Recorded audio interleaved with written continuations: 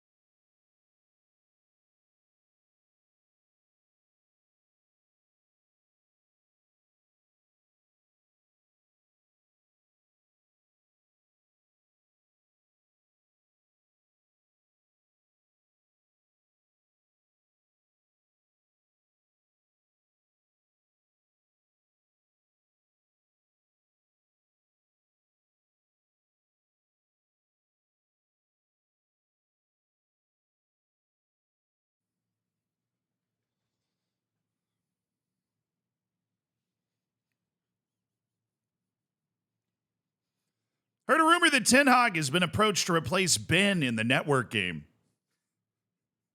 Yeah, United's just going to keep going back and forth between Ten Hag and Ben Hag. Perfect. Genius.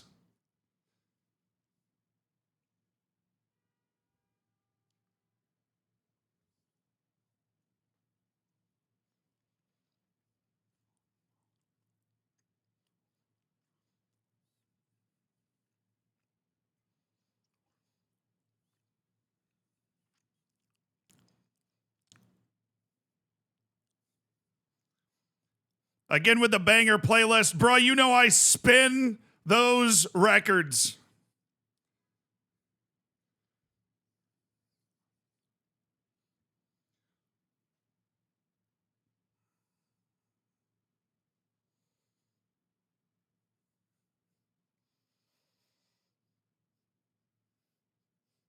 How was your day off, dudes? That was the first day I hadn't streamed yesterday in like 2.5, 3 weeks. Did you guys survive? Were you doing okay? I didn't check on you. You doing all right? Are you doing all right? I didn't check on you. Henry, thank you for the 9 months. Congrats on your Twitch child. Be sure to think of a name. I'll be sure to send the alimony payments in the mail. Kieran, thank you for the prime. Gary Jambo, thank you for the 35 months. I can smell this bacon. Nailed it. Propane Burrito, thank you for the 35 months as well. You guys are like twins. That's awesome. Jacob, thank you so much for the prime. Omi, thank you for the 2 months, brother. Thank you guys for supporting the stream, for supporting my chocolate turtle addiction, for supporting my editor addiction. We're going to buy them a new basement today. That's what we're doing. Day off was bad. I missed you, Z. Propane Burrito, I'm glad you got the black one from Sangalo. I didn't know the other one was black. This is a Sangalo kit. Thank you to them for being longtime sponsors, obviously. It is Macau. You know, pretty normal jersey to have. Afro Chuck, thank you for the 42 months. Omi's gifted a sub to Only Nism. Only Nism, a Zealandism ripoff. But now you have the bacon, the emotes, no ads, access to the subsection of the Discord, which is important. If you want to participate in videos like I Rate Your Insane Saves, which is totally coming out today. Not the video, but the form where I haven't rated your great saves in a while.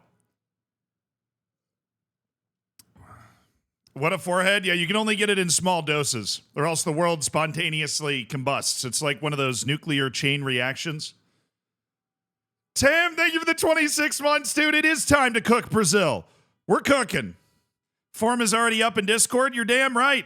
Big Man just gifted Acoustic G a sub. You can go to that Discord, get into the subsection of the Discord, and be a part of I Rate Your Insane Saves, because that form is now up. If you got a crazy good save, I want you to throw it on that thing, that form thing that we've got made, so that I can potentially rate your insane saves.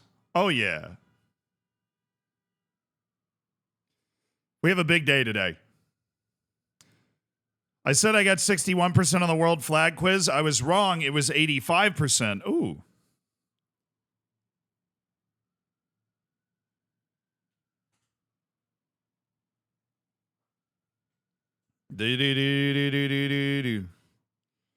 I have a normal save with my son regen.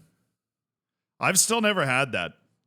I've still never had a son come through in Football Manager. Suppose by the time it eventually happens, I could have a daughter come through in Football Manager. Just finished watching the SYS video when this nodie came through. Dude, you're hitting Zealand Nirvana right now, Alan. Just sit back and enjoy the vibrations, you know? Time to be champions. Feja, it's... Well, I mean, we've got a good shot. By no means is it guaranteed. Oh, Alan, thank you for the prime, dude. Welcome to the Hammers, Alan. Thanks for spending $5 of Jeff Bezos money, really trying to make sure that he doesn't get that 8th yacht. Appreciate you doing your part. And enjoy the lack of ads, the bacon, and all of the emotes that you now have access to. Bada bing, bada boom. Yozi, what leagues do you have loaded in your save? Well, I can show you, honestly. We're just, we are just hanging out. I have a lot, but a lot of them are on view only. I did want to have a lot of leagues, particularly for this save, because I know Brazilian players are like all over the world, right? I know that there's going to be a lot of Brazilian players everywhere. Places like Ukraine and stuff. And so we wanted to make sure that we had like China in the game and Australia in the game. And obviously a lot of the leagues Brazilian players are coming from aren't even playable in the game, but we got to get them out. Dava, thank you for the tier 1, dude. Welcome to the Hammers, brother. Enjoy the bacon, enjoy the emotes. Watched your videos for a while, never caught a stream. Oh, now you're jumping in the deep end, Alan. Everybody say hi, Alan. Everybody give him a wave. Come on, chat. Don't forget your manners. Dang it, man. Hi, Alan.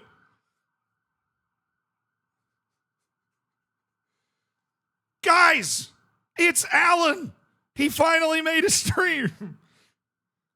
Already got my feet wet in the Discord. Figured it'd be rude not to sub. You probably should have been wearing like boots or galoshes or something if your feet are getting wet. I mean, that's probably when I get that leak checked out, though.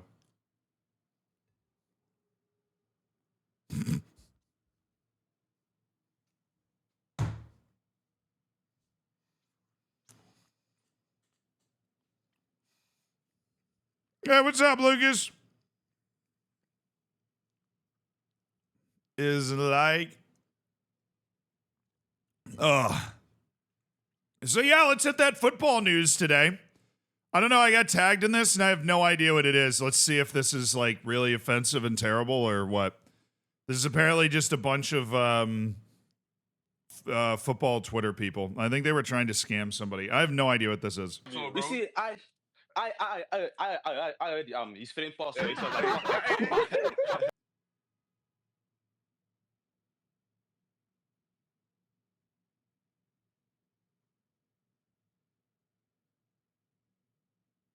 Wow, you know, can I get my 6 seconds back? I need you to further consider stuff before you tag me in it. No, but apparently one of those guys was scamming people, though. Apparently a couple of them were. Mosdaros, thank you. Oh, hi. Can you explain to us at what stage you're in this save and what's the challenge? I'm in season 2. I took over the worst playable team in the Sao Paulo state, which is the hardest state in Brazil. And we are trying to become the best team in all of South America with the worst team from the most competitive state in Brazil. We won the 3rd division in our first season with Zao Bernardo. We're now fighting for the title in the 2nd division. The season ends today. And in the state league itself, in the state league itself, we actually managed to get to the last 8, which was huge. The next thing I saw that I definitely wanted you guys to see was this. I don't know if you guys were keeping track of Afcon. If you weren't, that means you probably weren't watching the stream. You guys totally, you know that I love to keep track of some Afcon. This was the Libya match. Now, if you guys remember, we were kind of keeping track of this drama here. In the Libya match between Libya and, who was it? Nigeria? Was it Libya and Nigeria? It was Libya and Nigeria. That's when the Nigerian national team got stuck at the airport. You guys remember that? This is coming back. Right, I'm going to TikTok girl my own forehead here and be like, hey, this is coming back? Okay. So they get stuck in the airport. It was like 24 hours, and they were blaming Libya, and Libya was being like, well, Nigeria did it to us, but also we didn't do it. You know, like that was their defense, which is a pretty guilty defense. You know, that's pretty stupid. It's like, no, the other person stole the cookie. It wasn't me, but also I didn't steal it. Like that was whatever. I'm beginning to think it is just a Libya problem. Okay. I'm beginning to think that it's just a Libya problem because they played against Benin. And this is Benin leaving the field. Look at, I realize there's only 4 pixels in this entire video, but this is Benin leaving the field. Like, what in the war zone is going on here? And look, like,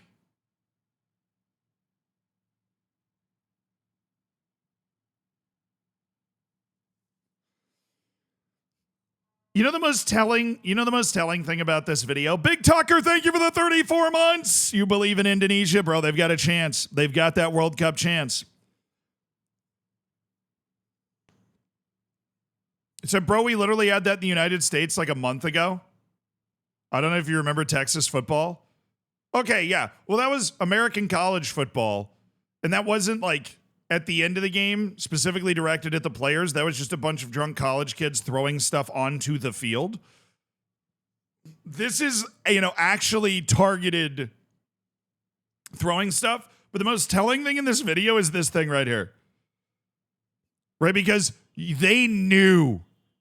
Libya knew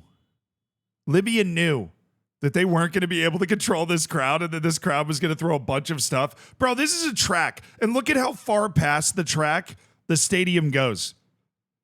And they brought the tunnel all the way out here so that the players were a lot less likely to get hit by something. Which, simultaneously is smart and shows that this isn't at least a fully coordinated effort from the Libyan FA to try and harm players on the other team. They are at least trying to protect them in this way, right? But it also shows that they have no ability to control their crowd at all. No shot. Nice.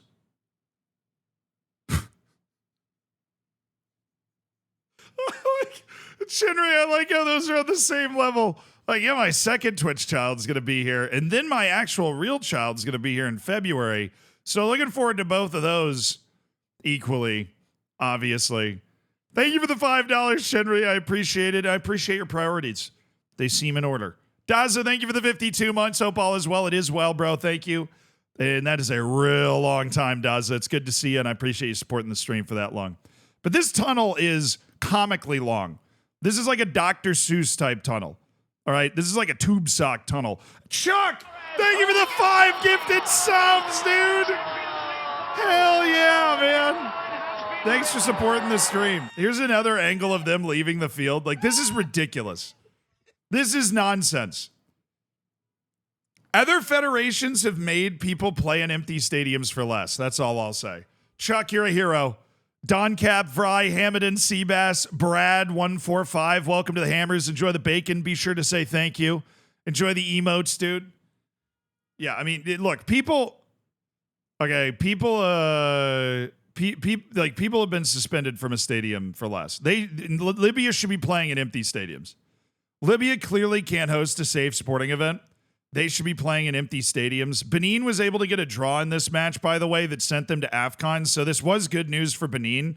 But this guy, Steve Mounier, was talking about it. And he said this was really a war zone. Not the Libyan team, nor the country, nor the supporters respected us before the game.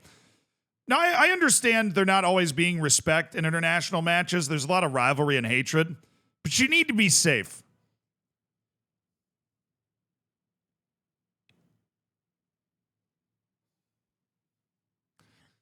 Maxie, that's very high praise, dude. I really appreciate it.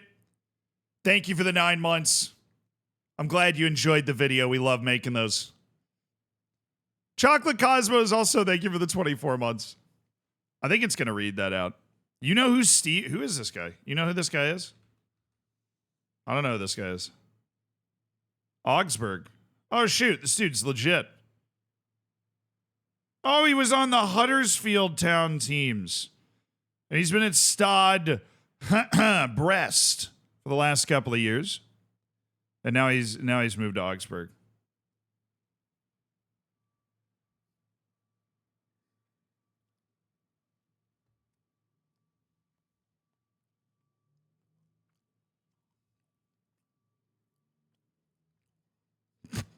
Trois. He played for Latit. In France for 4 years. Bro, I was sure he was going to be born in France too, because I saw his youth career was in Montpellier. Bro was actually born in Benin. But I guess he just moved to France at a younger age and then got into the Montpellier youth team, and then there he goes. How many, okay, question for you. How many Afcons has Benin made it to? That's my question. How many Afcons? In the 69 world. Nice. Thank you for the 8 months, dude. Thanks for supporting the stream, brother. 4.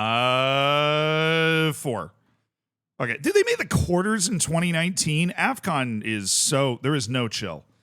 There is no chill for Afcon. They have been to 4 Afcons, including a trip to the quarterfinals in 2019. So Benin, I'm assuming old Steve, my boy, was on that team. I would assume old Steve was on that team. He was making plays. The Sahel is literally one continuous war zone. Hold on.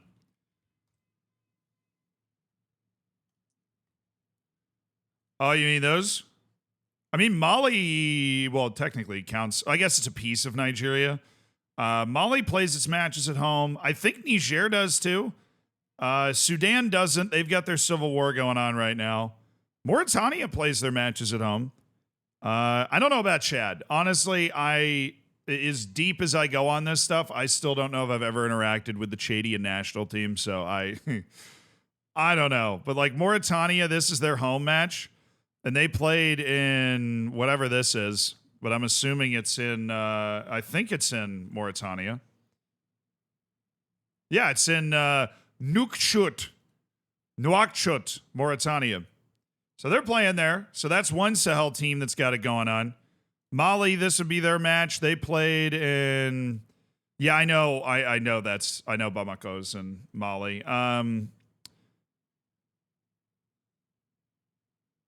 What was the other one? Niger. That they beat Ghana, but that was on the road. Does Niger play their matches at home? They had a military coup not that long ago. They played Sudan in Lomé. Bro, I think that's in Niger. I think all of these teams are playing their matches at home except for Sudan. Oh, Togo. It's in Togo. So Niger is not playing matches at home. Niger national team home matches. The investigation continues.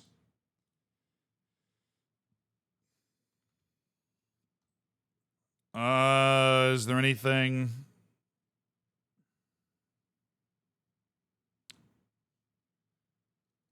I don't know. So Niger, Sudan, maybe Chad does. Oh, dang it. I deleted it. Where's Chad? Do they play their matches at home? Can we go 1 for 3 in the heart of the Sahel? Home match against Sierra Leone. No, that's Ivory Coast, right? Abidjan, that's Ivory Coast. So Chad doesn't play their home matches at home either. Bruh. See, but they do that because they can't host home matches. Neither can Libya, but they just don't recognize it. That one was in Cameroon. Libya can't host home matches either, but they don't freaking know it. Alabaster, thank you for the Prime. Thank you for spending $5 of Jeff Bezos money. We've already got a couple Prime subs today. Gabrielle has another one. That's like $20 of Jeff Bezos money we've already burned. The man's not going to be able to get another yacht for years. We do love Togo. I mean, who doesn't love Togo? Emmanuel Adebayor made me fall in love with Togo. Now, Niger is like the hotbed of global slavery. Mauritania is one of, okay? They're all either in a civil war or a coup. Yeah, I think Niger had a coup a couple years ago. I remember listening about it, like listening to it on a news podcast. Niger definitely had a coup. Sudan's in an active civil war. Mauritania is pretty chill, relatively, which is why they're playing matches at home. And so is Mali, but I know there's like a part of Mali that's bordering with Niger where there's just this really active paramilitary group on that border between Nigeria and Mali. Or sorry, Nigeria, not Niger.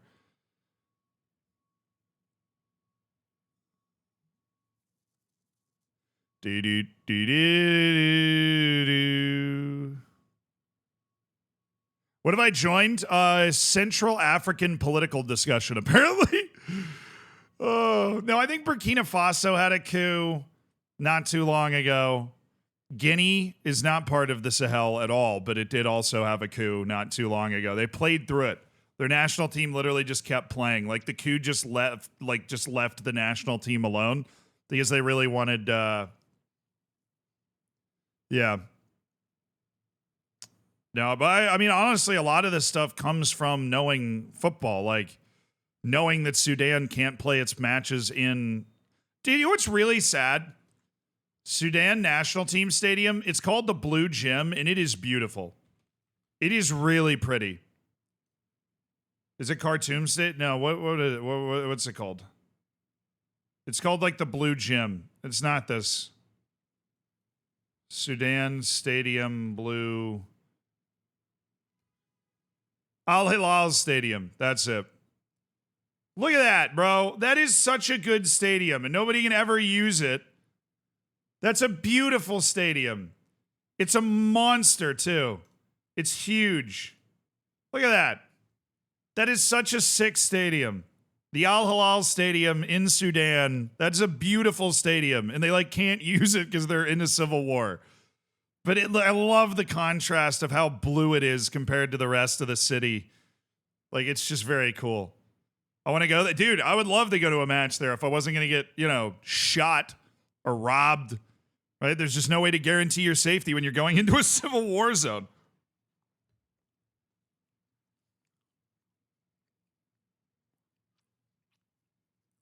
No, but that's a gorgeous stadium, and they don't get to use it. It's also the stadium for the club team Al Hilal Sudan, who's actually quite good. They're playing in the Mauritania League right now. Them and the other good team from the Sudanese League are both literally they all just moved to Mauritania, and they're just playing in the Mauritanian League. Just to keep, it keeps their team active.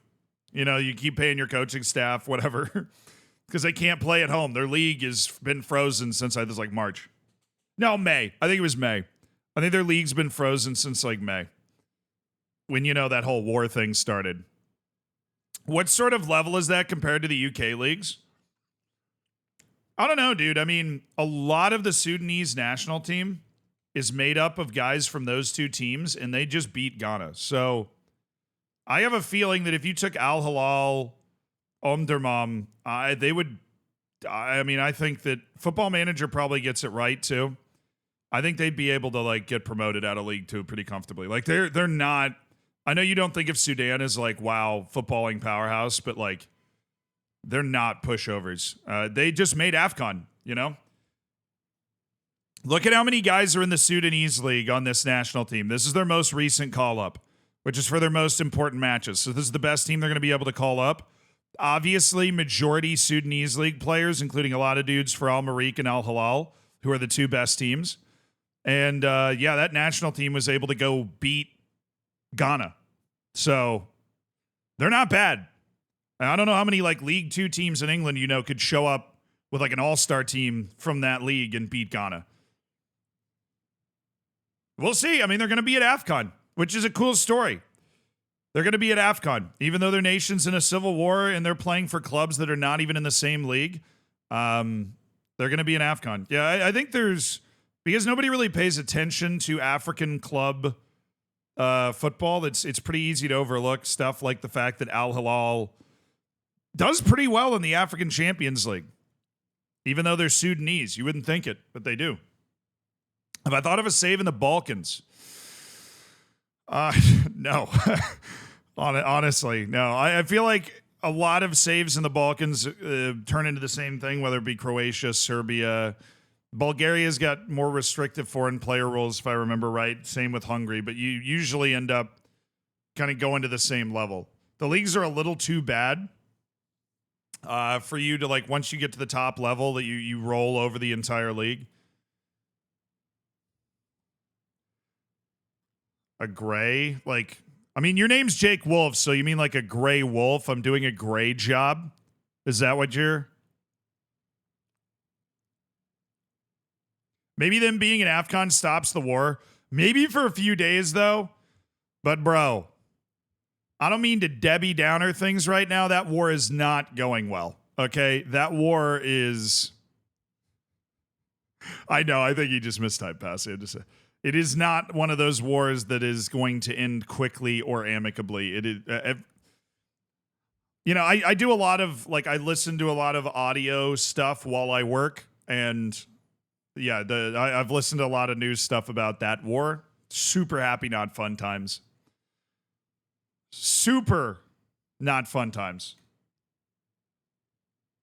War is never great for normal citizens, obviously, but I feel like some coups sometimes are like based off of my random knowledge of other African coups.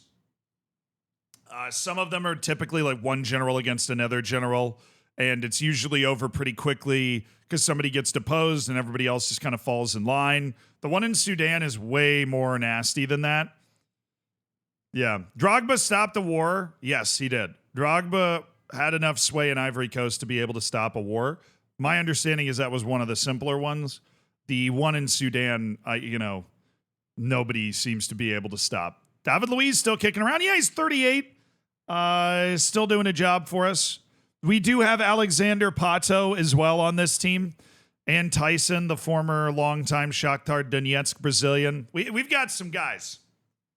We have recognizable names. We have name brand power on this team. Longtime Portuguese top league player Lucas Fernandes. Obviously, the legend Rafael Forrester, who's retiring at the end of the season, but what a god. What an absolute god. Everybody knows Joe Cox, Pity Martinez, former Atlanta United superstar. That's what everybody knows him from. What a player. Final games for Pato? Yep. These are the final games of Alexander Pato's career. That is 100% the truth.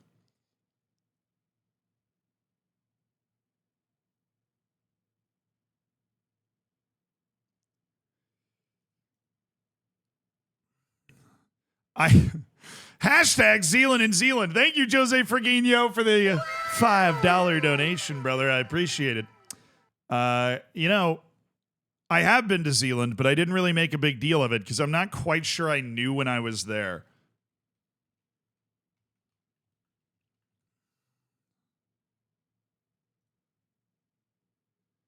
I have been to that part of the Netherlands, but I don't think I knew I was there. I think I was driving through it. So I need to go there and make a bigger deal. Now, I have been to this part of Denmark. The other Zealand, I have been to that part of Denmark. That's where Copenhagen is. You know, there's just a lot of us around, bro. There's just a lot of Zealands around.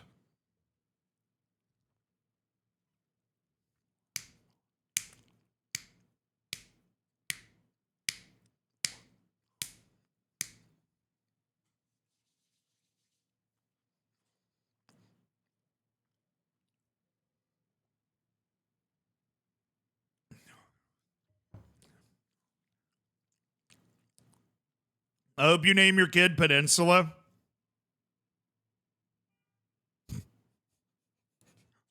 Bruh. I want to go to Africa at least once in my life. Everybody that has the ability to should travel. Totally changes your perspective on the world. Honestly, that's part of the reason that I do Hidden Grounds, is so that people that aren't able to go to those places get an idea for what they're like. Yeah, you're able to get that experience. I love traveling so much, dude.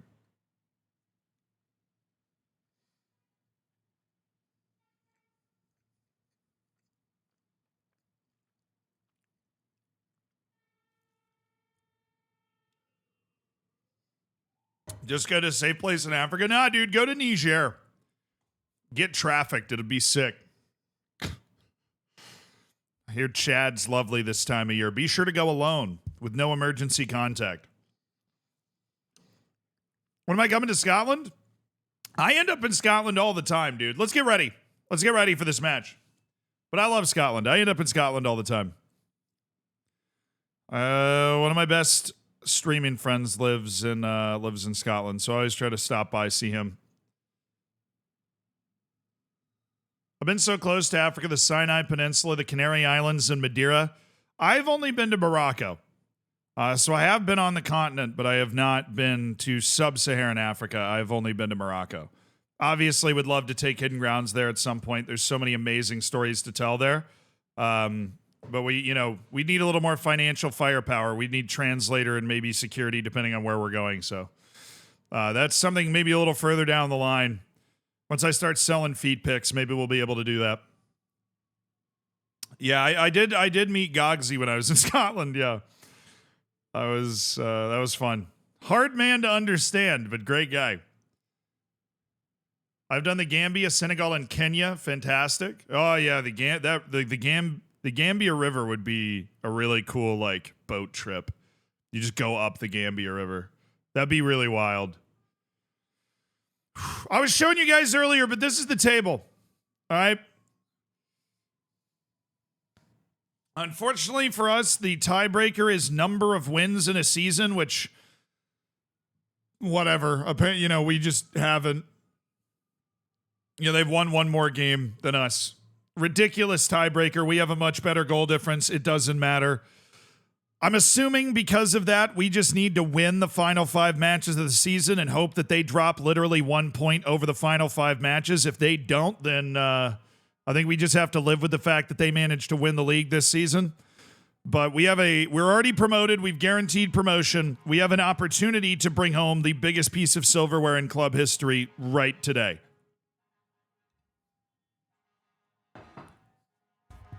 Let's get down to business. All right, what are they playing? Okay, they're playing 4-4-2. We'll get fullbacks. Definitely need to watch the fullbacks because they are totally going to... Veras will let him drop. He looks like he's the one that's going to drop. Let's make sure we got our lineup. Luan Poli, Montuan, David Luiz, Noel Atom, Juan Manuel Ramos, Bravo, Lopez, Fernandez, Oliveira. Yeah, because Glayson's hurt, dude. We don't have our number 1 left back, and that sucks. Alexander Pato, Gaston Barrero.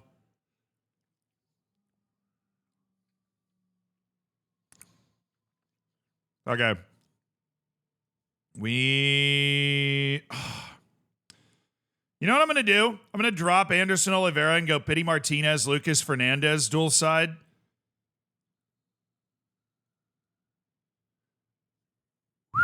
We're on rocks, dude, with the 3 years and the Z Bacon. Brother, thank you for supporting the stream. Wow. The big old 3 years. I mean, that's 4 children also on rocks. And you can't lurk when raising a child. You don't want to be absent, okay? You say you're a lurker, but you got 4 kids now. You have 4 Twitch children, all right? Are Lesotho and Eswatini safe? I don't know. I know Eswatini had some weird stuff going on with their government where, like, it was pretty autocratic, and then the guy kind of just changed the name from Swaziland. And then Lesotho... I haven't heard anything bad, but I feel like somebody in chat today was like, Lesotho's messed up. Now, Namibia is solid. Namibia is solid. There are no issues in Namibia. Beautiful desert going into the ocean. Definitely a, bucket list, unique nature country is Namibia. But yeah, we looked that one up fairly recently, and it's okay. At least it's like, approved by U.S. state, whatever.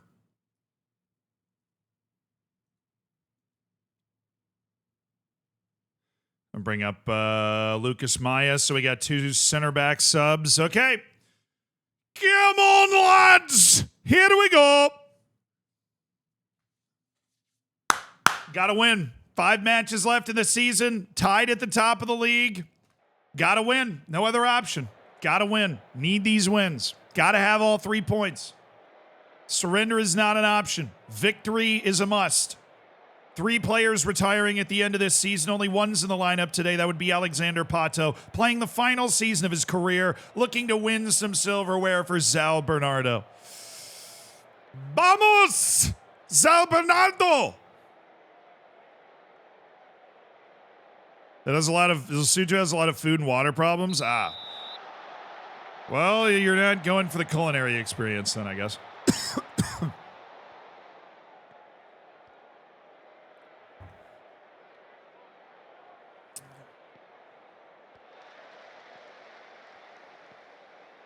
This is a very interesting place for this to start. They're playing with a really aggressively high back line. Please expose it. We're exposing it. Fernandez. What a save. Oh my goodness, what a save. I thought that was top bins right there. I am loving Lucas Fernandez on the outside, though. I'll just say it. I'm loving Lucas Fernandez.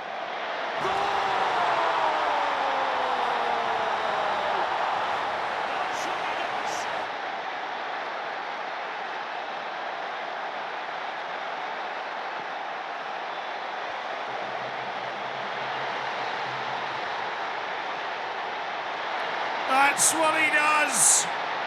That's just what he does. It's a goal from the corner for Noel Atom. Diego Lopez. Give me that. First career senior goal for Noel Atom. Oh, now it's Pity Martinez. Dangerous position. Mantuan, Federico. Bravo! They passed it in! And what a start for Zalbinado. They need, very likely, to win their final 5 matches, and they have gone off to a flying start against Paysandu. Really composed from Pity Martinez. Very well done from Bravo. And, well, Felipe Scheibig, he got pulled forward by the action. He's nowhere to be found on the final action. What a start for Zalbinado. It is too easy. Pity Martinez. That's unfortunate.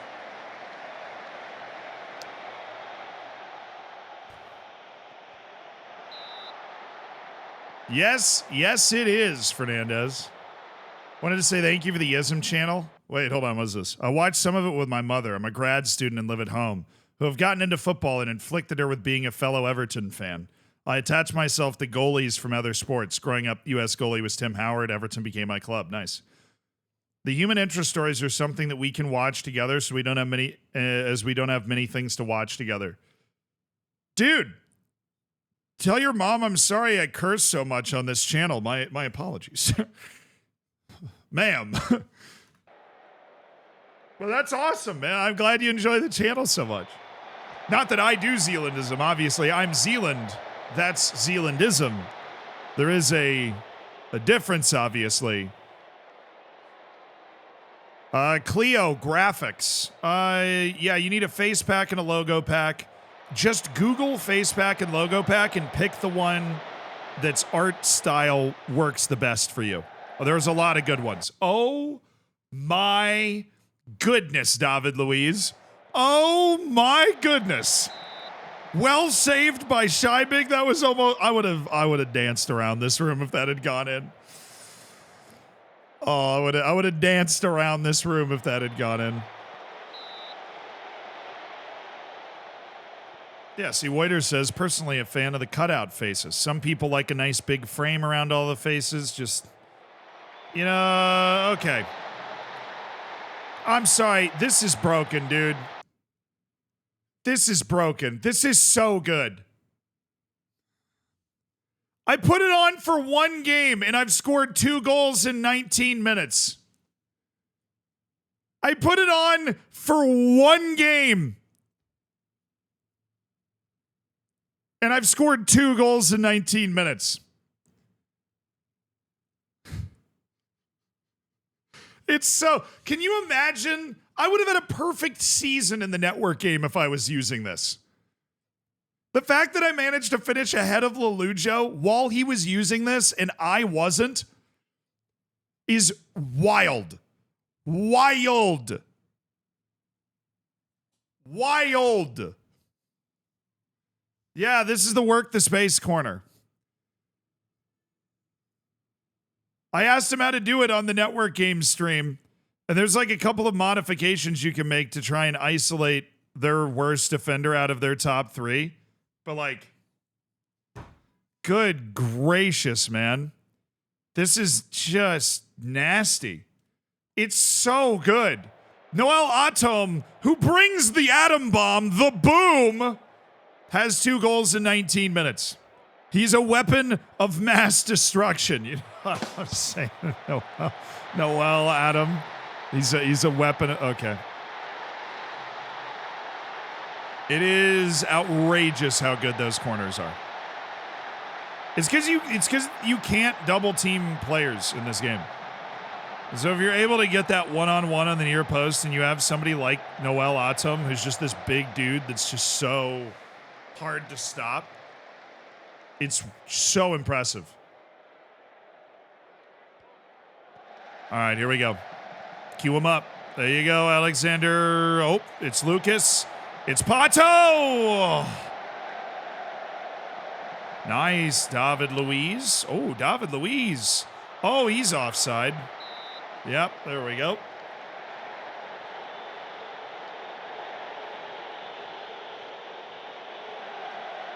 There you go. There you go, Pato. There you go. Mantuan. Pot. Oh, my goodness. Oh, my goodness.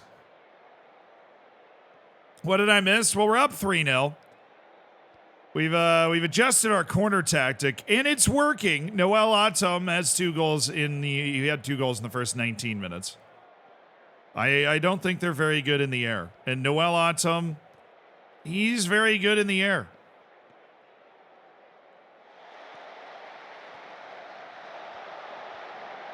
Wow, they can't shoot at all, can they? They had that one good chance on the corner, and then they had that. They really can't shoot at all. Oh!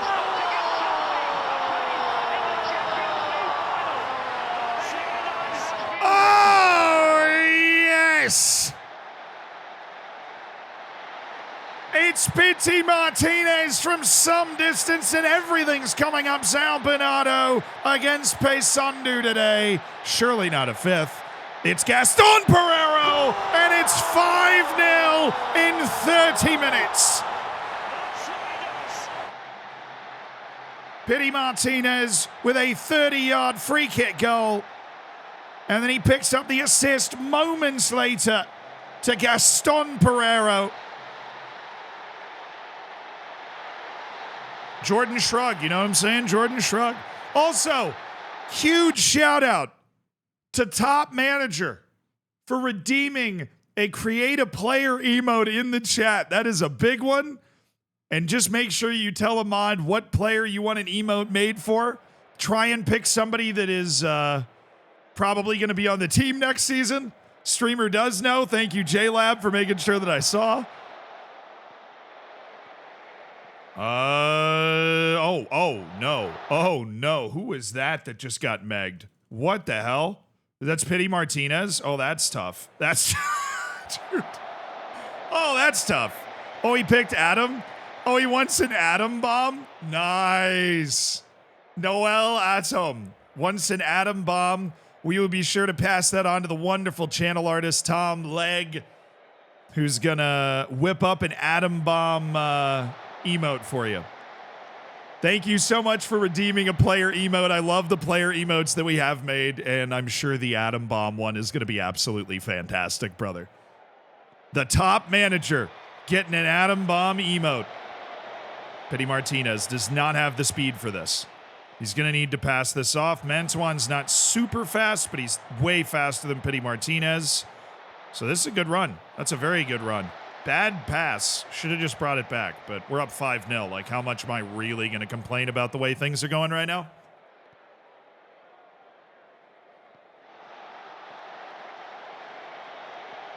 Oh, Diego. Oh, he found him. It's Lucas Fernandez. It's Diego Lopez. It's Juan Manuel Ramos. It's Federico Bravo. It's Lucas Fernandez again.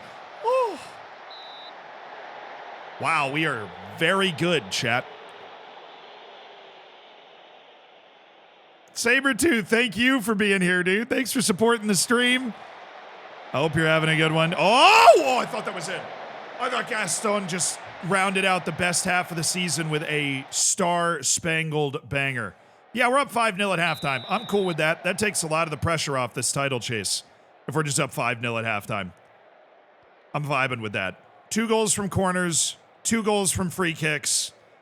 We have owned set pieces in a way that people rarely are able to own set pieces. You know, that's all on the training ground. That's all on the training ground, right? Howdy, cakes and bros. Second half comeback? Yeah, it's on the way. Could you possibly help me with scouting? Jumping from 22 to 24, and I'm confused. I have world package and 2 scouts in South America looking for under 21s with 4 gray star ability and 2.5 star potential. What? You can't set gray stars in scouting. The right star is going to be their potential. The left star is going to be their current ability. So if you're doing Wonder Kid hunting, you usually want 1 to 1.5 stars on the left and then like 3 to 4 stars on the right in the potential ability. You can lower it to gray. Yeah, but then why would you... oh, he's talking about ability, not potential. Oh, So he's lowered the ability potential. Okay, I had it in the other order. So you said you've lowered their current ability to 4 gray stars and the potential ability to 2.5 potential. You have it on ongoing and they're not finding anything. And you've had them in South America, I'm assuming, for a while. I thought he was saying potential ability first. I misread the sentence. That was my bad. My experience, I don't know why. I always assumed this was one of those just like, you know, kind of bush wisdom sort of things. Don't put it on ongoing. Set a deadline so that they have to finish it and then come back to you. I find that I get more people that way. We almost scored off that as well. So try that. There should be players there even if South American leagues aren't loaded. But if you are rocking like a small database, there are going to be a lot less players for them to find, but they're still there. It's not like if you don't load the Brazilian league, there aren't Brazilians in the game. I mean, that's not how it works. And if it did work that way, it would obviously be super broken.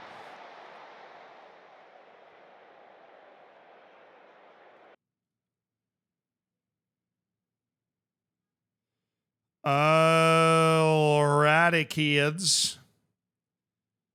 Who's struggling? David Luiz is only on a 6.7. Well, it's time to wheel out the other retirement home member, Rafa Forrester, for the final 30 minutes. And Guilherme Mantuan, getting a little tired. We'll bring in Matias Aguirre, who is leaving at the end of the season because he's also incredibly old. But we respect the elders here. Lucas Fernandez, what do I want to do with him? Yeah, I'd rather get Tyson in. Oh, I can't do that. No, we'll leave everybody else. We got a week between matches. There's really no reason for us to make subs unless people aren't playing well and or are getting tired. So right center back, right back, positions where people aren't playing particularly well. You know, you got a 6.8 when I've got 5 goals. You're not playing well. And the legs are getting a little heavy. So substitutions to be made. The Atom Bomb tracking this one down. That was a sick shot. And yeah, they should have a goal in this game. I'm comfortable saying they should have a goal in this game. The XG is, you know, in my favor. Is it 5 goals in my favor? Not really. But I feel like that's just down to complacency because of our dominance on the scoreboard. Really. Hey, Map, how you doing? Hey, Mr. Worldwide.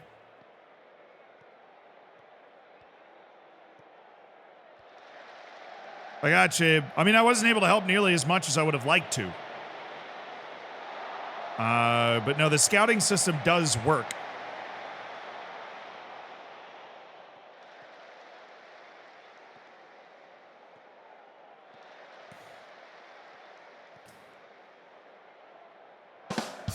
So bad, dude. Man, we are really sucking right now. See if we can get a little more control over this game and stop just handing them chances. We're going to end up losing the XG battle if we keep this up. Oofka, I'm going to go with a B+. That's very good. It's nearly an A-level dad joke right there. It's very good. Very pep of you, up 5-0. I just, look, it's been non-stop pressure and chances from them for like the last 10 minutes. I didn't like it. I mean, save me my clean sheet bonuses, but I just don't like the other team being in control of the match, for crying out loud. They clearly got some energy going. They're bringing the heat. They're bringing the boom. All right, Fernandez, just barbecue this man. Take him out back and smoke him.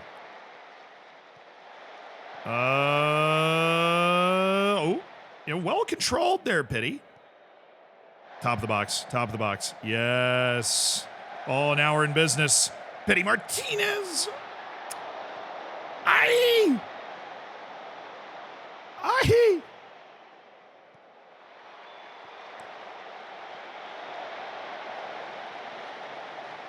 Oh, he might be on. He might be on. That pass was saucy. He was on. That was sick. Oh, that pass was so good. Oh, man. Wow. That pass was nasty. They just caught him not even expecting that at all. What a pass from Gaston here. Oh, yeah. Right. I mean, he parted the seas. Moses in the Brazilian second division.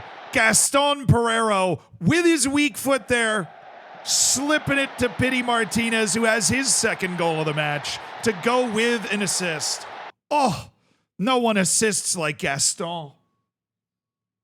No one assists like Gaston. I'm going to go Joe Cox. Actually, we'll let Pato try and get match sharpness, because Alexander Pato with actual match sharpness is a real serious weapon. We're going to go Luis Gustavo. That's the sub we're going to make to see out the rest of this match. Fetty Bravo is match sharp, is on a yellow. We don't want to get, we don't want to get wet and wild with the last 13 minutes here, unless it involves us scoring a couple more goals. There you go. Diego Lopez. Gustavo. Pity Martinez. It's a good spot here. Pity Martinez! Oh, it's a hat trick! And a 20th goal of the season for the Messi do ABC, for the Messi do Brazil, Pity Martinez. That's just brilliant from Pity Martinez.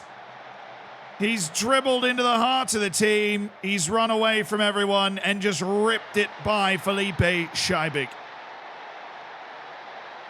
7-1 to Zao Bernardo. Okay. All right. We did the Brazil score. Pity Martinez has a hat trick. Noala Atom has 2 goals. Basically, everybody on the team's playing a blinder. Spoke too soon. Diego Lopez, any reason we don't have the ball right now, brother? Any reason?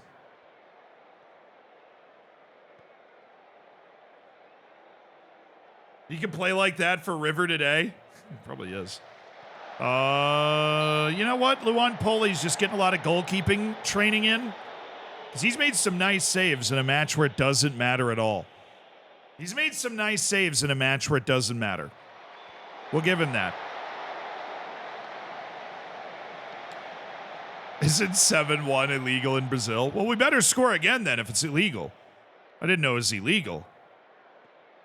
Oh, my goodness. Pity Martinez does make that mistake a lot. I don't know what in his attributes leads him to do that. He struggles to hold the ball up when he's got a guy on his back. Like, if he receives the ball and there's a guy on his back, he's going to lose it. I don't care if he's, he can score 20 goals in a game. Forget a season. Guys.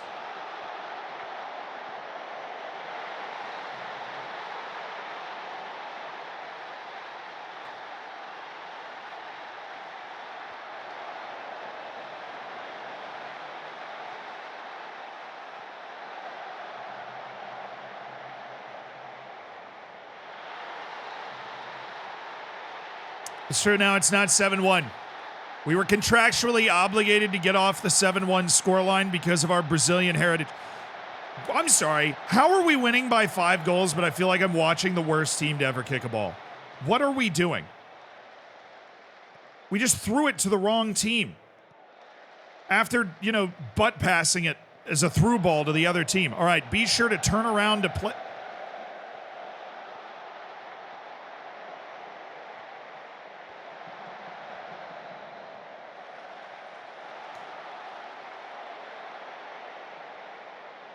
I mean, it's 4 against 1 against this Vargas guy, and we...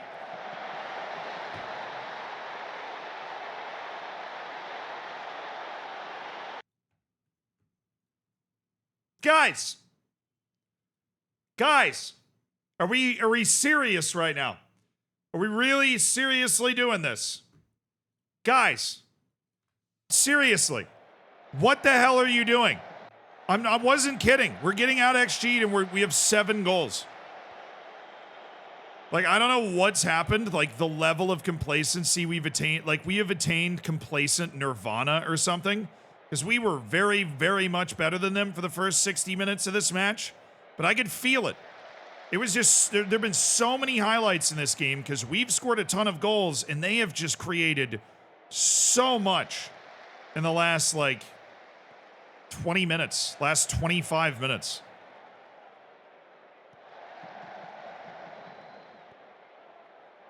There's a goal again. They literally scored again. I've never seen anything like this in FM. I've never seen anything like this in FM. I like, this is just insane. We look like a non-league team playing a Premier League team right now. I have no idea why, but that is exactly what we look like. And I'm going to legitimately, having scored 7 goals in a game, come in here and make changes for us to try to actually see this match out, because it is now 7-4.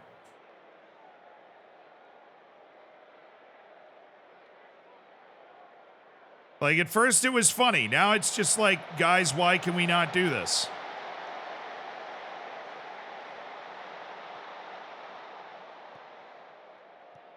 Literally every offensive move looks incredibly dangerous. Now we have Pity Martinez is dragging, getting back to where he's supposed to be. He's just wide open. I mean, wide open. He is just wide open.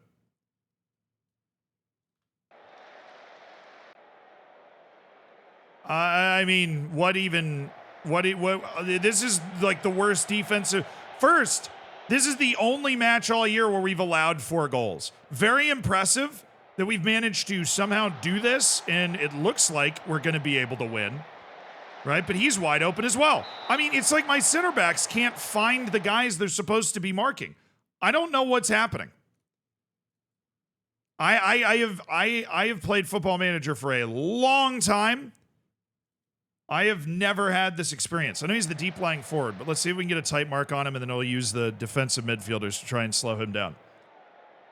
Because, I mean, this is like inexplicably bad. It's every move.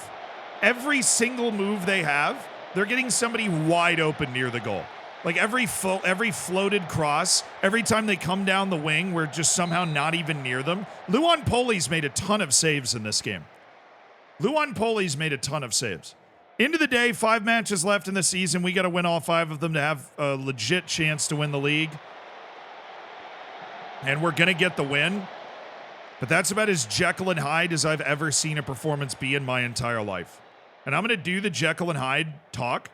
And it better be the right one. Because this is the most Jekyll and Hyde performance I've ever seen. Because we were dancing on him. We were up 5-0 in 30 minutes. Since we went up 5-0, they've outscored us 4-2.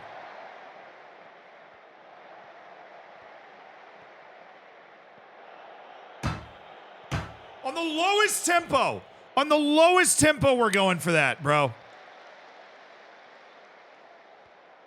Shorter passing, time wasting, and he's trying to chip the wing. Jekyll and Hyde. Yeah, I'm actually giving the Jekyll and Hyde team talk because what was that?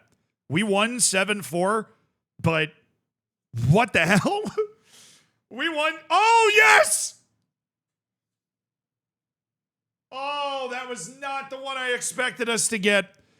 Goiás has dropped 2 points at Aparecidense, and we are now top of the league, 3 points ahead of Goianiense and 2 points ahead of Goiás. We are in first with 4 matches to go. Our incredibly weird matchup with Paysandu aside, we're looking good. And the board just set my budget. And I don't think they really changed much. I think they might have added some to my payroll. But I don't think they changed too much. War given! Dude, it's been 53 months. Oh, we're getting old.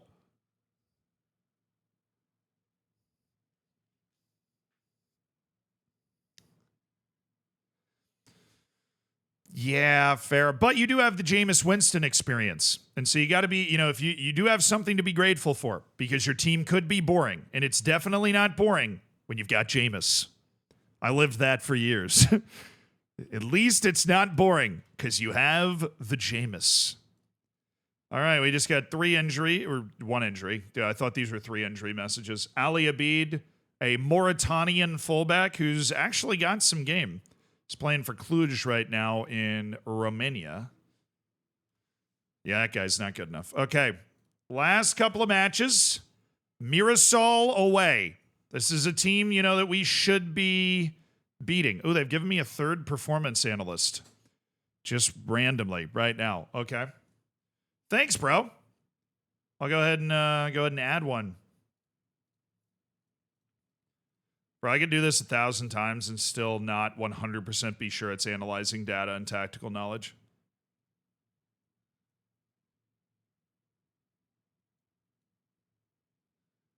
Okay, we'll bring that down. We'll bring that down. Okay, maybe 12. Is there anybody on 12? We didn't let it finish searching. Yeah, baby, what's up? How you doing? How you doing, man? I will negotiate hard for that $3,000. That's a lot of money in this economy. You know how many Jaffa cakes I can buy with $3,000? You're not getting that $3,000. I'm keeping it. How many Jaffa cakes can I buy with that money? Wesley Diaz may be considering asking for an improved contract. Yeah, he may be considering it. Good for him. Glad that man can think. You want to lower Diego Lopez to regular starter? Is he cool with that? He's cool with anything because he doesn't have an agent, so I'm not going to do it because I don't have to. His low level of workload handed out in training. Bro, you chill, okay? It's just because you rest after matches, all right? I'll put double intensity there, too. Just because you rest after matches. That does not mean there's a low workload. It means you're old and you're tired.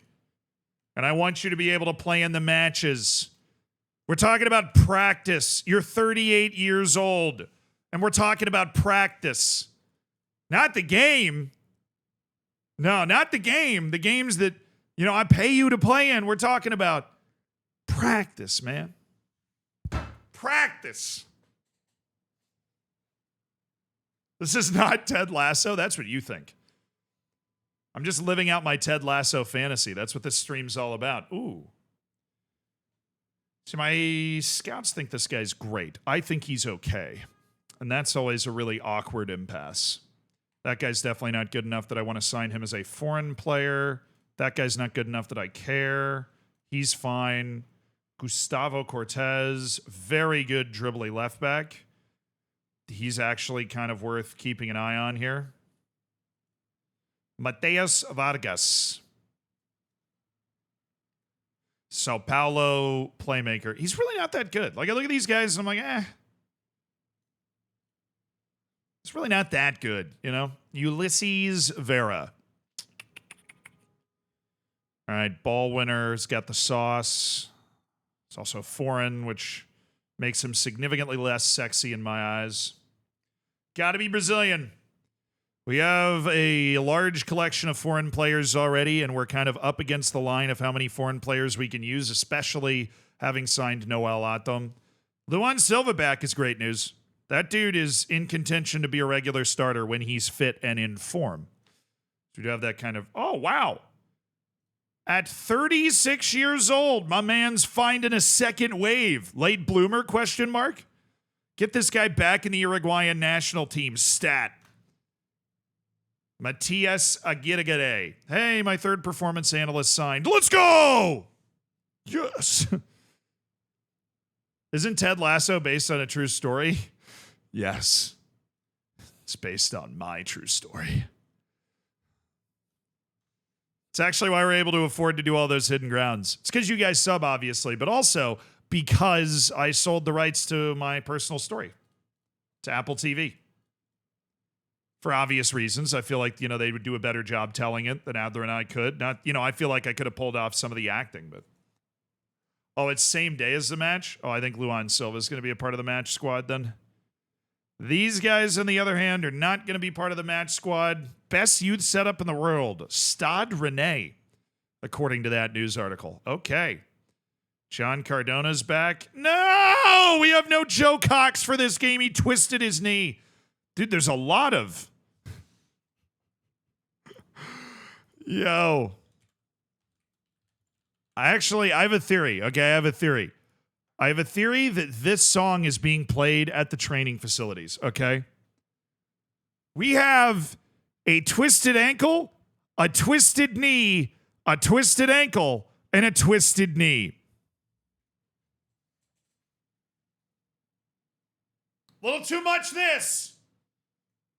Just a little too much twisting and shouting.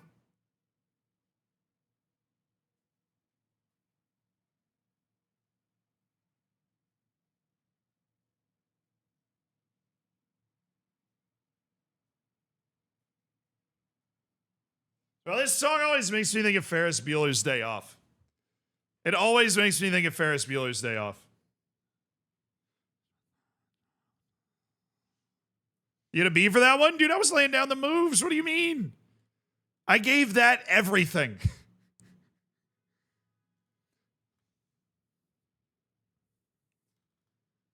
It was so fun. Hey, second for player of the month, Lucas Fernandez. We love to see that. That's my superstar right there. That's my star. All right, let's go win. Oh, Glayson's back in training doing rehab. Let's go. Glayson's back in training doing rehab. Let's go. Do-do-do-do. Do-do-do-do. Okay, who's starting? Mantawan, Luis, Noel Atom. Artur Enrique's going to start. Bravo, Lopez, Martinez, Lucas Fernandez, Alexander Pato, Gaston Pereira.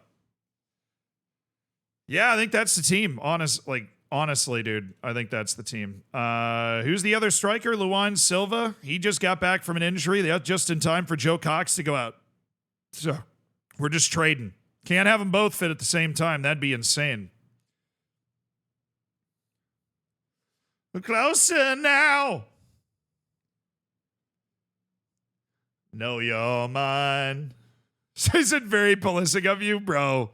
Pulisic stirred up so much when he dropped a Trump dance after his goal. It up, baby.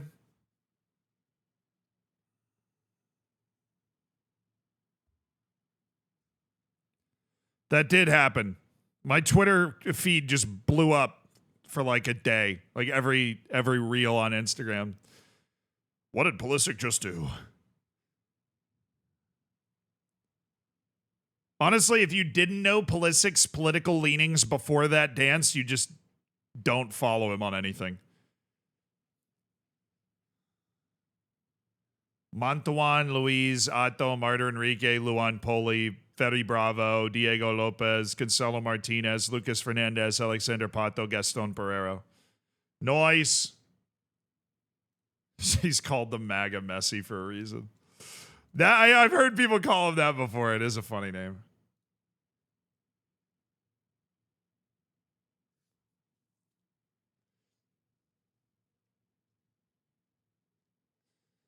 Do do do do do do do do do do.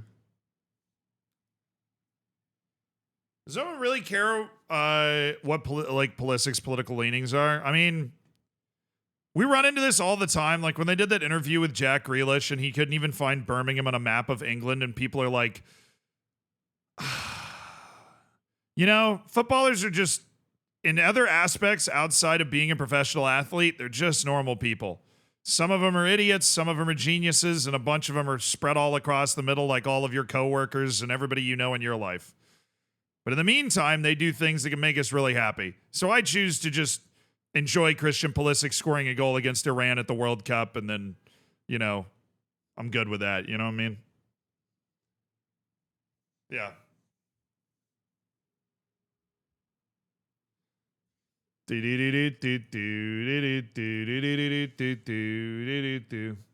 we generally have a no politics rule on the channel. I realize that by acknowledging Pulisic's dance, I kind of accidentally brought us that direction. Don't want to get into any of those conversations, obviously. I've sworn to make this channel something that's separate from that, so we'll just leave that there. But yeah, that's it. It's about the game, I know, but it's possible for people to go that direction. I was just making sure I put up the guardrails like a good bowling alley, right? Shaka Balaga, thank you for the 16 months. You going to focus on youth recruitment now that you're promoted? Maybe. I would like to have one more big sale, like $4 or $5 million, and get a good Copa do Brasil run in so we can get some more money in. Because we're still not in a good financial situation.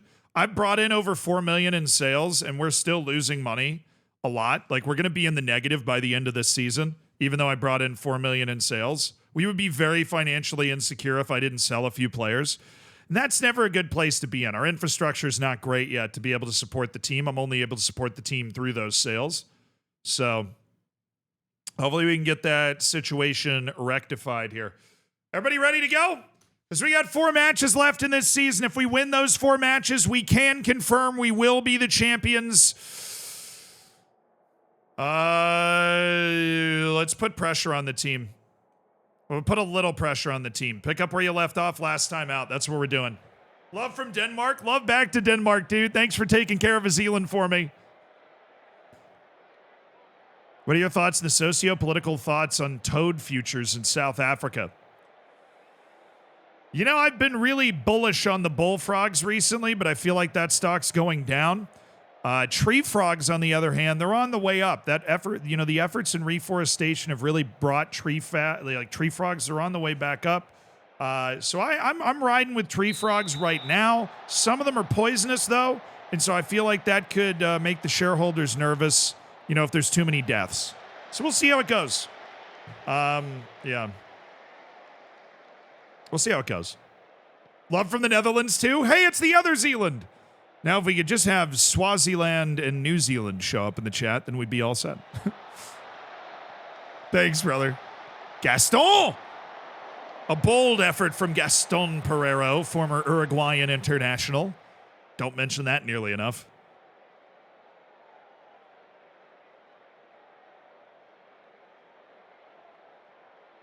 Brothers, blink, I will say this. There's a difference between being scared to talk and I just don't want to. I really just don't want to. I don't want to be Hassan. I don't want to be mixed up in that. It's not something I'm interested in. It's just really not what I want to do. You know, the Zealandism channel, I talk about all sorts of crazy stuff. I hope that proves that I'm not like afraid to talk about stuff. I just really don't want to be that. You know, my sister lives in New Zealand. Does that count? Bro, we'll take it. Yes, we'll take it. Oh, we're going to get scored on. Dang!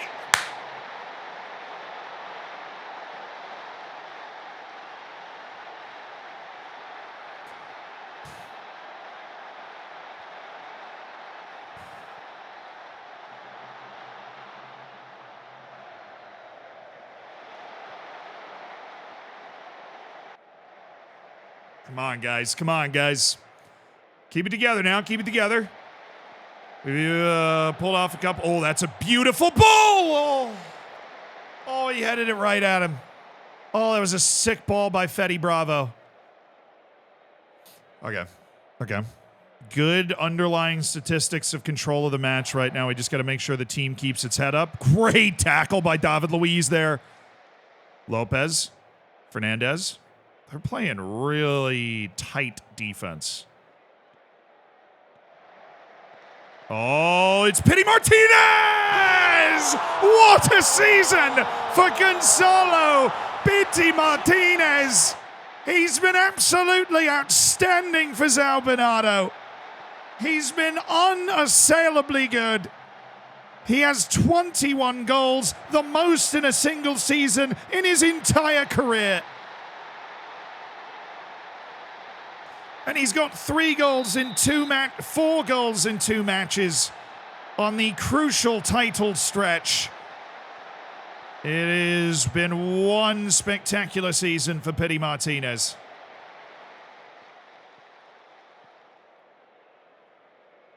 Oh, Atom, no. Atom, you got to cover. You got to cover that earlier. I'm sorry, you got to cover that earlier.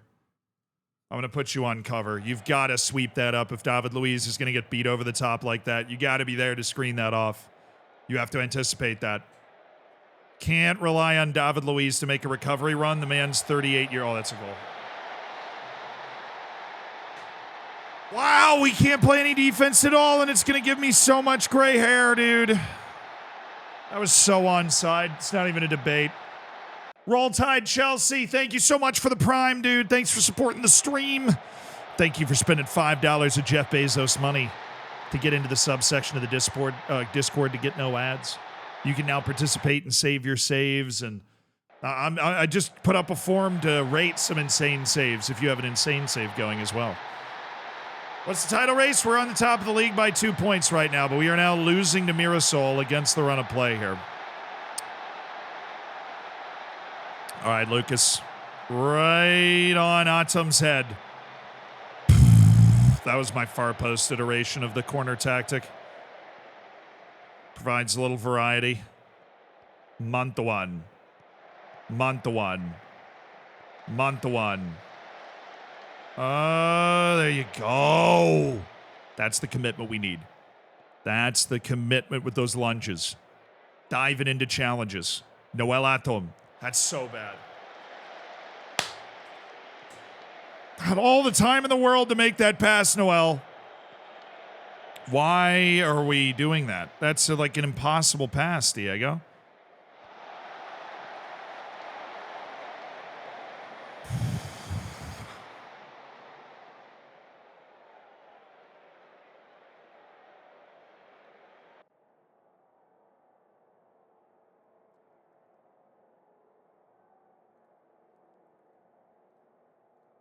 I'm going to try and give Noel Atom some faith. He had never played a senior first-team match before I signed him like a month and a half ago.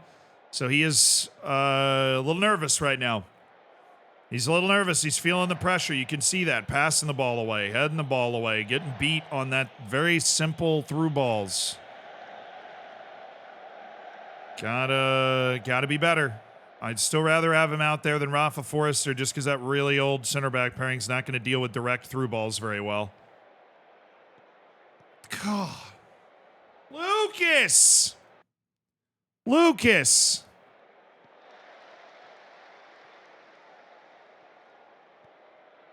Man had a 6.3 at halftime, though. Right when he finished second for player of the month, he's got a 6.3 at halftime. How do you even do that without missing a penalty?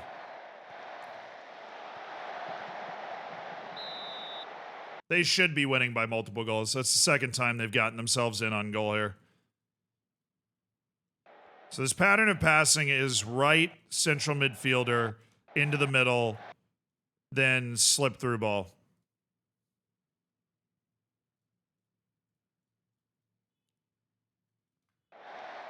That's how we're going to counter that. We're going to let him receive the ball in the middle and not pay too much attention to him, but we are going to track the wings so that they can't get free the way they just did.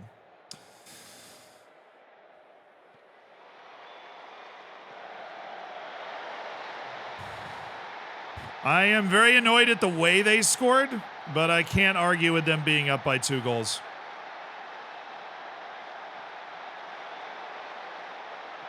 I have no idea what David Luiz is doing there. He just got destroyed one-on-one at the back post, but we have 3 shots in the entire game. All that possession didn't end up really turning into anything except for a goal. Okay. I have not seen Fernandez make a play that wasn't giving the ball directly to the other team. So that's a sub.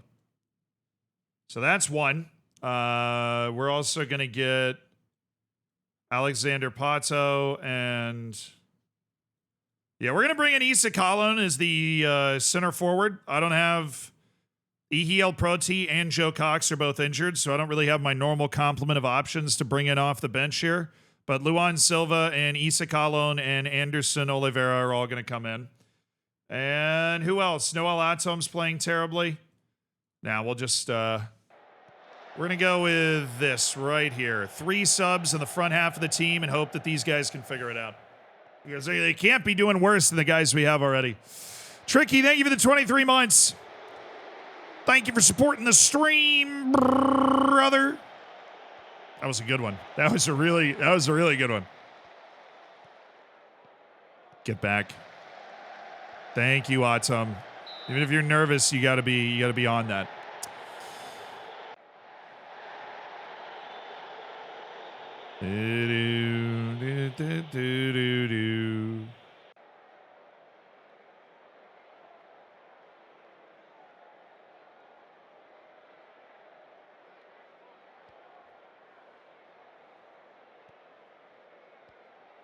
What is... Oh, my God. It's the cover, dude.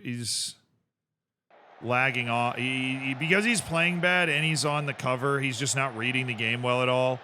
And he's just completely messing up the line that we have. Just keeping him onside. Oh, there you go, Luan. There you go, Luan. Be special. That's fine. We're in with a chance here. Oh, who's there? Peekaboo. Back post. Lopez. Yeah, that's good reset. Good reset. Okay. Oh, nice pass. Oh, nice pass. Got a little 2-for-1. Easy goal. It's Issa Colon's first goal of the season. We've subbed in the speedster at striker. He was on international duty. He was hurt. We had a falling out. He's on the transfer list. He's my only option to bring in an advance forward, and he scores his first goal of the season. Pretty well finished. That's a striker's finish right there. Let's go, Issa. Let's go, Issa. 2 goals. 2 goals. That's all we need right here. 2 goals. Look at that momentum graph. You know you want to give it to me. You know you want to give me the dub. You know you want to give me another stunning comeback. You know you do.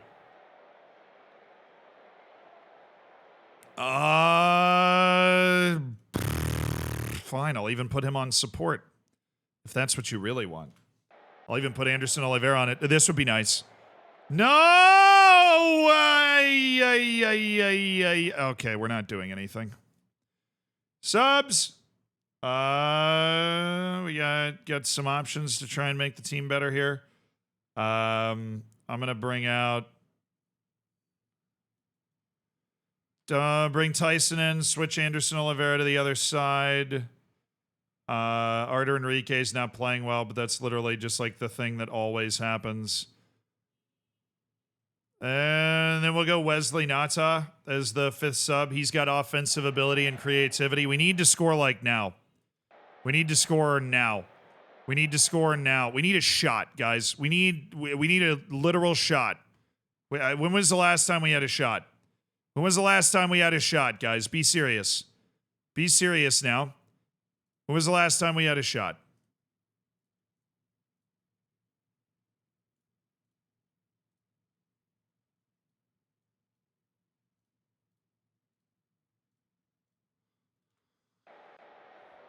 All right, we got a highlight. Let's go. Please be mine. And it's caught by the keeper. This might be ours. Can at least go get a draw.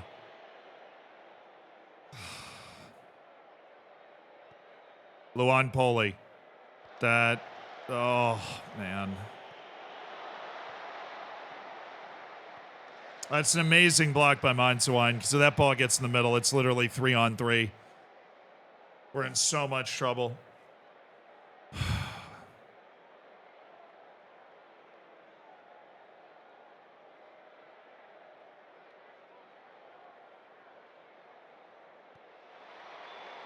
Nice job, Poli. I started that sentence because I thought he was going to catch it. Okay job. I would love for you to catch that. No, dude. Oh, just let Poli take it. Communicate. It's going to Luan Poli. That's, oh, that's good. Oh, that's good. Oh, that's good. Issa Colon up to Tyson. Wesley Nata. We got movement. We've got vibes. Oh, he scored again! It's Issa Colon with a brace. His first 2 goals of the season. Let's go! One more! One more! What a cameo from Issa Colon. Wesley Nata nearly puts it in the goal, and it's Issa Colon who's in the right spot. I mean, come on. Come on. Live the dream. Live the dream a little. Live the dream. Throw me the ball. Throw me the ball. Kick me the ball. Kick me the ball. Kick me.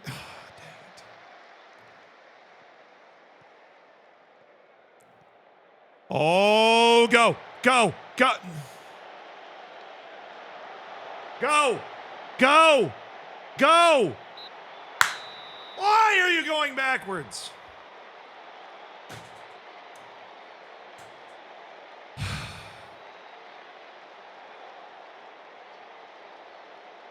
Got to figure out our defense, man.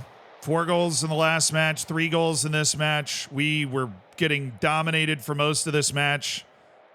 We were able to create a goal there right at the end to get us a point, but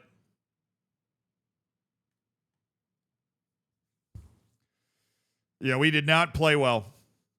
We had a couple of players, both of our strikers. Oh my goodness. It's Goianiense that's next to us now. Goianiense won. They are on an all-time heater, dude. They have come flying out of nowhere. They've won 6 straight matches. Not all-time heater. We've just... us and Goiás have just been puttering around, sputtering around, not doing anything. We play them on the last match of the season, too. At their place. But they are now 1 point off the top. Goiás has... I think Goiás drew. I think they just drew their last match so that they just drew their last match. So they did not gain on us. Oh boy. All right. Diego Lopez and Guilherme Montawan just got suspended for a match with yellow card accumulation as well. That's a little tricky for us. Montawan out means I'm going to have to make a tough decision at who starts at right back. It's either going to be Aguirre or Ferrero. I think I'm going to go with Ferrero. I don't know if I trust Aguirre to be able to play a full 90 minutes. Even if he is improving, apparently, allegedly. Oh, he is retiring!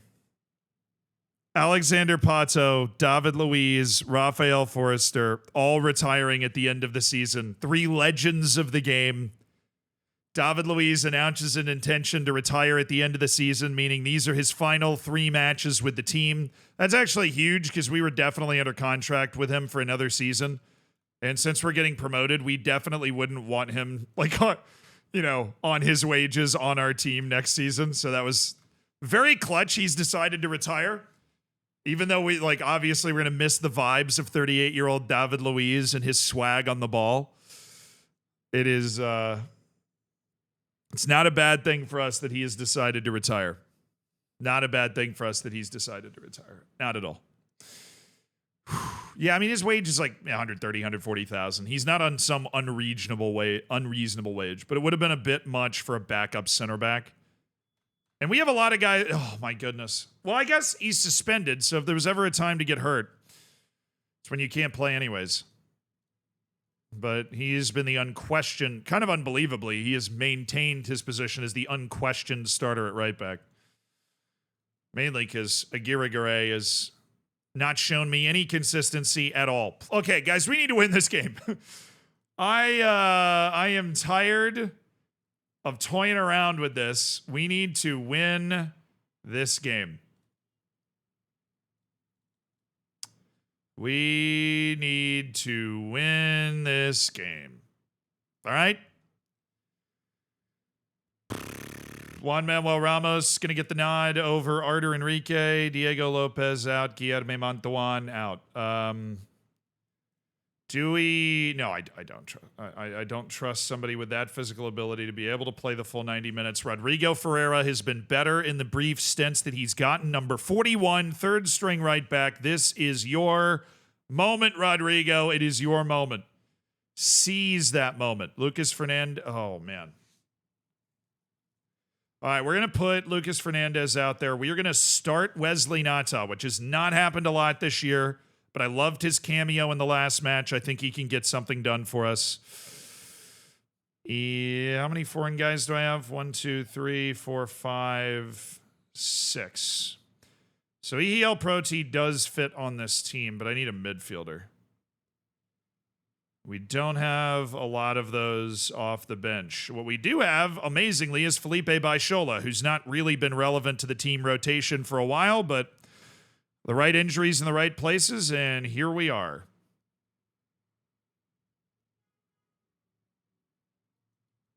All right, Joe Cox is in on the bench. Issa Kalon's going to stay on the bench because, wow, what a player. Glad to have Joe Cox back.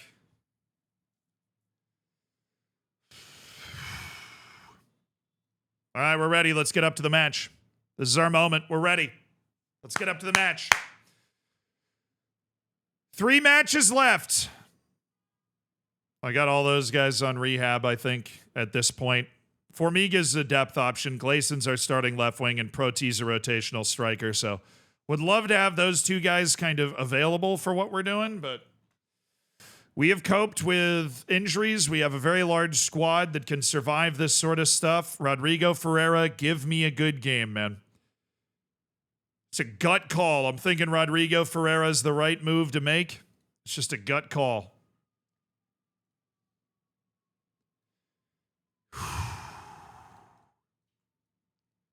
All right, guys, let's go. Let's go make a difference. Let's go make a difference out there.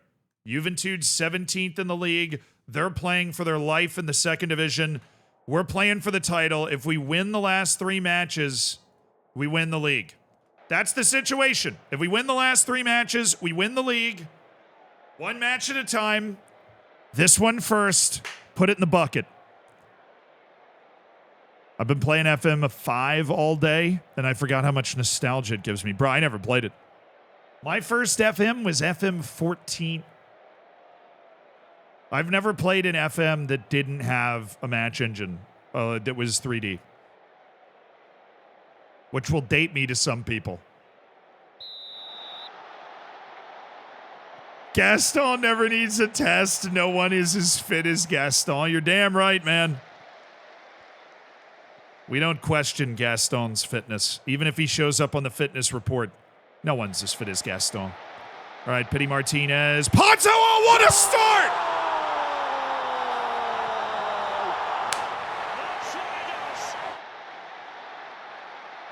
Oh, what a start that is! And what might be the final goal of Alexander Pato's decorated career. It's a goal to give Albernado the early lead at Juventud.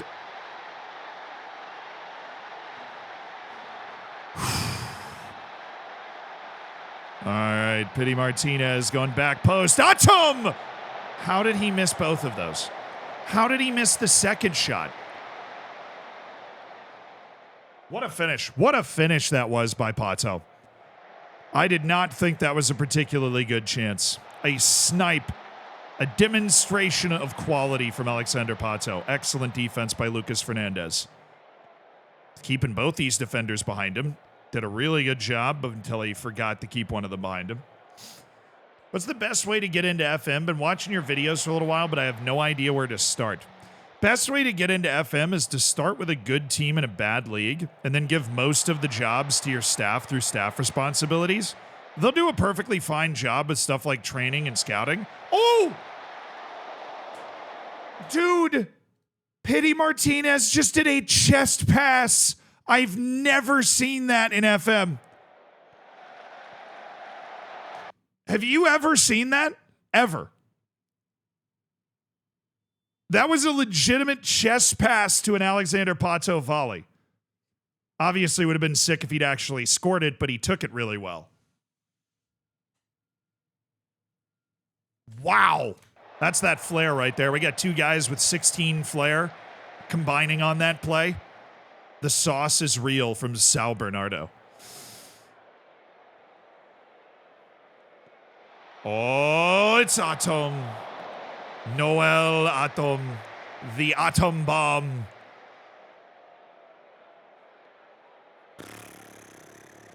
Yeah, dude. Absolute Bogo Janito, brother. That right there's Bogo Jonito. Come on, Atom. Come on, Atom. Find the net for me, Noel Atom. Find the net. Okay. What is a good save to start on FM? Wanting a little challenge? Well, I think the classic, like, I want a bit of a challenge just to do an English climber. So if you've never done a save like that, then do it. But usually when people are asking, they've already done saves like that. And I think if you're on the flip side of that, where it's like, oh, I've only ever played in England and done like League 2 to the Prem or whatever. Go do it in France. You know, it's a whole different player set, whole different set of rules, different competitions. The Coupe de France is fascinating and wild to play in. and then try and climb up somewhere else. Oh, yes! It's Fetty Bravo to make it 2-0. One win at a time, dude. 3 matches left. 1 win at a time. We've got a 1-point lead. What a delivery. No one delivers like Gaston. And it's Fetty Bravo, who does not score a lot, that arrives first. Johnny on the spot to double the lead.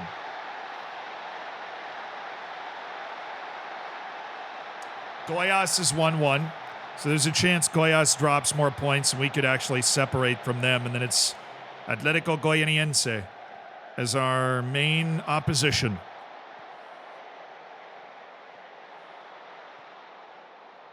France eventually becomes trying to beat PSG, and that's also fun. Dude, Poli had a terrible game by rating in the last match, but I didn't really have too much to blame him for that I saw.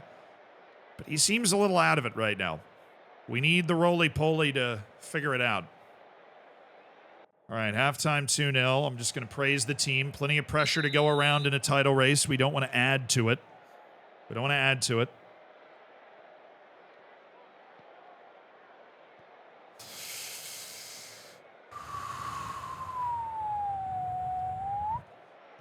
Been trying to get a Van South Farnborough to Prim in back-to-back seasons for 2.5 years. Made it to the championship once. Dang it, Rodrigo Ferreira's injured. He plays till he drops. He had a very solid first half. He plays till he drops. I don't care if he can't play the rest of the year. I just need him to play this game. We should have Mantuan available for the last 2 matches of the season. I just need Rodrigo Ferreira to give me as many minutes as he can in this game.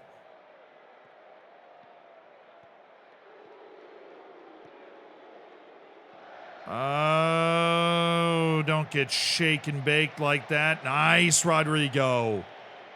Oh, miscommunication. Not in sync between Pato and Pity Martinez. Which is weird, considering how in sync they were earlier. I'm annoyed at... Oh, goodness. Good save, Poli. Good save. All right. It's a very long highlight, dude. Just get us through it.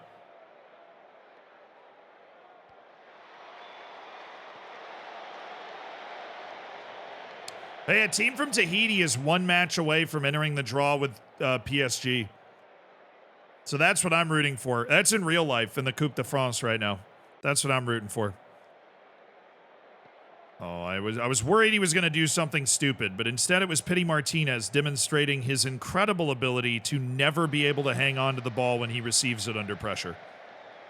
For somebody of his quality, it is really... Oh, what a pass. I wouldn't have even been mad if they scored that. That pass was insane. That pass defied the boundaries of physical capabilities of human beings.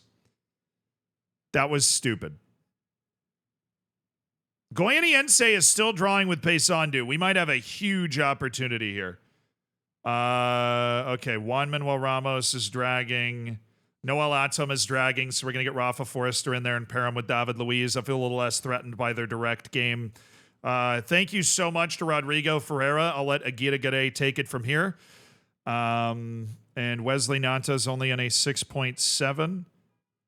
So I'm left to kind of explore my options a little bit, but I don't like any of them. So Wesley Nata. Don't want to put Felipe Baishola out there. Maybe not yet. Let Nata get a little more tired before that change is worth it. But the real issues were the defensive ratings. Getting a little loose. Pato. Aguirre Gade. Oh! Would have been surprised if that got through.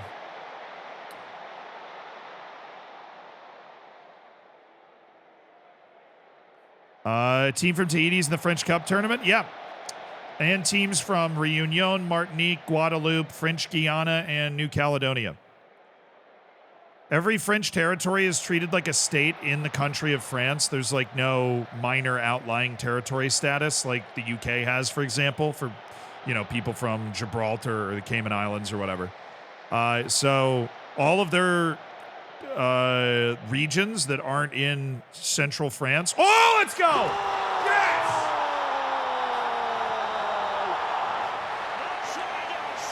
Well, that basically guarantees it right there. That's a 3-goal lead with 20 minutes to go. We need to win the last 3 matches of the season to be sure that we're going to win the league. It's a sick ball by Lucas Fernandez. It's a brace from Alexander Pato in one of the last matches he will ever play. He's still got it. Getting on the end of the ball, making it happen as a center forward. He's still got it.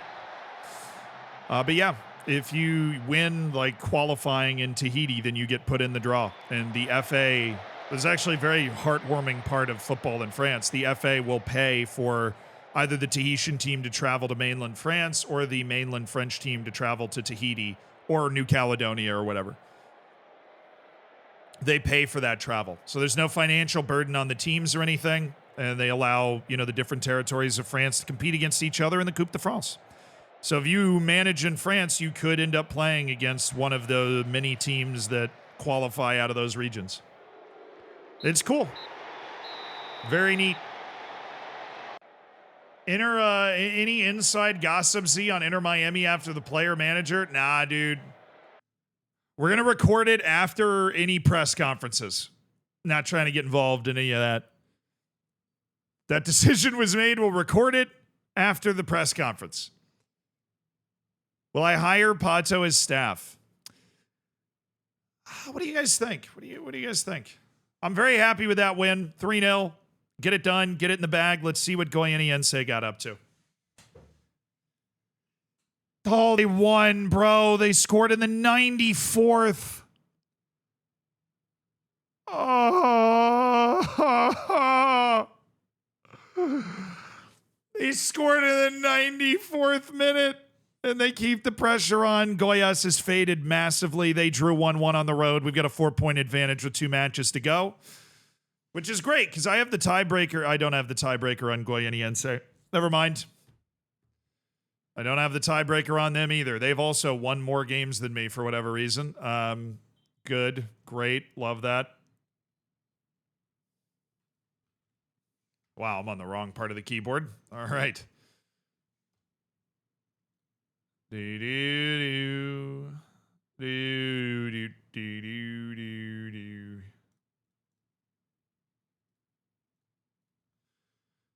was probably one guy we were missing. Match sharpness could be the difference. But Luis, dude, we have so many guys retiring on our team. Luis Gustavo's announced his intention to retire at the end of the season. David Luiz, Rafa Forrester, Alexander Pato, Luis Gustavo, and Felipe Baixola. I have never had more players. That's what happens when you run a retirement home. I've never had more players retiring at the end of a season. Wait.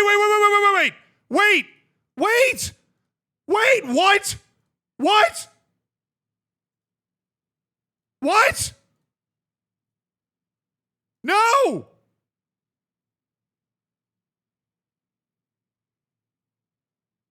Bro, he better delay it. He's not retired. No, he better delay it.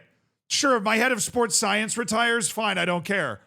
One of my 3 center backs that actually plays, bro, there's two matches left in the season. You can't be serious. It's at the top of discussion. Oh, there you go.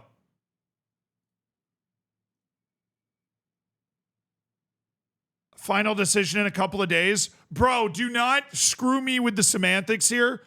What if he retires before he finishes reconsidering his retirement? Yes!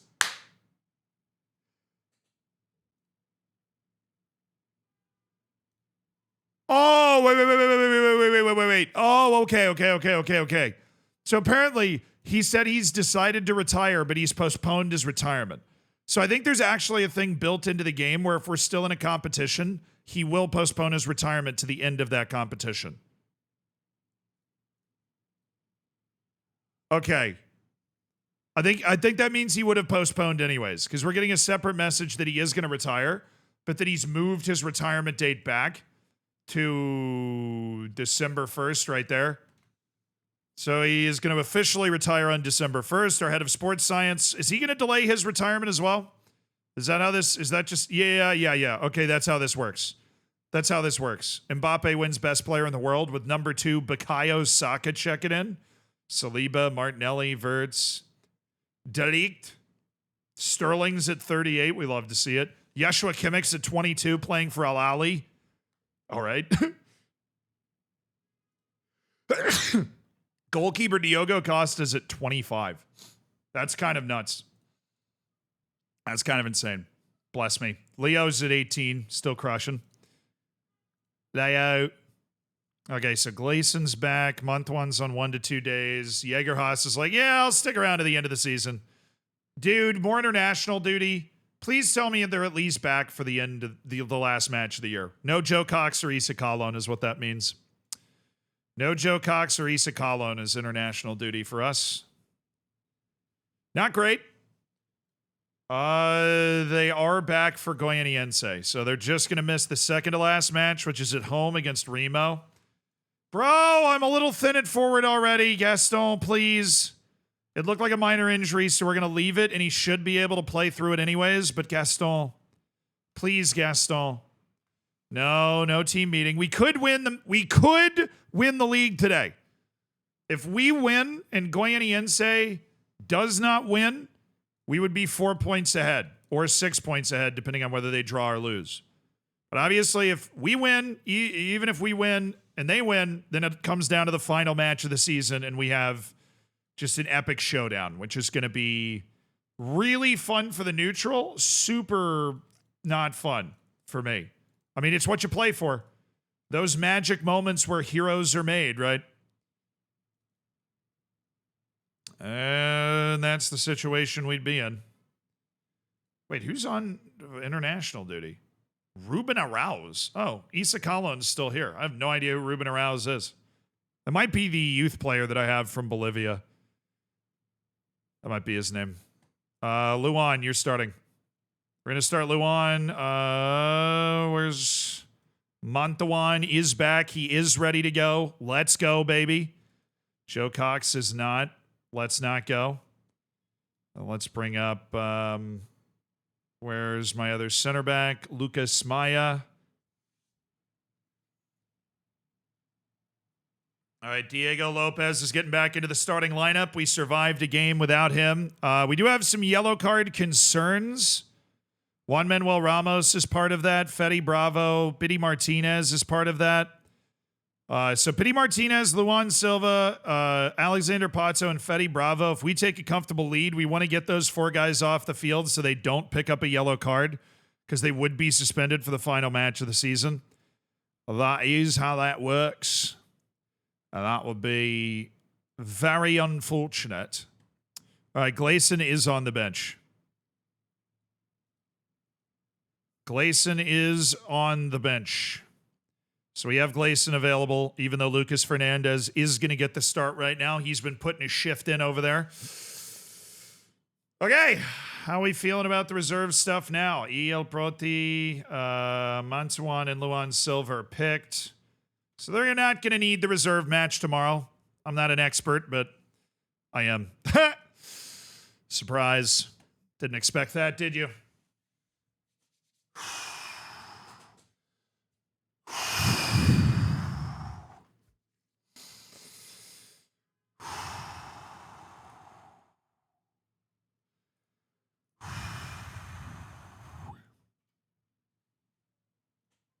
Two matches to go.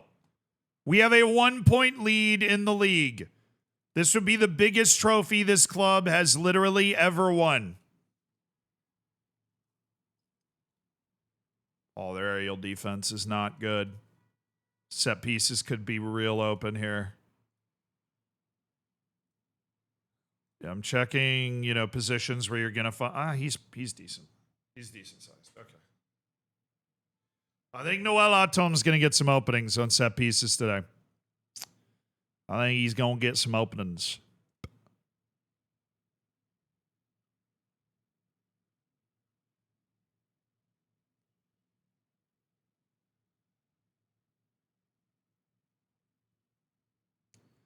Coming in the air tonight.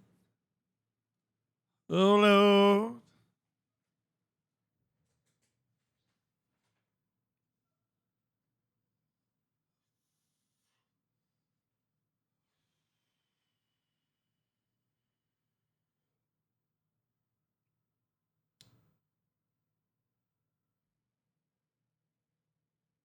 Showtime, baby. Showtime. Showtime.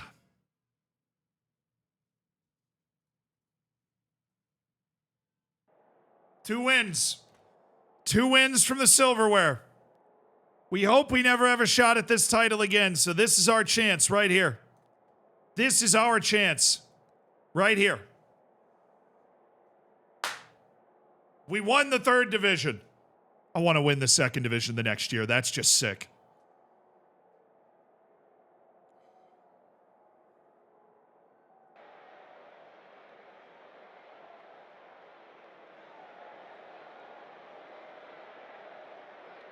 Sao Bernardo against Remo.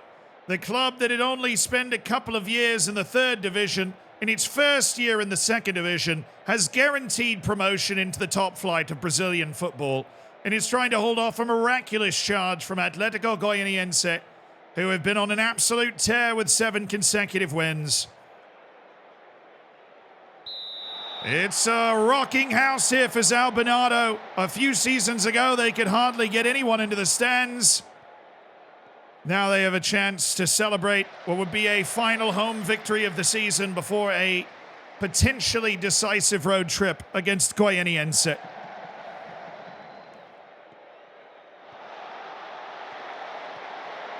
Oh, no way he went with that. Long touch. Lopez. Fetty Bravo! Good save.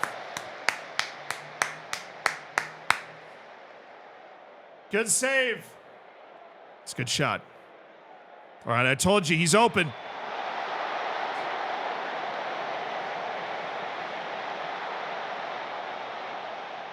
Use your forehead, Noel!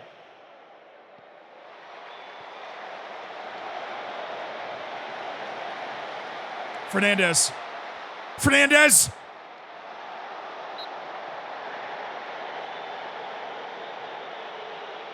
Oh, we're all over him. Come on. On the drop! No!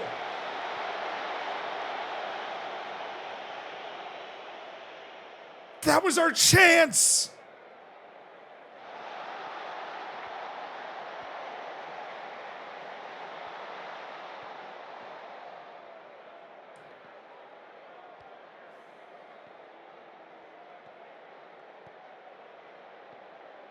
Good spot. It's a good spot. It's Mantawan. It's Pato! Good pressure.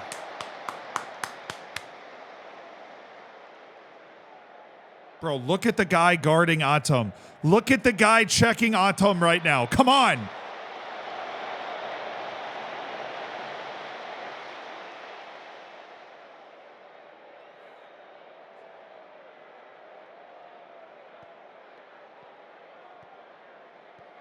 Steve Boss, thank you for the 9 months. Congrats on your Twitch child. You got to figure out a name. I recommend Disquarius. What a terrible touch by Lopez. He wins it back, though. Thank you for using $5 of Jeff Bezos money as well. Great commitment from Fernandez, from Luan Silva. Everybody's throwing themselves into the challenges. You can feel the importance. Another big, long touch from Fernandez. Battles his way in. Oh, there's Mantawan. There's Mantawan! Wow. Kind of ripped that. All right, guys. How many highlights have we had in the opening 10 minutes of this match? Seriously. How many highlights have we failed to capitalize on in the opening 10 minutes of this match? Just keep it up. Pedal to the metal. Pedal to the metal. There you go. Mantawan. Fetty Bravo. David Luiz. Oh, yeah. Please tell me we have that. Thank you. Could just keep. He is on support. He can come out to play that ball.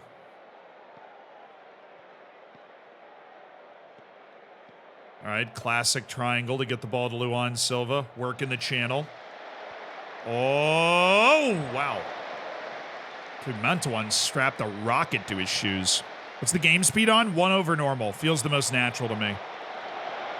Oh, have it. Oh, great ball!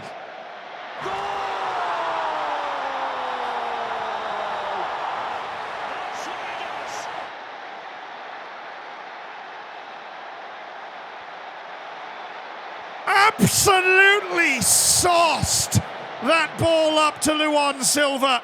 And a lovely finish. He takes that left-footed volley. No pomp and circumstance. He smashes it into the turf. And oh.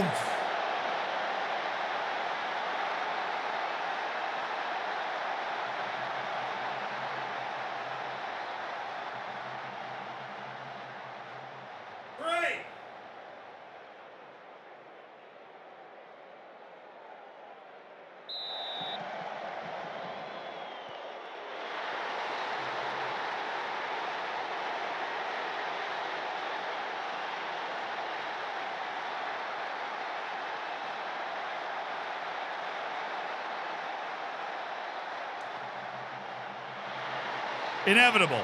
Inevitable, immediate penalty.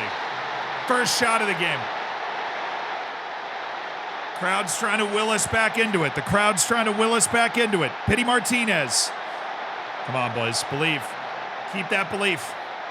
Keep playing with confidence. Throw yourself into challenges. Throw yourself into runs. That's all I'm asking. Throw yourself into challenges and throw yourself into runs. Oh, Noel. They've got the shortest dude on the team marking you right now. And we still can't get him open. Fernandez, Lopez. It's Pity Martinez! Oh!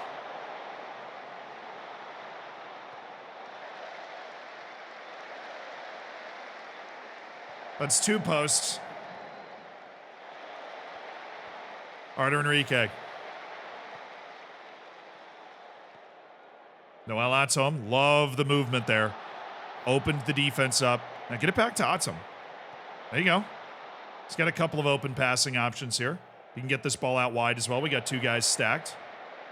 Once they get on the ball, then they separate. We love that. Fede Bravo. Oh, there's the stack on the other side. Mantuan. I mean, I would have loved if we took a little more time with that.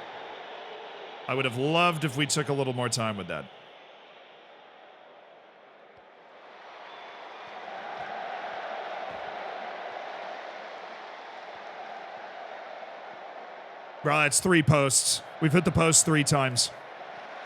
Lopez. Noel Atom. Unlucky to not have a goal there. I don't like that spot for him. David Luiz, well done. Little no look. Artur Enrique, good show. Luan Silva. Lucas Fernandez. Oh!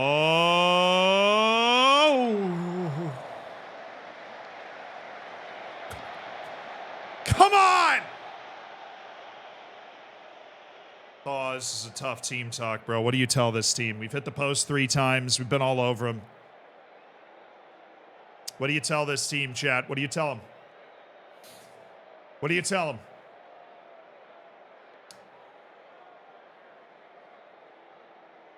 Doafootball.com. We've been the better team here. That's what I'm going to tell them. Come on, Pato. You got 2 matches left in your career. I believe you can be the guy that makes the difference today. I believe you can be the guy. Just bring the XG graph into the room and point at it. Do that again. That's what I just did, basically. I went, hey, we've been the better team. If you play that way again in the second half, we're going to win this game. I believe in this team. I believe if we play that half over again, we're going to win this game. That's what I believe. Oh, come on. We've been all over him. Pity Martinez. It's no... Oh, how are we not linking that up?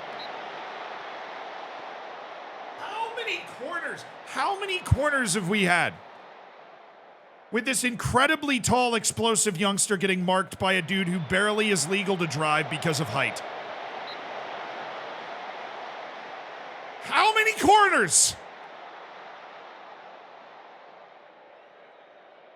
Atom, please. How are you getting locked up by this guy? No wonder they put him on you. He's insane. Spry Shark, thank you for the prime. I have 13 corners, dude. 13. That's our strength. Okay. Where can we make this team better? Well, first we can Put Issa Kalon in for Alexander Pato. We know that's made a serious difference in the past. We can do it again. We also have Anderson Oliveira. Oh my God, I love my wingers, though. I love them. They're so good. I think we do a double switch, though. I think we do Gleason and Anderson Oliveira. We have very talented wingers that we can bring off the bench. I think we do it. And I think we need to bring the team forward. We'll keep him on defend, but I think we need to bring the team forward. Into our more aggressive posture. David Luiz is on a 6.4, but we only have one sub left. We're going to hang on to that to see if we have a roll of the dice at like 80 minutes or something, if we really need to go for that goal. Nobody touch anybody. No fouls. No fighting. No fighting.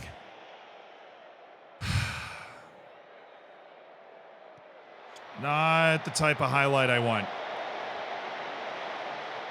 I want a highlight where we have the ball. Okay. I'm okay with this. I am okay with this. Not threatening. Let the highlight continue now. Come on, guys. Come on, guys. Make a play. Make a play now. Make a play now.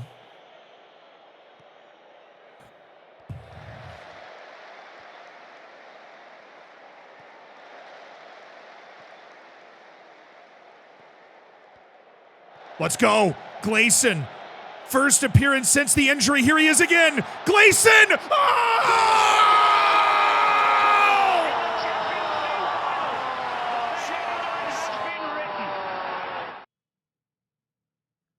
Oh, it's Gleason!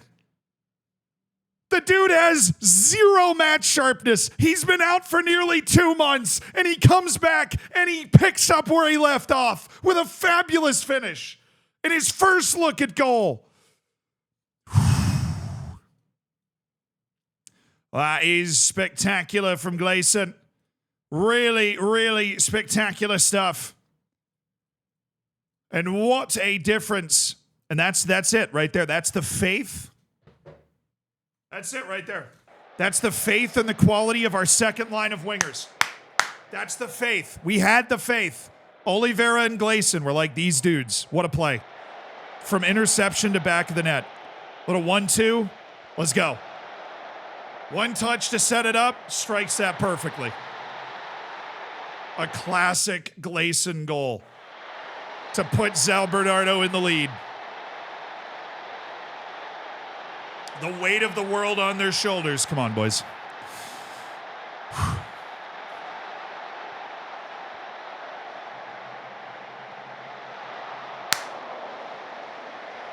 Yes.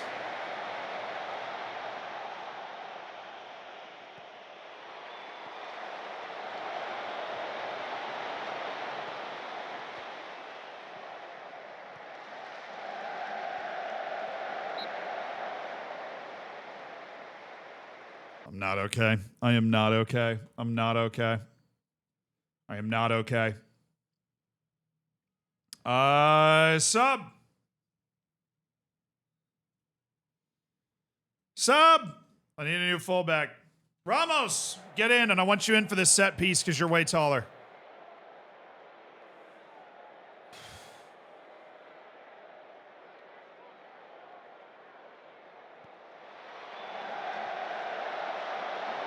We'll use that dead ball. We'll use that dead ball to go full kill the game off.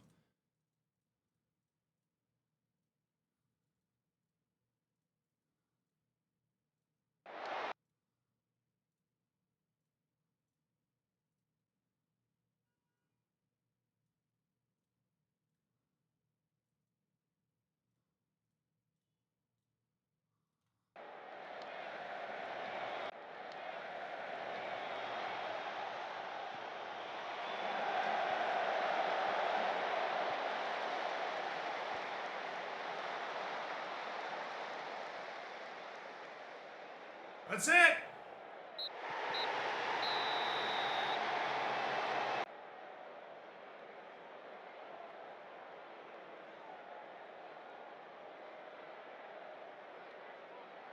It was Gleason. After all that, it was Gleason in the 75th minute. That's the man that found the way home. We didn't play as well as we can, but I don't care because we got the 3 points, and that is literally all that matters. Goianiense drew, which means the stakes in the final match are virtually the same as if they'd won. A winner draw gives us the league title on the final day at Goianiense. If they win the league because they own the tiebreaker, which is unfortunately more wins. And if they beat us, obviously they'd have one more win than us because we're tied in wins right now. So that's the tiebreaker in the Brazilian second division, which means we need a win or a draw on the final day to win the league. No pressure. No pressure at all. No pressure at all. We have, dude, this guy's injury history is going to read like an encyclopedia. I mean, this is this year. Sprained knee ligaments, twisted ankle, pulled hamstring, missed 2-3 months. He's good. He's fine. Let's avoid any other catastrophic sort of injuries here. Anything that would be a real problem? Yeah, we're working our routines as well. I'm just going to add some rest in the middle of the day. You know, nice lunch break for everybody. Just to make sure we avoid any unnecessary injuries, any unnecessary stress. Knopfler Straits, thank you for the 48 months, dude. Thank you for supporting the stream. I appreciate you greatly. Everybody that subs. And I put my grandmother on speed dial. I call it Instagram.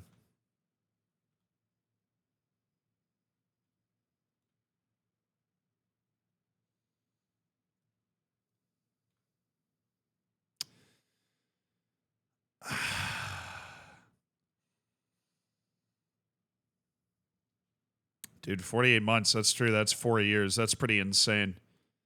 I've been alive for 4 years. That's an A-. I loved that. I mean, it was terrible, but that's the point of these dad jokes. It is terrible, but that's the point of these dad jokes. You love to see this. Luis Gustavo has indicated his team must at least get a draw. We know that. This season was an unlikely yet jubilant success for Tigre do ABC, the Tigers the ABC, who consistently defied the odds from the outset and eventually clinched promotion. We have 5 guys, I think, retiring after this match. To our final season preview, we're literally projected 7th. Pretty good job with the betting odds here. Oh, Goianiense was relegated down, so they're going back up. Bragantino and Criciúma are not. There is a battle on for the final promotion spot between technically 4 teams. I think Nautico still has a chance because of win totals and everything. Nautico wins and every team in front of them loses, they actually do get promoted. So 4 teams for the last promotion spot. Ponte Preta, Sport Recife, Botafogo, Sao Paulo, and Nautico. Bragantino did not get re-promoted, and Criciúma nearly went down twice. Novo Horizontino, Juventude, Aparecidense, and Guarani are going back down. Aparecidense and Guarani, I think, are 2 of the teams that came up with me. Remo was 1. Oh, dude, Nautico was 1. Oh, Juventude. Wow, Juventude just got double relegated. Juventude literally just got double relegated. Wow. They were relegated down to this league last season and just got relegated again. Hello. No, it was Nautico, Remo, and Aparecidense. But Aparecidense was the team that was everybody thought was going to be terrible, and they were. Kogan, thank you for the 54 months. The beast, TL Kogan. Thank you so much for supporting the stream. Is it goal difference or face-to-face? Neither. It's number of wins. It's how many wins you had over the course of the season.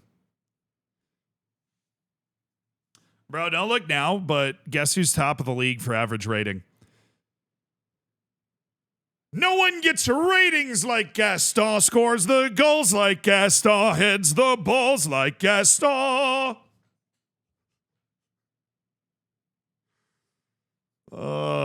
Pity Martinez is second and Pato's third for most goals in a season.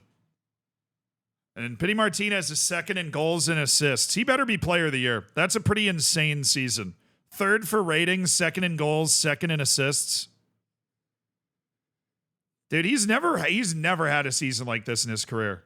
He's never scored more than 8 league goals in a season. He has 21 this year.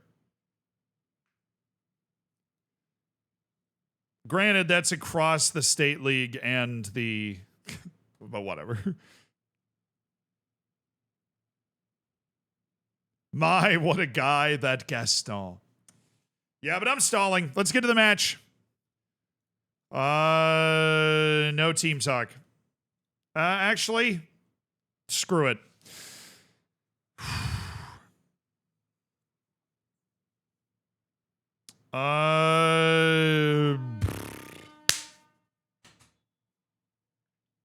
It's obviously ease expectations because we're like A+ and everything, and nobody expected us to be here as a team. But when you look at the faces in this locker room, David Luiz, Alexander Pato, the legend that is Rafa Forrester, right? Tyson, Luis Gustavo. We're supposed to be here. We built a team that was supposed to be here on the last day of the season, but they don't know that. I told them it's okay. They've had a tremendous season, whether we get it either way. The title wasn't expected of us. Thank you, Lucas. Thank you, Lucas. We've nailed it. We've delivered a mastermind team talk. All right. Cologne only learned basic Portuguese. Well, doesn't matter now, does it? As he's going to be leaving in January, so... Thank you, Issa Cologne, for all you've done for the club. Thank you to the guys that are retiring. Alexander Pato, who retires in 2 days. He's just basically going to do his exit physical after this and call it a career, trying to bring home one more piece of silverware before he heads off into that good night. Ferreira's back. Oliveira's back. Gaston's still somehow on this report from his pulled groin. Dude's just always on the report. All right, they're playing a 4-2-3-1. That's the report we're getting anyways. Poli, Montuan, Luis, Atom, Artur Enrique. We're going to start with Juan Manuel Ramos, Fede Bravo, Diego Lopez, Pity Martinez, Lucas Fernandez, Pato. Where's Gaston? We're going to start Gaston, but obviously we love Luan Silva and we are not afraid to bring him in. There's also interested parties in Gaston, so I think we might have a very exciting transfer window where we're able to move some guys. Is that a Chinese team I smell? Interested in don't get to... We have a freaking title deciding match. You got all off season to worry about that. I have all off season to oogle at that. I have a freaking title deciding match right now. We're going to go Joe Cox over Issa Kalon. There's just no room for Issa Kalon in this team the way that it's set up. So, actually, we can just drop Wesley Diaz. Where did I just put Anderson Oliveira? Now we've got, a ton of wing options that could really change the game.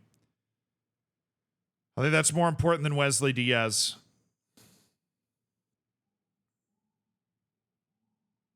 Because Kalon just such a weapon with that speed. All right, the retiring players, David Luiz, Alexander Pato, Luis Gustavo, Rafael Forrester, and of course the long since rotated out Felipe Baixola is also retiring at the end of the season. We have a very offensive-minded bench. So that's because you need to have a bunch of tools in your cabinet if you're going to go in and make changes to try and win a game late. And I can't put the fastest guy on my team not on the bench for this type of match. Hello, Issa Kalon.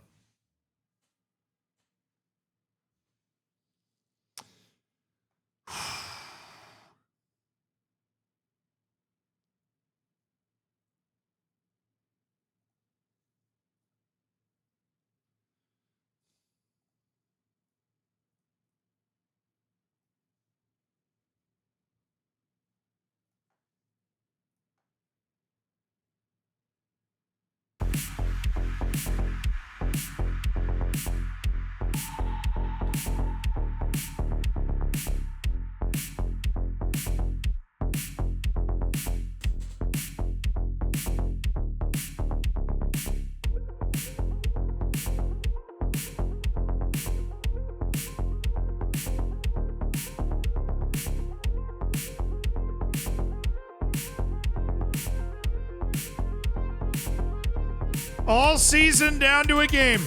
38 matches in the Brazilian second division. No one freelances like Gaston, bro. That's good. And a cat jam to bring us in, baby.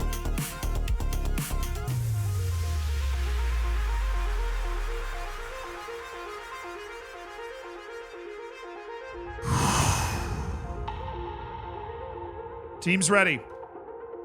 The team is ready. At Atlético Goianiense, a team that has been charging up the table the whole second half of the season. A team that was relegated just last year from the top flight and is headed back up regardless of what happens here. But the unsung heroes, the unknown quantity of São Bernardo that's collected a bunch of old outcasts, has turned itself into that title contender. And let me tell you, boys,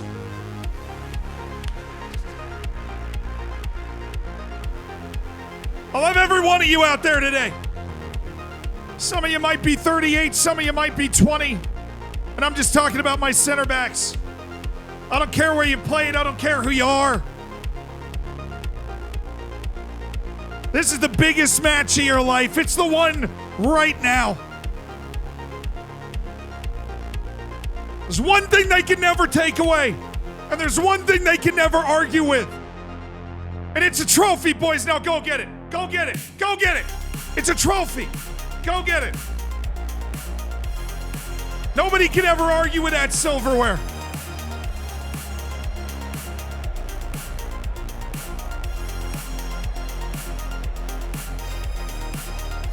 Packed house, packed away stand at Goianiense. This is it. This is it. This is it.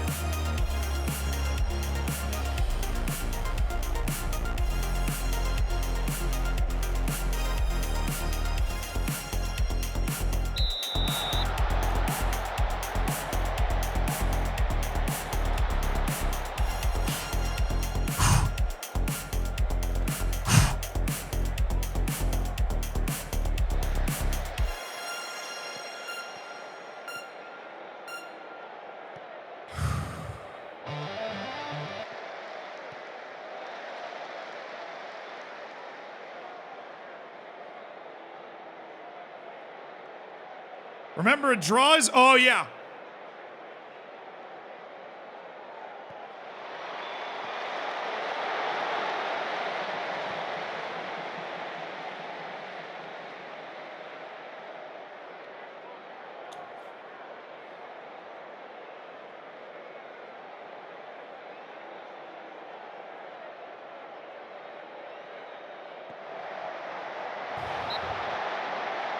Good strong hands.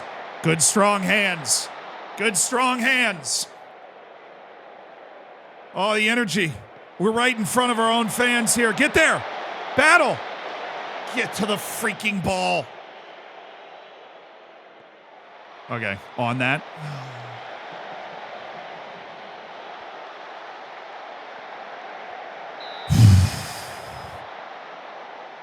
Thank you, Luan. Thank you, Luan. Greatly appreciated.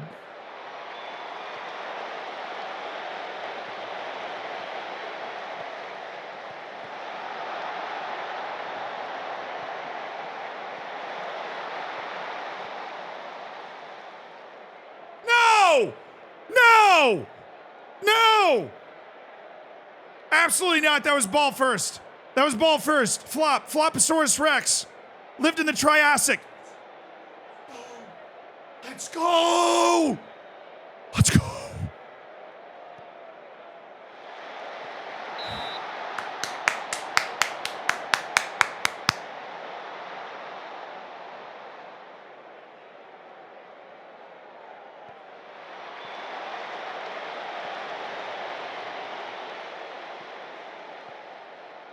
He's off.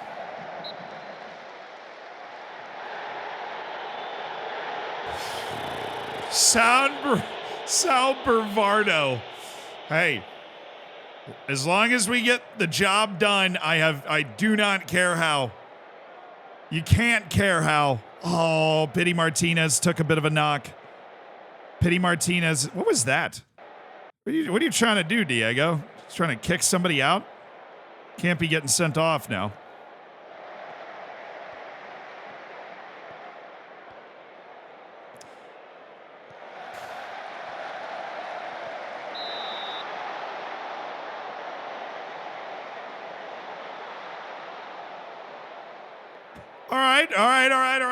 All right. Chill. Everybody just take a deep breath and chill.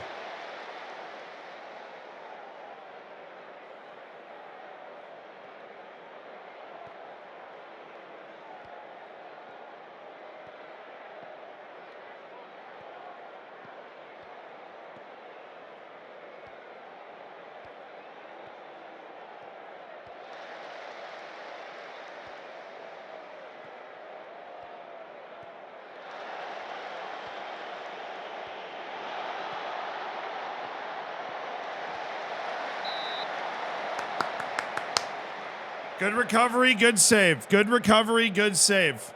Good recovery, good save.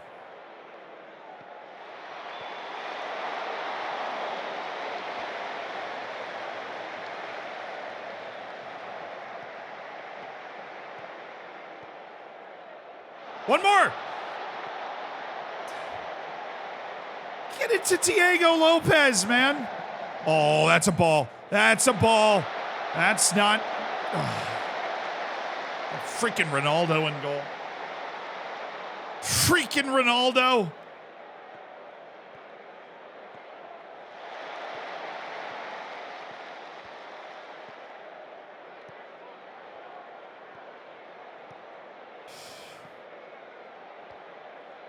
Oh, get it in. Yes. Yes.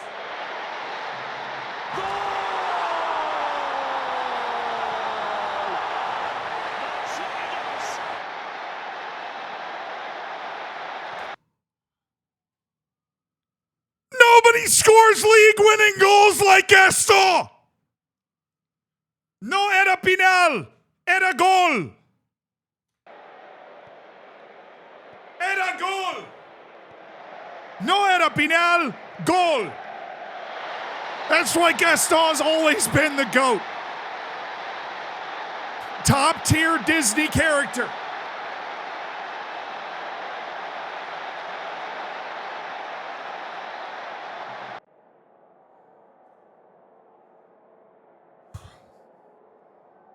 I'm happy.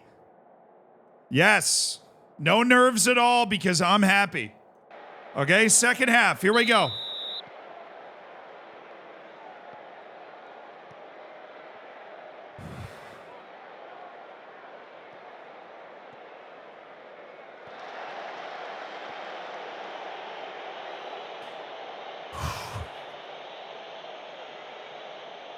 Let's go, dude. We created that one moment. We've given up a lot of highlights, but not a lot of great chances. 30 minutes. We have a 2-goal cushion. 30 minutes.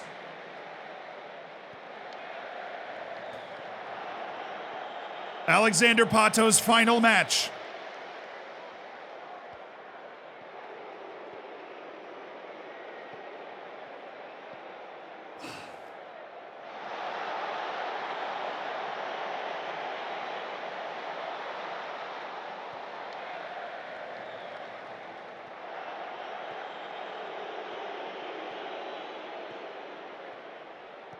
We're fine?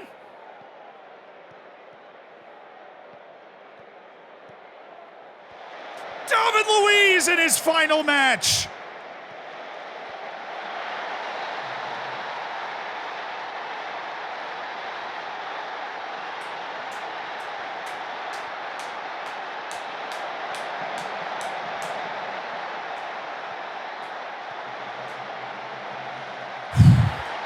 Well, this is going to be a clincher. Put on your seatbelt. 30 minutes for the title, and it hangs in the balance.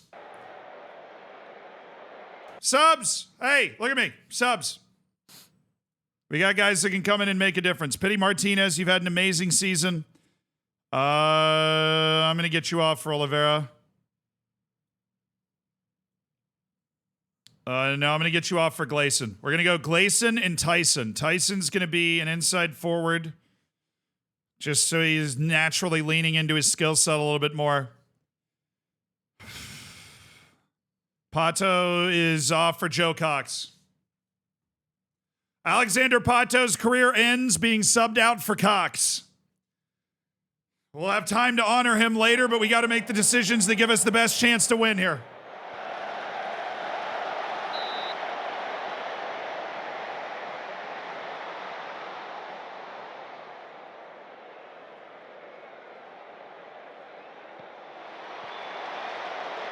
Let's go, David. Big header, David.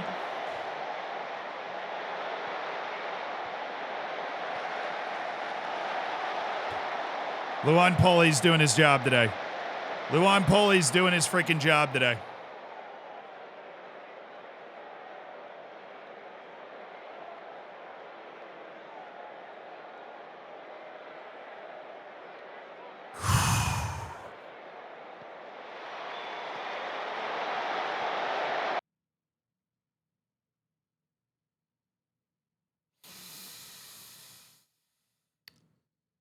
The heart attack I just had watching that happen.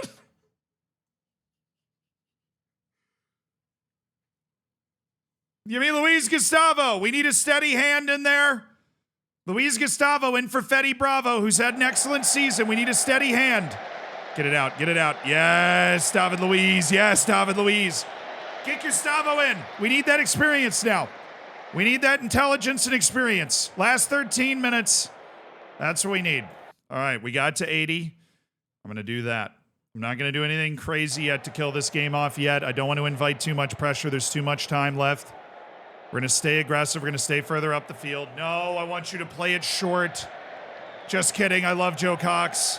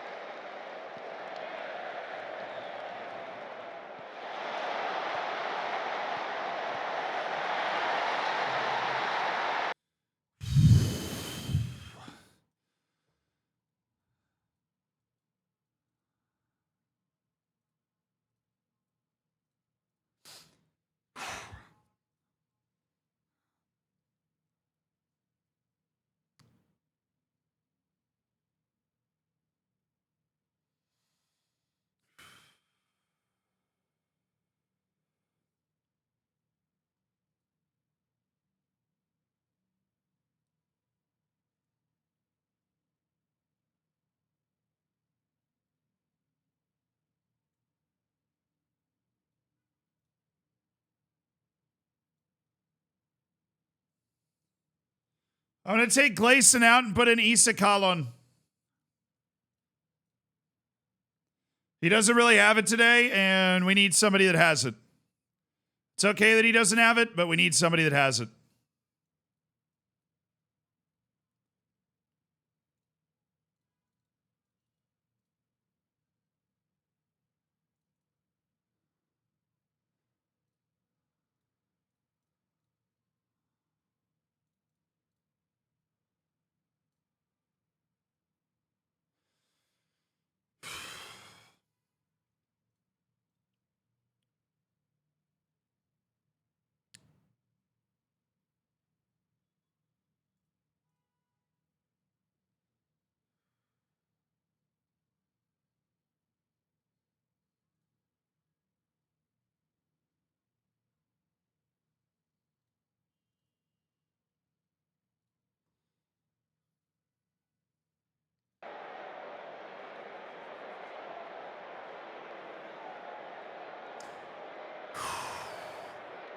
It's onside. We know that was onside.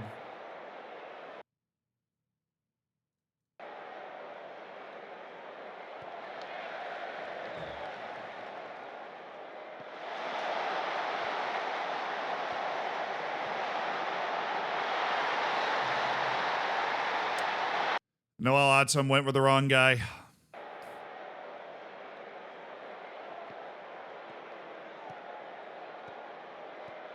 One goal to win the league.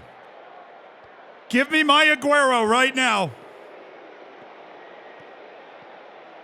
Joe Cox. Issa Kalon. There was a ball there. Use that speed. Ref. He's getting manhandled out there, ref.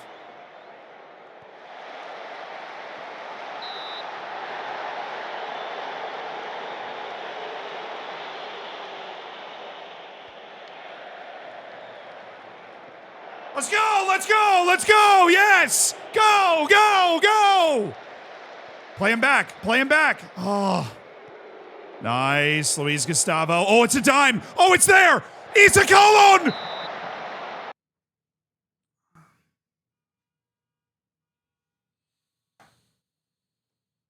It got blocked. He got a toe in. It got blocked. He got a toe in. There's only one song that can save us now. It's a corner. There's only one song that we need.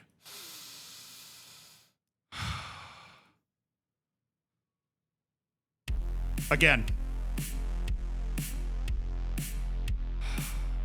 That was an unbelievable defensive play. The guy got a toe in. Cox did not have a clean shot at this. Or wait, was it saved?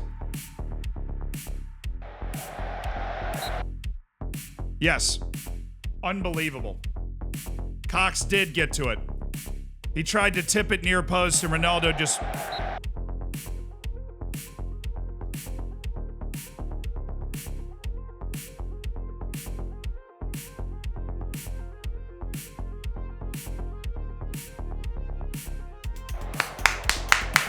Come on, boys, it's there!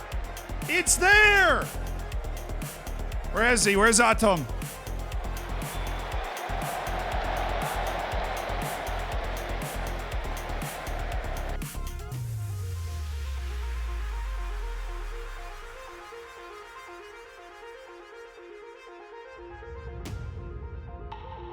This is the last play of the game stuff here.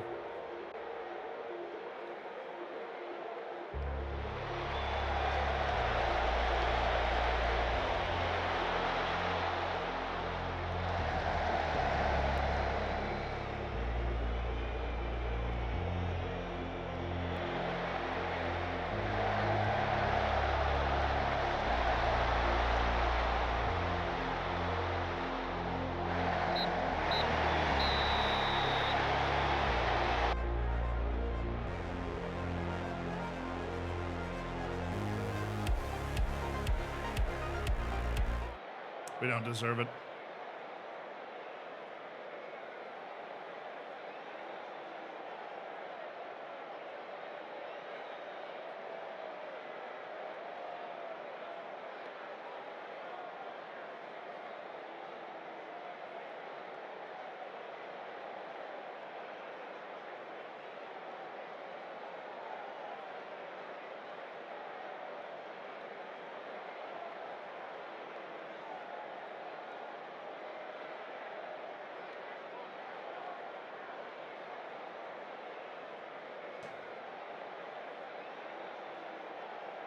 Oh, man.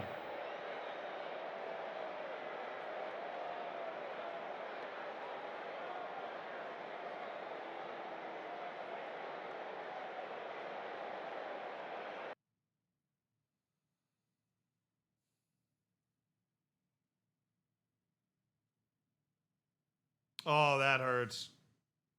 Wow, that hurts.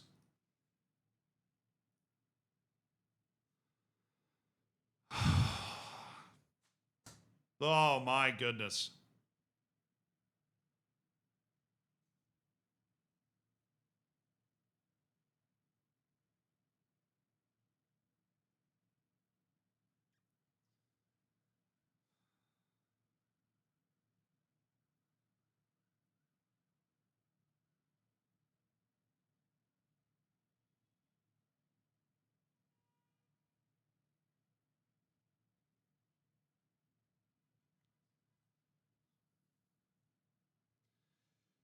We come up short on number of wins.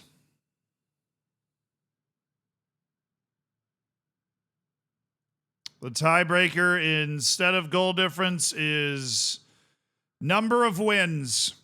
And they won one more game than we did over the course of the season. And that game was against us. Both times. We lost to them both times. Oh, no, we drew them. Sorry, we drew them at home.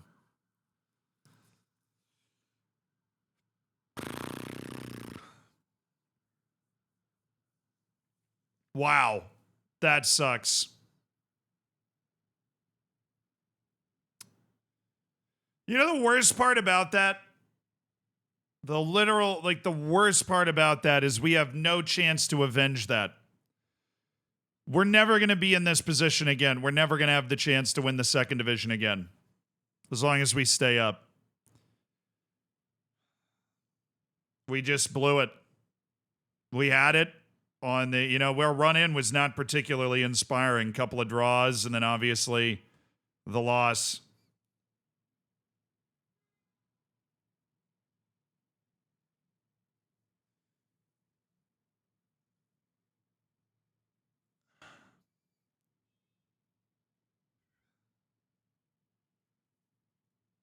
Who got the other spot? There was like 4 teams that could get it. Sport Recife jumps in there.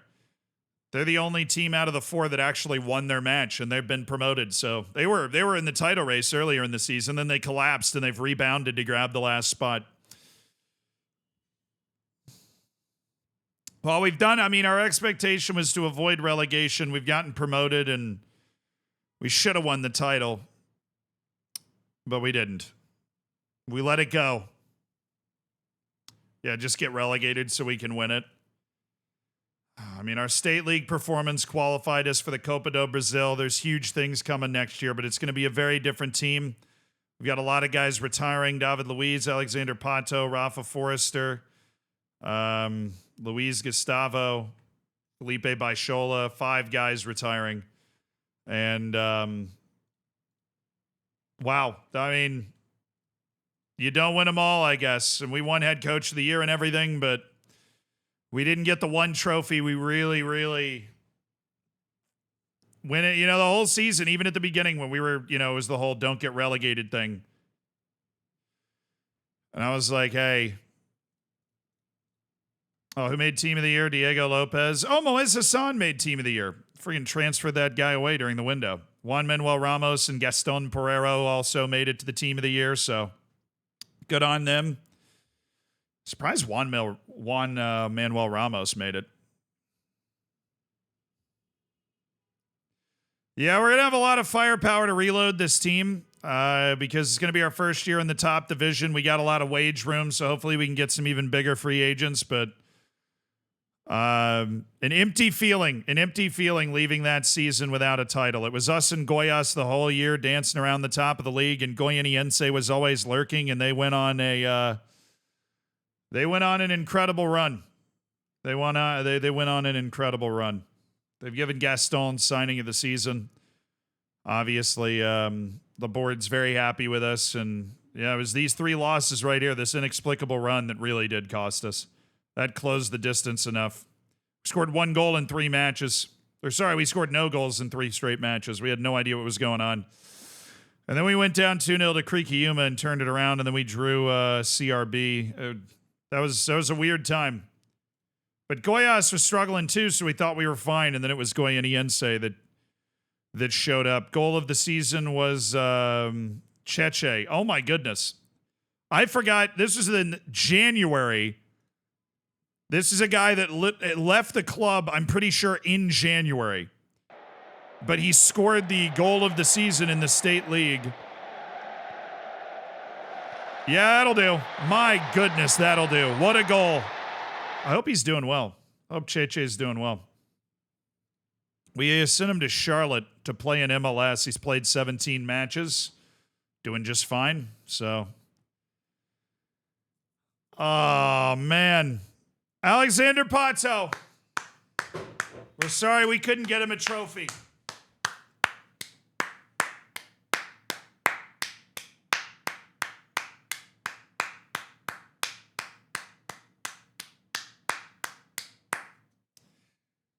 Really, really can't say enough good things about him for joining us. When we were down in the 3rd division, and he made 60 appearances, scored 32 goals, and lifted the Brazilian 3rd division championship with Zao Bernardo. And we will miss him. He's the first of 5, but he was the first guy that really believed in this project right at kind of the start of the whole project.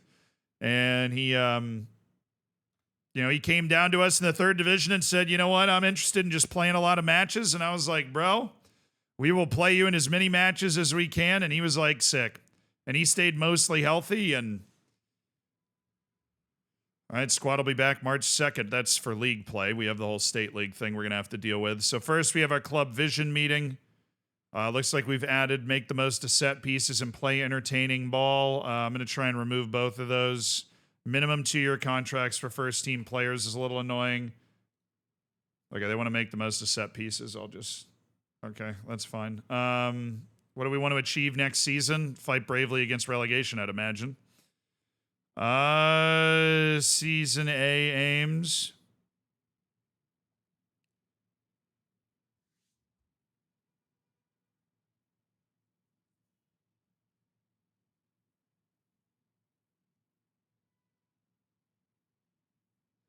You'll have every chance to keep us up. There we go. Nailed it. Nothing else to talk about, so good into season meeting. Everybody's feeling good about where we're at and where our expectations are at. All right, one more of these. Don't really think this is relevant, though, considering everybody's leaving today. So if there's any of these that are relevant to, like, non-training stuff, that would be great. Yeah, Issa Collins leaving in January. He doesn't need to learn more than basic Portuguese, brother. It's all good.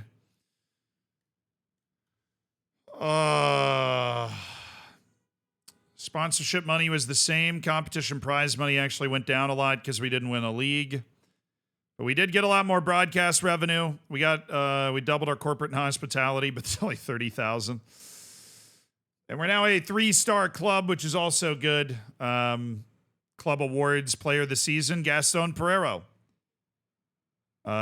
Same goal of the season. Top goal scorer was Martinez at 21 goals. Mantuan had 14 assists in all comps. That had him top assists for the team. And Pity Martinez broke the record for most league goals and overall goals by a player. Nice.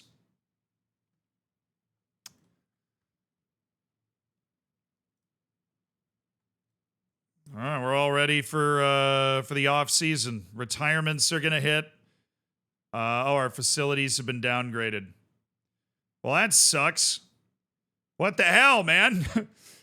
I think we've got a big transfer window loading up, but we're now below average facilities. So hopefully, because we just got promoted back to back, they're gonna come in and be like, well, freaking obviously, this dude's definitely Brazilian. Are we joking? This guy doesn't have his name's Emerson. And oh yeah, they have given him Brazilian second nationality. It pops up in the nationality thing. I just don't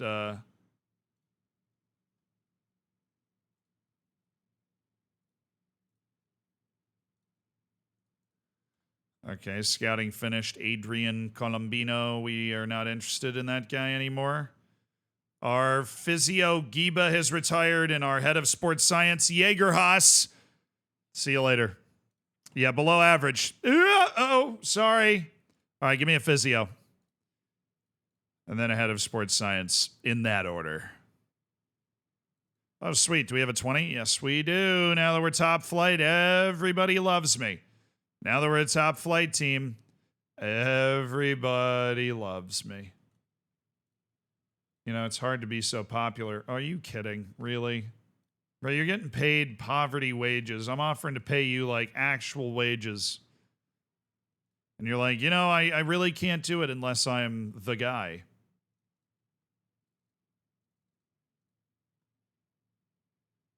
It was the head of sports science, right? Yeah. Okay.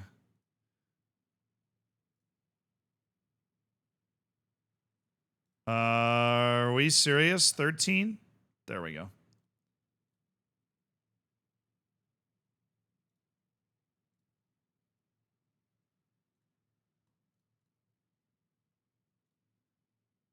I would like for you to be my head sports scientist. Thank you so much. A little 2-year contract. Oh my goodness, the amount of money you just asked for flew up. It's all right. You're doing an important job, Eduardo. You're reducing fatigue on our team, so we definitely need you. Now, let's map out what we want to do with our squad here.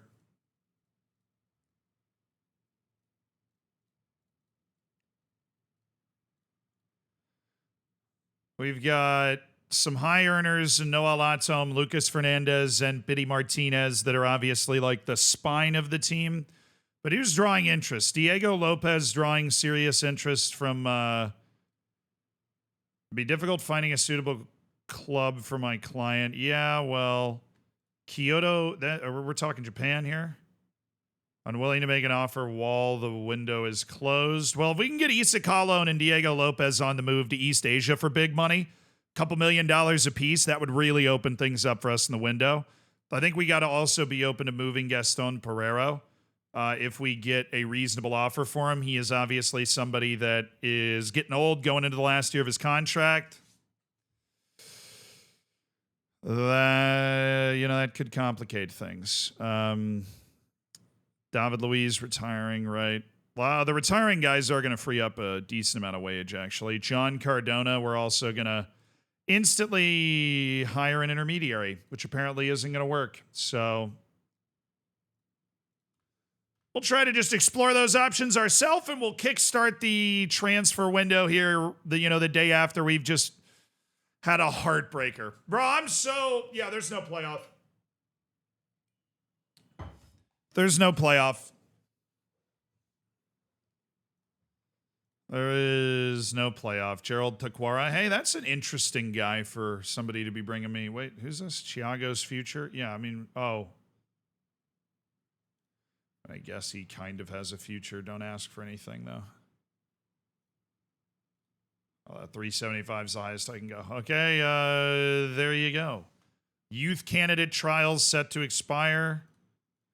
We would like to keep that guy around. He's at least flashed some decent potential. That's totally fine.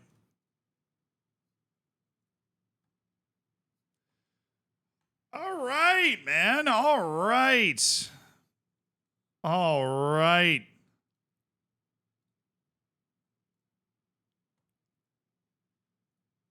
They have rejected my request to improve the training facilities, so we will stay with subpar training facilities until further notice. Awesome. Awesome. Really happy with that. Augustine Bettini. I really don't think he's that amazing. Why you guys like him so much? You're telling me that you really think Luan Poli is not good enough as a goalkeeper, don't you? You really... Now, that guy's got a lot more oomph to him, a lot more strength, a lot more machismo in the box. So I'm down. Absolutely. Is Willian still available? It would be about time. We're now entering the top league of Brazil. We should be able to sign guys up like that. We should be able to sign those types of guys. Would be real down. Okay, well, you're just going to go on to the trial farm list because your contract's running out. They're throwing me some potential end-of-contract signings. Got an Enganche with 12 pace. I don't think you really understand. Oops, I hit that on accident. Don't think you really understand what an Enganche is, what they do. Kind of just stand there. All right, we've signed our physio and head of sports science. We've made those deals instantly. Trials are done, and our academy guys that are signed are here, including the great Persian Emperor Xerxes. Got to have a good Persian Emperor in the youth intake. Everybody knows the rules. Stefan Pertic. See, these guys that come from Europe, and they're like, I could totally play in Brazil. And it's like, no, you couldn't. Abu Danladi. Oh, this guy's playing at New Mexico. Interesting. His contract's about to run out. Mohamed Bouya Touré is playing for the Birmingham Legion in the United States in the USL. So I really am feeling like I'd want to get somebody better on my team, but maybe not. Oh, Ramadan Sobi. Hello. Would you like to come kick it around at the facilities for a week or two? You look like you might be a useful first team player, and he's still in his freaking prime. Dude's 28 years old. Just got out of his contract at Pyramids in the Egyptian League, 57 caps for the Egyptian national team. We know Ramadan Sobhi. That's a known guy.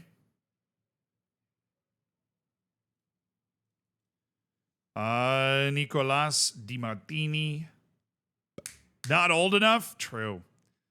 Gotta let him age like fine wine a little bit more, and then I feel like we might be able to make a move there. Sandri from Santos. A Carolero. I mean, as a loan, that's not a bad move. I like this guy. Marano, yes. Good Rex from the scouts here. Aloysio Souza.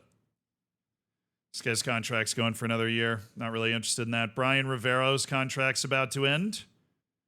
He's got a lot going for him. Can't play center back because he's not tall enough, but he basically has the entire skill set. I think he'd be a natural replacement to somebody like Fede Bravo if we can find a deal to basically swap him out. Because he is foreign, he is Argentine, and that is, there's a price to pay for that, unfortunately. Then, of course, there's Emerson that I knew my scouts had found. Mishi Ingalina. Yeah, I mean, he's playing in the USL right now. I love me some speed. He doesn't have a lot else, but he is good. Ali Abid's fine. Lucas Silva. I'm not jumping over my skis for him. He's all right. Jorge Espejo. Yeah, no, I'm good. Dude can play both fullbacks. That's why they love him so much, but we got enough subs in Brazil that I don't really need that kind of versatility, to be honest with you. We get 12 guys on the bench. I don't need versatile players. I just need guys that are really good at that one position I want them to play. Sure, if you can play multiple positions, then that's great, but not what I'm looking for out of players. Eric Kinzer from St. Louis's B team. Don't think you're going to be able to go from that straight into the Brazilian league, brother. Just being honest. Mauro Villar. Well, the 17 jumping reach is certainly interesting. He's been placed on the transfer list because Juventud got relegated again. Shago Kutu. No, he's way too expensive. Garces. Oh, that dude. Oh, he has 16 pace. See, I didn't see that coming. I didn't know that was a thing. That dude's actually a serious difference maker. He's pretty decent at everything else, and then he's got that pace. Like things like guys like Issa Kalon that have that pace, they usually don't have a lot else, right? They usually don't have a lot else. Got the game this week. What's the white star? So that's like a range. So the white star is the end of the range, and the yellow star is the start of the range, basically. And that's, again, okay, so you got the game this week, Serpent. There's a billion things to learn in FM. It's a super overwhelming game, so don't worry about it and don't get freaked out by it at all. But the stars are just your staff's opinion. They're not an actual rating from the game, and they're relative to your team. Okay, Ramadan Sobhi's coming in on trial. That's good stuff. Hopefully he's as good as he looks. Please, 20 flair, 18 technique. If he has 20 flair and 18 technique, I'll freaking marry him. So help me. I'll sign him first.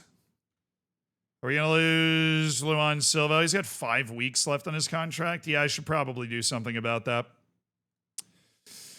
Let's take a look at our contract situations. I thought I'd handle all of them already, but we have Luan. We've got Usman Jabang. Okay, Cow is going to be released. He's just the youth team goalkeeper. There's no reason to keep him around. The other Kawe, I think I mixed up my Kaways. I think this guy is not a goalkeeper. We'll keep the goalkeeper Kawe, actually.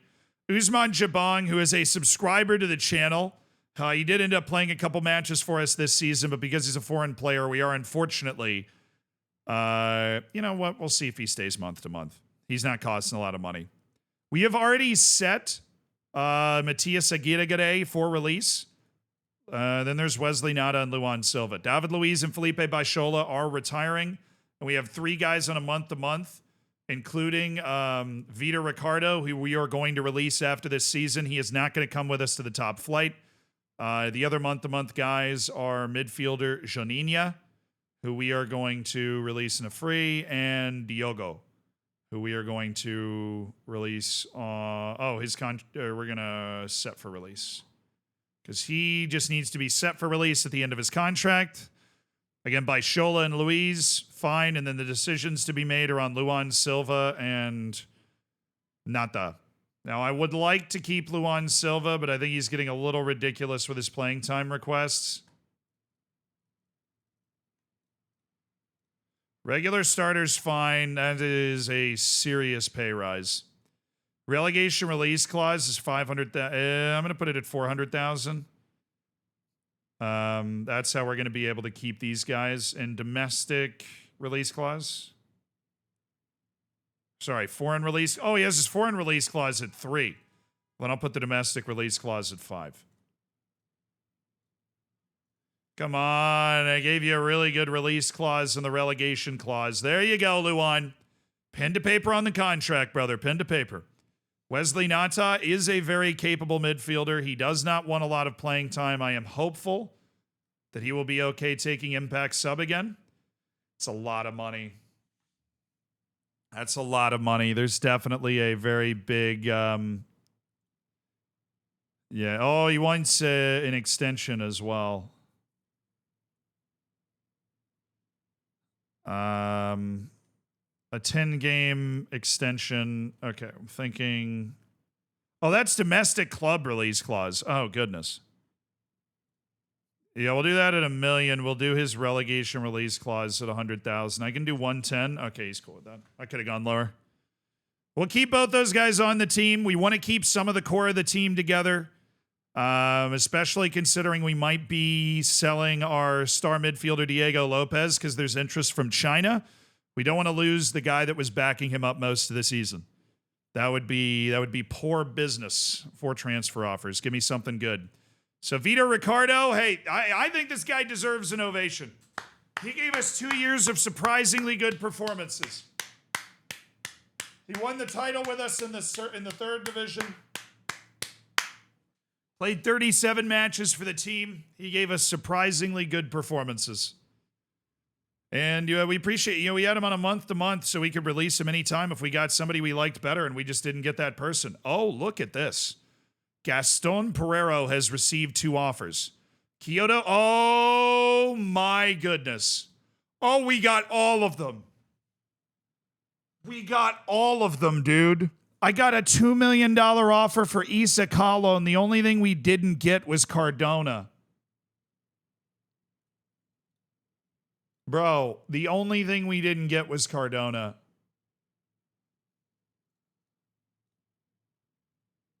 Oh, okay. One at a time. Huge transfers on the table here. He has no interest in joining Goianiense, but he's incredibly... he has no interest in joining Coritiba? Bro, why? They just gave me $2.1 million for you, so I really hope you reconsider. They definitely have the money. They just finished 10th. They're going to be in continental competition next season, Gaston. This is a huge opportunity for you, dude. Oh, they're trying to put it mostly in the other clause. But hey, if you got the 2.1 up front, they don't. I didn't think they had the 2.1 up front. Coritiba's got a much better chance of talking Gaston into joining. He wants to go to Kyoto Sanga. We'll try 3. 2.6? Absolutely. That is an unbelievable transfer. We signed Issa Kalon for free. He played 24 matches this season. We had a falling out over playing time. He's occupying one of our foreign player spots. And now he's headed back to Eastern Europe. He's headed to Japan. He's on a pretty exorbitant wage for the ability he's given us. We always liked Kalon. He played pretty well, but he was never a key player in the system. And he's 29 years old, and we can get $2.6 million for him. Bro, I am thinking like 3.7 for Lopez.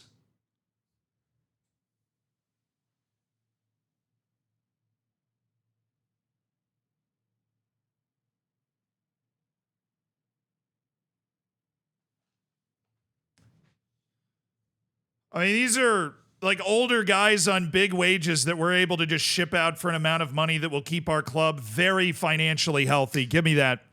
Give me that all day. We love Diego Lopez. The guy's got the sauce, but we can find, we can find other guys that can play at this level. We can find other guys that can play at this level.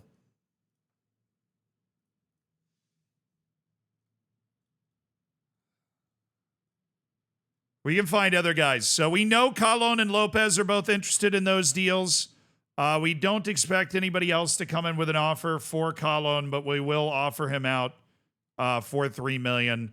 We will also mess with this. We aren't expecting any other interest, but we will try to see if we can bait in another offer for Lopez.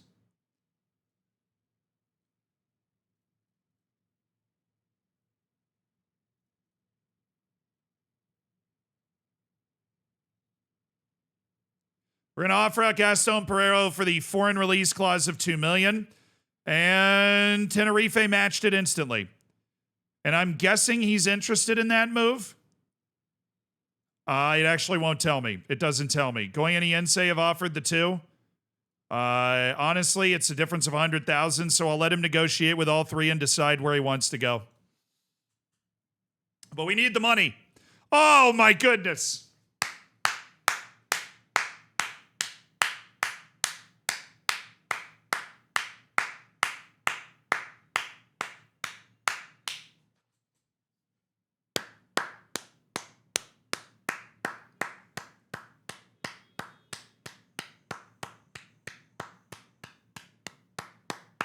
I feel so bad we couldn't give these guys a title as a send-off. What an era that's ending at this club with Pato and Forrester and David Luiz.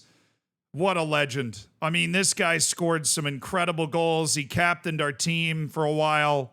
He hoisted a trophy, and he was just a generally all-around unique center back.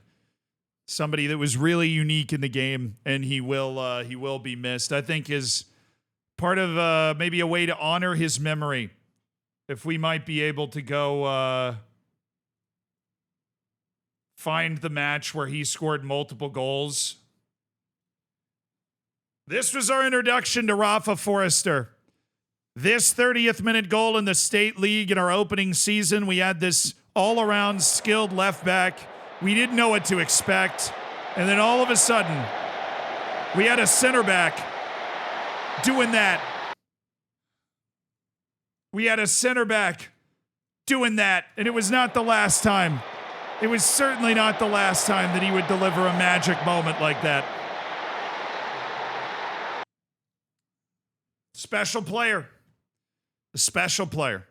Captivated hearts with a couple of magic moments, that's for sure. Rafael Forrester.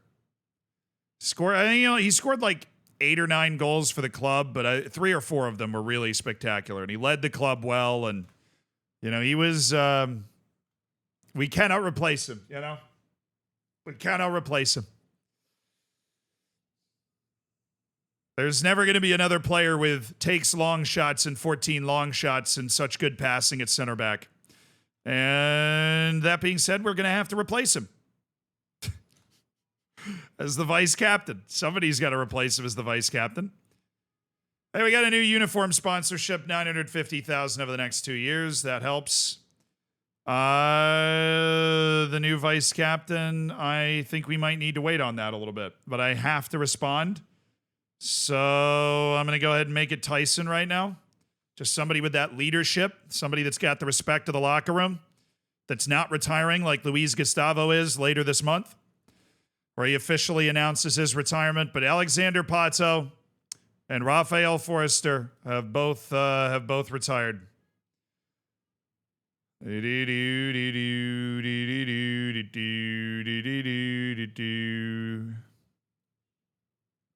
Alexander Mishinko, Daniel Escano.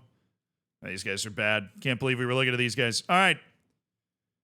Let's go to the trial farm. We've got everything set up. So most of these guys are not on teams. These guys are on teams.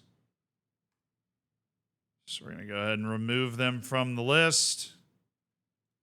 You guys can all come trial with me right away. And if you're not up to par, then we are going to release you. Eduardo Vargas is retiring, so we can remove him from the list as well. And then there's Cal Lucas, the young striker that we might want.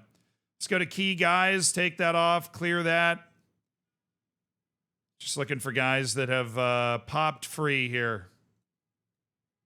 There are a couple. Lucas Silva, Edinho, Jordy Verman, and Emerson. You guys are all welcome to come hang out at the facility, and we'll run you through some drills. Mohamed Bouya Touré. Okay.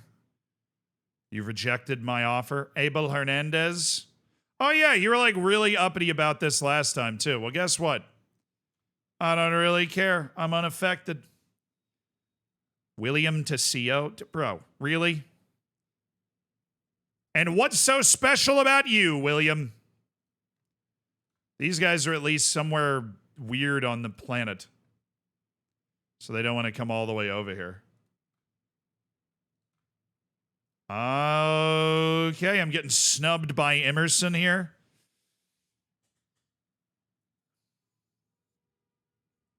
Good athleticism, technical ability combination.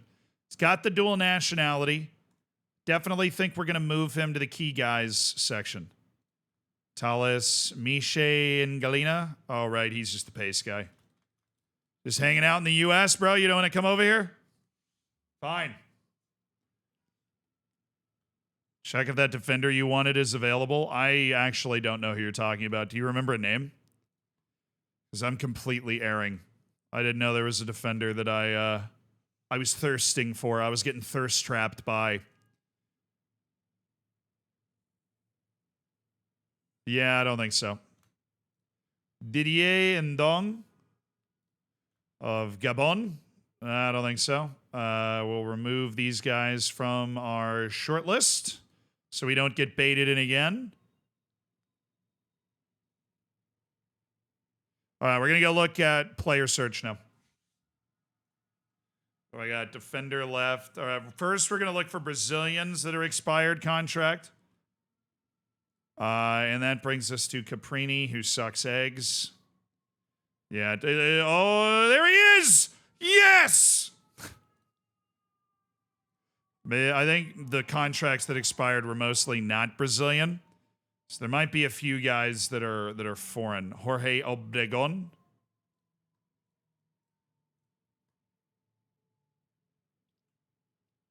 Bro, Egyptian goalkeeper Gabaski. What the hell is going on with the name here? Gabaski. Bro, sounds like a Polish intelligence officer.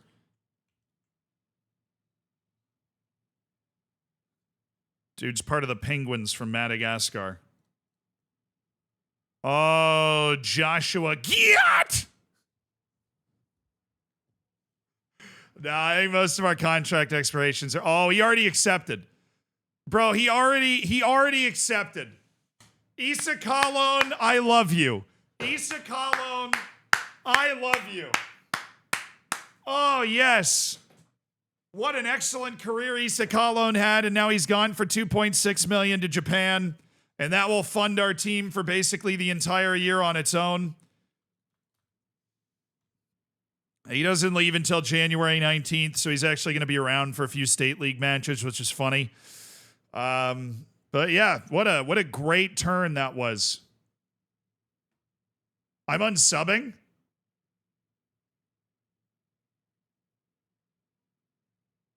You telling me Gabaski is like somebody I should know? Oh, Obregon looks like he might be good. Oh, Potosi, I literally brought on trial. I brought him on trial as he retired, dude. He's now a staff member. I brought him on trial as he retired. Tell me he's in my squad. Tell me it glitches out and he trials with me forever. Dang it. Wow. Diego Lopez is sold to Shanghai Port for $3.7 million. He has one of the girthier wages on the team. He was guaranteed through 2027. Yeah, I mean, this is what dreams are made of right here. This is what dreams are made of right here. $2.6 million to the Japanese league for Kalon. 3.7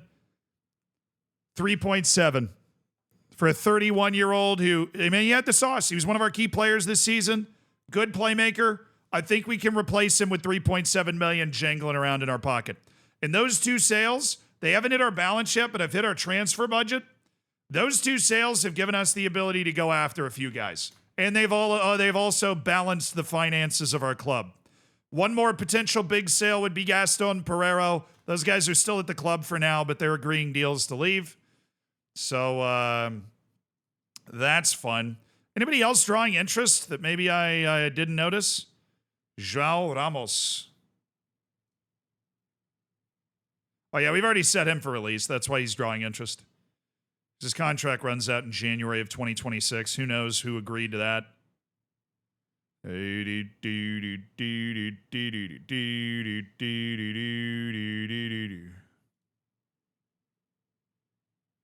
right, that's basically every major player that was drawing interest from other clubs, and we've instantly capitalized on that and turned it into a pile of money, which is going to save our club.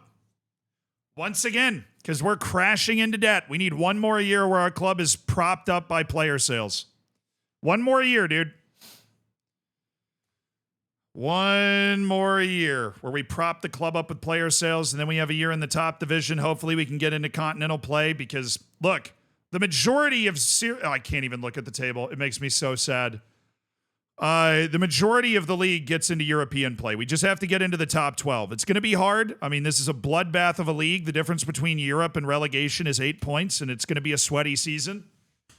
But if we can... Europe. Continental. Am I saying... Yeah, if I say European play again, just take me out back and old yeller me. Continental play, chat. Like I was saying. Oh, Agirigare is retiring. Okay. I literally set him for release, but that means that we had 6 retirees on the team this year. Good decision by Agirigare. He was going to have to go find a new team and play in like the 2nd or 3rd division. Maybe go back to Uruguay. Not be able to play in Brazil anymore. I mean, when did I make these promises to not sign a replacement player? Or is this just a glitch that those just popped up?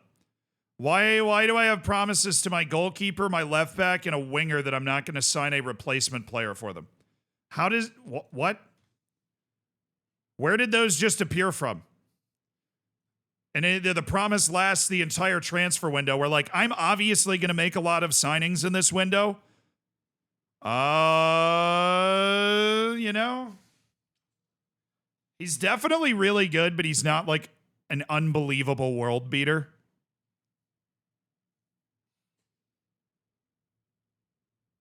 I love his versatility, though.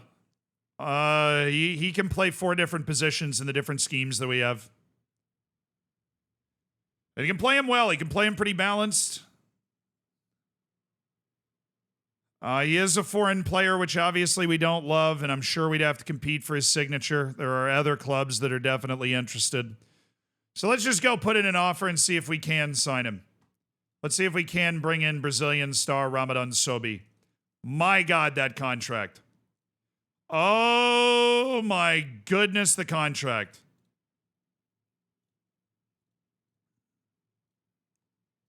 It's on the way back home. I'll release Ramadan Sobi for $500,000 if we get relegated. Team of the Year bonus is going to be monstrous, $145,000.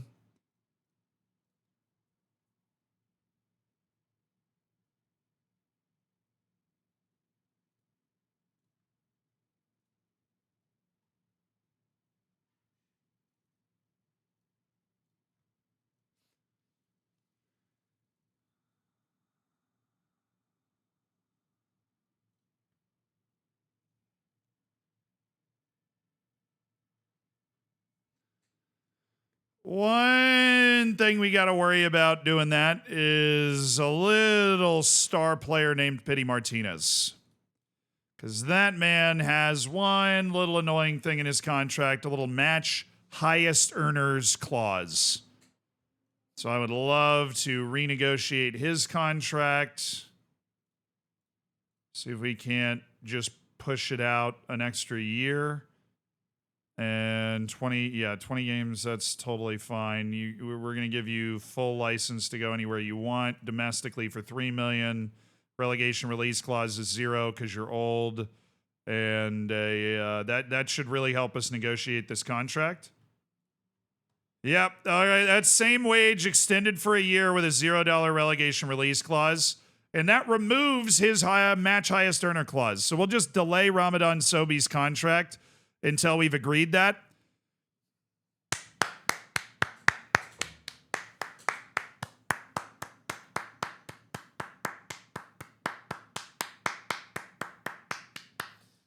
Now, if you don't remember, there was one day where Felipe Baishola was literally the best player on planet Earth.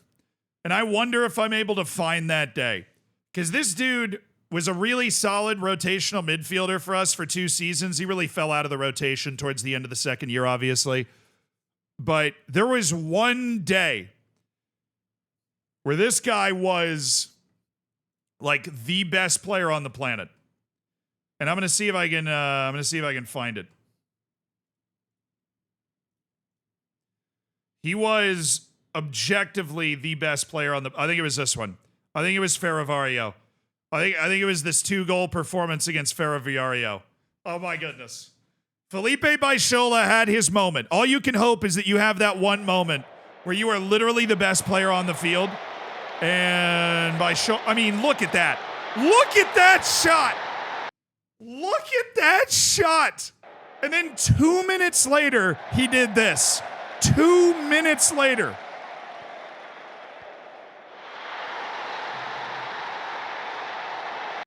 He was capable of greatness. He was capable of greatness. And that is how we will fondly remember Felipe Baishola, is the one match in the playoffs where he was the best player in the world. Yeah. Oh, I understand it now. Again. Somebody said that after scoring a generational banger. It's all on, guys. Okay. We've capitalized on the interest in our players. Did Gaston accept his offer and I didn't even see it? Or did he reject it? He accepted it.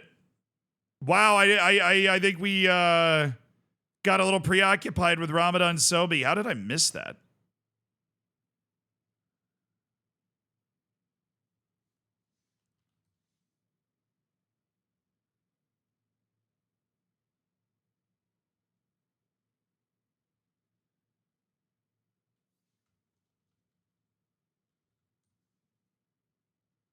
Bro, I never got an inbox message.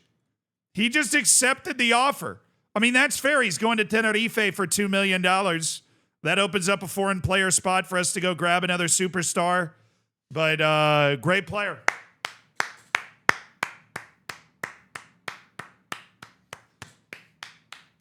Yeah, no, he had a $2 million foreign club release clause. We found a club that was willing to pay it. That frees up a foreign spot, a decent bit of wage, but we are obviously losing a very reliable, good first-team player.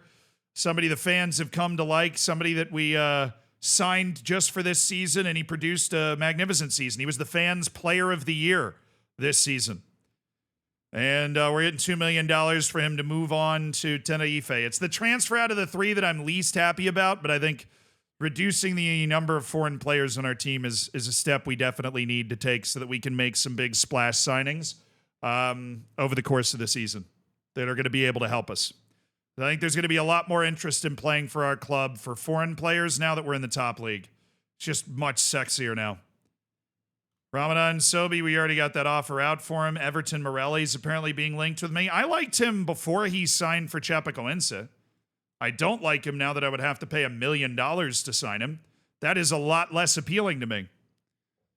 Sorry. No one is dude. And no one thus far on this team has memed like Gaston. I'm going to miss the Gaston memes, dude. I'm going to miss the Gaston memes. What a year of Gaston memes. And he scored the goal we thought won us the league. He scored that goal in the final match of the season to put us up 1-0. Pity Martinez has signed his new contract, extended out a year, and that will allow us to bring in Ramadan Sobhi without having to worry about his matched highest earner clause. To keep your head on a swivel. He's very good.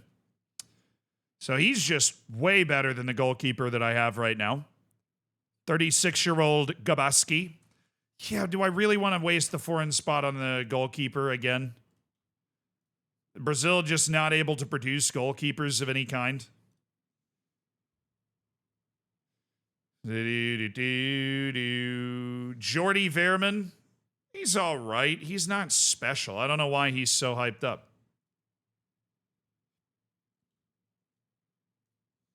Jorge Obregon. Oh my goodness, the strength. He's a wide target man.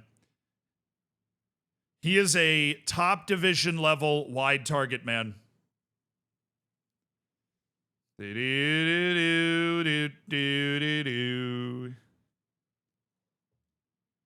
And then there's Stenio, who's not very good, but we'll keep him on the short list. Just making sure we have this guy on my... No, I don't. Jorge Obregon, Lucas Silva. We're going to move him to Trial Farm. All right, Lucas. Jordi Verman, I don't really care about keeping track of. I'm never going to sign him. Yeah, I'm very happy with the extension of that contract so we don't have to pay him a lot more money. I think that's good stuff. All right, now we can get Ramadan Sobian, our first big splash signing. And another superstar to pair with Lucas Fernandez for the league. I want to get him in as quickly as possible so that he can spend some time learning Portuguese and meeting the guys. Just hanging around. Keep Gaston? Bro, I can't. It was a release clause. Bring Gaston back. Don't sell Gaston, our man Gaston. I just don't think you understand. If you sell Gaston, our man Gaston, you'll have a riot on your hands. Oh, that is good. That is good. That is funny. It is funny. And I'll tell you, I wish it didn't make sense. I'll tell you, I wish it didn't make sense. I really wish it didn't make sense for Gaston to be leaving us so soon. It feels so soon. All right, we got a new chief doctor. We don't get to hire the chief doctor. They're appointed by the board. So Captain Watterson has informed me that a new chief doctor has taken the helm. All right. Use the editor. Nolism, I'm sorry. How much is the release clause? It was $2 million. Oh, he's headed to the DR Congo. Nice.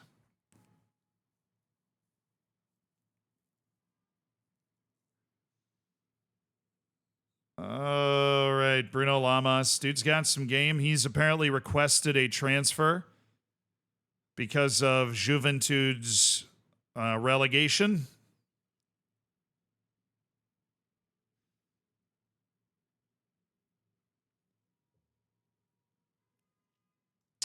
Definitely want to make sure this guy's on the key players list because he's a baller. Definitely a good player that once we get into the thick of this transfer stuff, going to want to make those moves.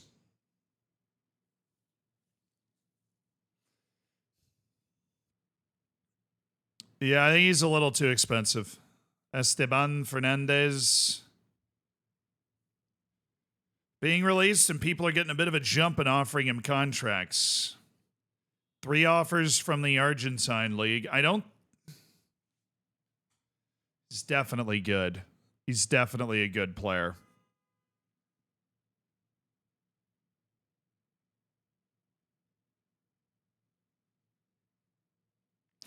I need a real star right center back. We're losing David Luiz. We're losing Rafa Forrester. We really have...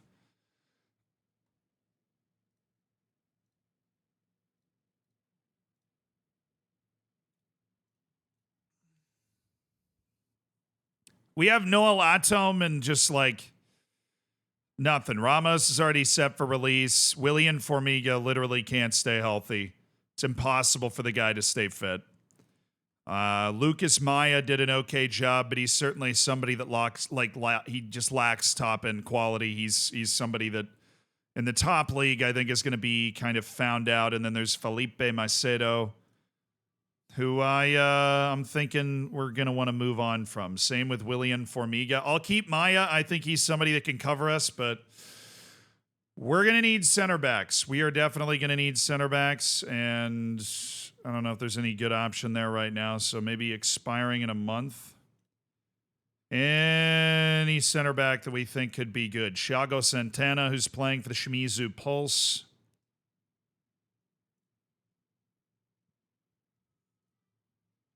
Luis Advincula. Any names I recognize? Not really.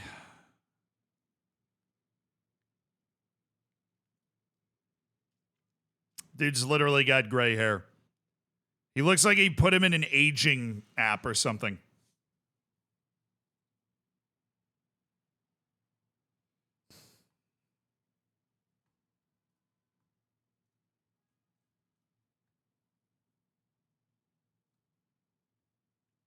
Yeah, I don't think that guy's a center back. I think that this is not working.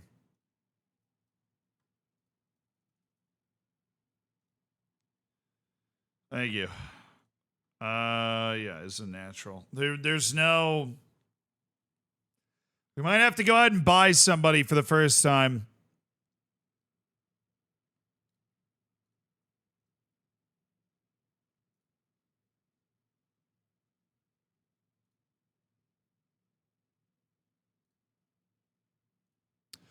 But why, though? But why are you not interested in those discussions? Is my question. So much opportunity here.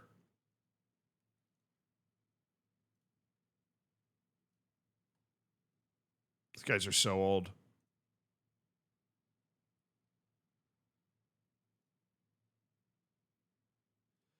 Needs the squad to be significantly improved before he would consider joining. That just means you're a jerk who hates fun. Also, what do you think I'm trying to do by signing you, man? What do you think I'm trying to do by signing you? All right? Seriously. What do you really think the goal is here? All right, chat.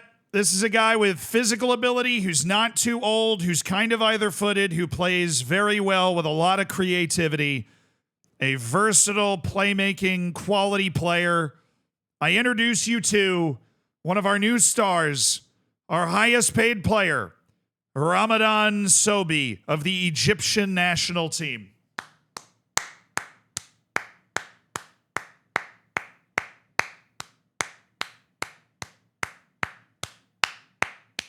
Bart Beard, thank you so much for the 3 months. Thanks for supporting the stream, brother. And congrats on cooking your bacon. Thank you for spending $5 of Jeff Bezos money as well. All right, Ramadan Sobi's in. We've got a ton of money to spend on wages for talented players.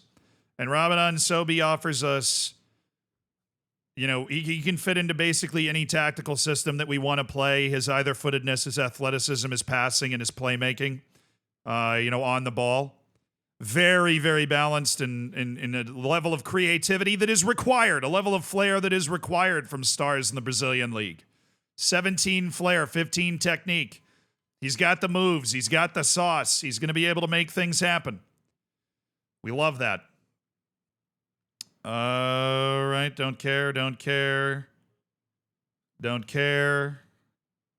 Sponsorship revenue's gone up to over 1.48 million. Changes to stadium ticket prices. Yo!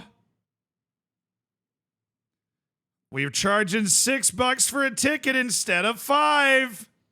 Somebody watch out. All right, we're going to put a ton of money in the scouting budget here, and we're going to keep scouting the world. Yeah, we're not going to spend all that transfer budget, so just want to make sure our scouts have everything they need to blanket the world and find the best players. We identify Brazilians all over the world using that as well. We're able to find those Brazilians all over the world that can do some good stuff. He's another one of these players that is kind of held on from Serie C, but I don't know if Wesley Diaz, I don't know. Why would I hustle to get rid of somebody like that? Gleason might be looking at an improved contract in the future. I like you, Gleason, but I don't know if we want to extend beyond this year, all right? I think we might just want to chill and see what this year brings, all right? See if he's willing to come off star player. He is not. They usually aren't. They are usually not willing to come off star player unless a lot of adjustments have been made to the team. Kind of surprised Tyson didn't retire. Kind of expected him to retire. So now we're just saddled with a guy that's going to turn 38 this season in a winger position. I mean, he was pretty good for us off the bench. He choked it up in that final match, though. The title-deciding match that's still haunting my nightmares. KS, thank you for the 35 months, dude. Sobi looks like a star for a bad UCL team. Bro, we will take that. We will take that. Samson, hating on the 25% increase. Oh, Luis Gustavo and David Luiz retirement dates, their official retirement press conferences, they're still on the way. Man, I can't believe we didn't win the league, dude. Did Thiago Silva retire yet? Funny thing is, he's aging so gracefully, he's probably still too good. Saying I'm interested in Waverton. I mean, let's take a look. Let's size it up a little bit.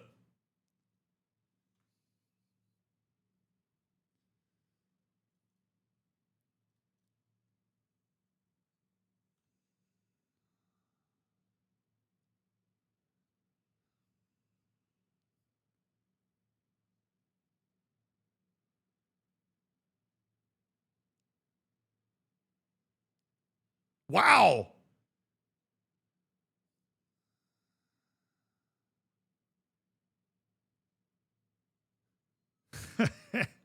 House Hirab of the Crusader Kings save. Oh, we love our some House Hirab. Yes, Felipe Macedo, William Formiga, they both failed to attract any offers. Just feel like we need to reduce the size of our squad a little bit. We're funding too many guys around this team. I'll let that go for now. We'll at least wait for the transfer window. Doesn't seem like we're going to be able to drum up any interest outside of the Brazilian transfer window for those guys. That's where we are right now. We're very outside the Brazilian transfer window. Obregon's headed back to the Colombian League. Oh, baby, we just hit 100. And this is going to be a lot of potential end-of-contract signings, so going to need to pay attention to this one. Going to need to lock in. Gildry Lasso, the illegitimate child of Ted, playing for our old club, Janeros.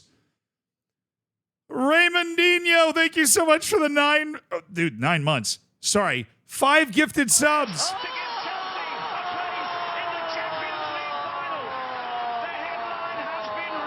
Moonwolf, of course. You and Slar and everybody else that watches these streams to be able to get away from stuff and relax.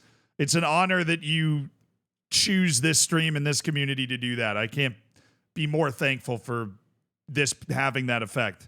Very impressed TTS nailed Gerben Guli Birdie Makamedov. And yeah, keep running, man. Running makes you feel good. Bro, we got 1,872 hammers. We are closing in on 2,000 hammers. And the last Football Manager came out a year ago. Who says Football Manager's dead? Football Manager's never dead here. Let's go, hammers!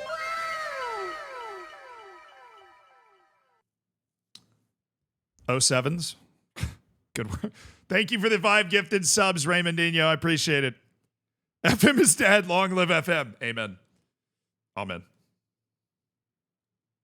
FM is dead. Amen. Hey, Lucas Felipe of Crotone in Italy. Dude's a really solid player. You know, I really like this guy, and that's why I keep him on that short list where I feel like I'm going to snap him up at some point. Thank you, Medical Car. Oh, you hear like literally everything I ever mentioned. Just under my breath, 07.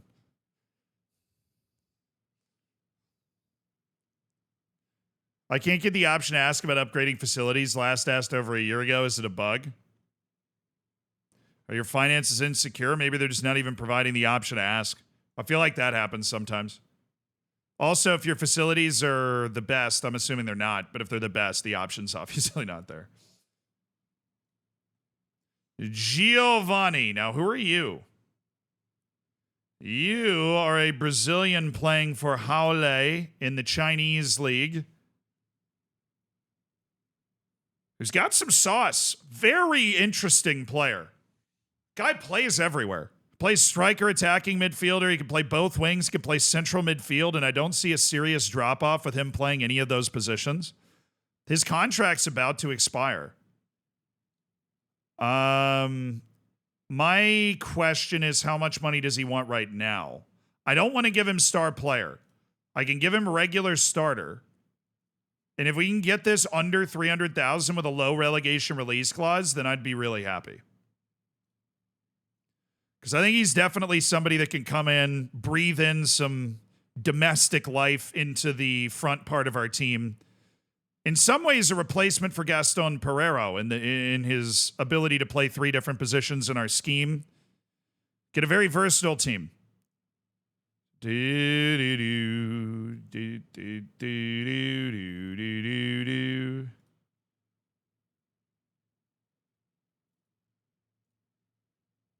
he wants to leave Brazil again, so he has a $1.7 million foreign club release clause.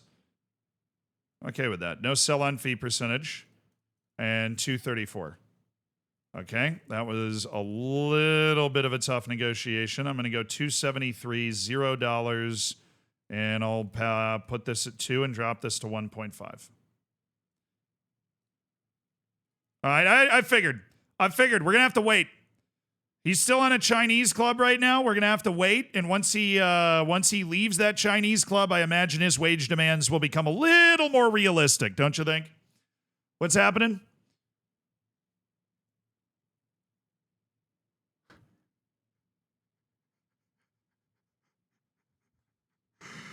Hold on. Wait. Hey, boss. Sorry for leaving without saying goodbye. Or sorry for leaving without saying anything. I hate long goodbyes. Thanks for the opportunity you gave me in Sal Bernardo.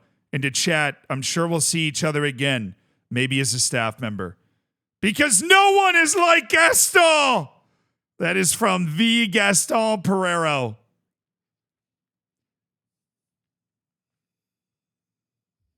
I'm sorry, man. It's his opportunity. You can go play in the Spanish divisions, with Tenerife. It's one last great opportunity to go play in Europe, and you want to take it, and I understand, man. It's okay. It's okay. We forget, it's okay. There's no hard feelings here. Dr. Science, thank you for converting your sub. Raymond Dino, thank you again for the 5 gifteds also, you absolute beast. Gast gone, unfortunately, yes. Sad. Pedro Arthur.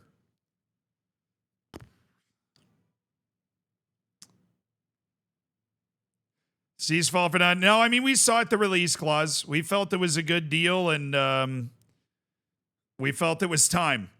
There was interest for Gaston for a couple $1 million. The financial situation of the club, I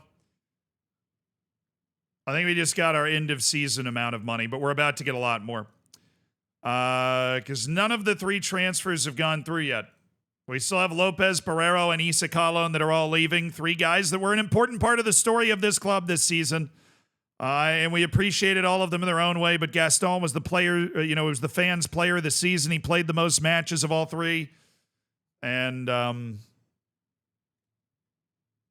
just because it's time, just because it makes sense and it's time to move on, doesn't mean that we're not sad it's happening. It doesn't mean we're not sad it's happening. Because we are sad it's happening.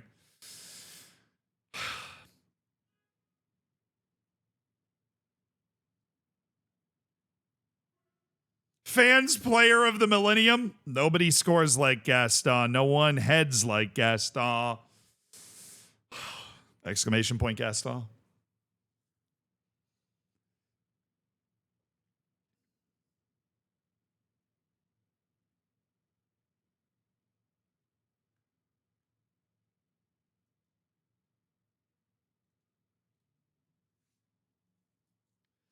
Manuel Blondo, Aaron Spitale, I'm not looking for guys that are foreign players that are going to come in and be bad. I'm looking for guys that are foreign players that are going to come in and make a huge difference. I like this guy. I like this guy. Very well-rounded ball-winning midfielder, Brazilian, leaving another club with the experience of playing in the top division. 22-year-old Flamenco center back Clayton. Well, the 20 determination's kind of intoxicating. We know the guy's going to go super hard. He's going to sail into everything and play his butt off. And that dude's going to be down 10-0 in a match and still believe. And there is value in that. There's obvious value in that. Not enough for me to do anything about it, but there's obvious value in that. Nonato. People have been saying I'm going to sign Nonato for a long time. He's a spine player. Plays defense, plays offense, right up the middle of the field. Pretty good athlete with it, too. He's leaving Santos. Where did they finish? 9th. Okay, so Santos has righted the ship in terms of where they're at in the leagues. They're letting Nonato go. I should have him on key guys already, so we'll be able to dive in once that contract's up and see what he'd be interested in. Vetli Sjarvik. Yeah, I don't see it. I don't see it. If you're giving me foreign players, and I love the fact that you're giving me Norwegians, but if you're giving me foreign players, I got to see something. I'm not seeing something. Eric Castillo from Coritiba. Again, not seeing something. I like the strength and the stamina on that guy, but there's not enough left in the... there's not enough in the engine. The engine room. Chat's rioting again. We couldn't save Gaston, so they want to Saint Gaston. Saint to die. I'll tell you what. You know what we could organize? Because there are a couple of players that are not sainted that people believe should be sainted. Okay? I feel like we could organize a community vote on stream sometime next week to allow for one player, whether it be Jade Nadai, Kevin Barrientos, one of the Malachi Reeve, Massimo Younghusband, Grantley Poor, any one of those guys that can we unsaint a player? Hishen, Mate Balaz, Jamal Blockman. No, you cannot unsaint a player. Once a player is canonized, they are prayable for all time. Declare mass excommunicado. Trying to throw mass out of the FM Saints right now? Whoa. Well, it's not into contract signing. He just signed. Bro, oh man, they just re-upped this contract. That sucks. Luis Oyama literally went into my scouting center, but it didn't come up fast enough for us to be like, yes. Allow me, my lord. I'm going to move him to key guys. Adrian Goranch. It's definitely good. Definitely a very, very good complete wingback type guy. And he's available for very cheap. Those are the type of transfer values we're looking at. Little short. Oh, that's the determination for me. Not important for development, but boy, does it make a difference in the way they play on the field. Those low determined players, they don't get stuck into it. Jonathan Fleita. See, where's the athletic ability? He can't jump. He can't run. He's freaking 5'11", 154 pounds, right? He's got good technical defending skill, but it's not like he's incredible with his feet either. I need a center back that can physically, be strong, tall, or fast. Give me one of the three. You got to hit something. If you're going to be old and technically good defending, you got to be able to elevate. Natinho. Yes, I will keep track of this guy. Reese Hall. I don't think so. Daniel Giraldo. No, not for a foreign player. Gabriel Serrano. 16 long shots is sick. Dude plays for a club named Douglas Haig. I love the Argentine League. You should make a video with all the Saints we have in their stories. You want to know something really, really, really, really, really cool that I haven't told anybody? We're working on it. We're not going to be able to do all of them, but like some of them. We're working on it.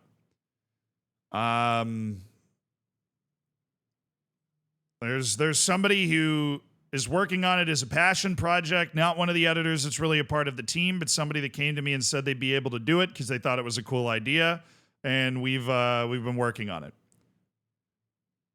Owen Vanderhorst will forever be my GOAT. See, the funny thing is, everybody joins the stream at different times and is in the stream at different times and, you know, falls in love with different players. Like, there's so many different favorite players that you guys have. Like, we just do it in the chat right now. Who's your favorite player from any team you've ever watched on stream? From Johnny Cano to the Block Man to, you know, anybody. David Bulow. Joe Cox. There you go. Joseph Cox. The Jump Man. Oh my God, the Jump Man. I forgot about the Jump Man. Sebastian Beaver. He Shin. Nick McCooty. Incredible shout. Lelamilla Bad Boy. Eric Mendez. No, they don't have to be good. I just asked for your favorite. I just asked for your favorite player. Nick Lima. Mr. Red Card. Onsi Carlinen. Nick McCooty was a legend, bro. Davide Falcone, the deep-lying forward. Clabinho, the original libero. Pablo Rodriguez is an incredible shout. That guy was great for years. Former Real Madrid youth player that helped carry. Loved him.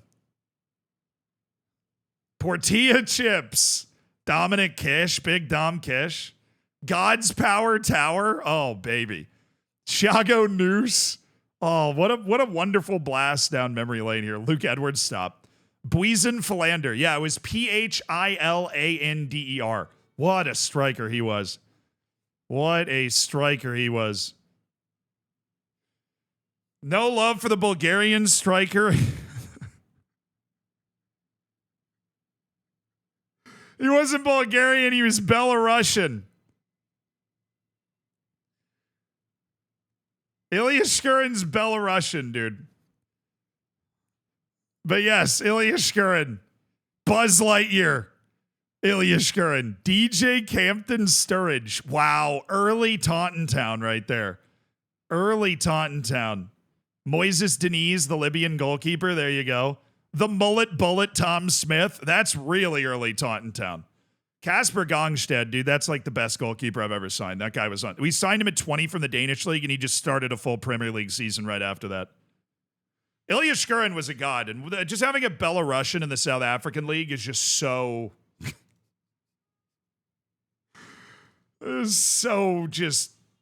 so us, you know?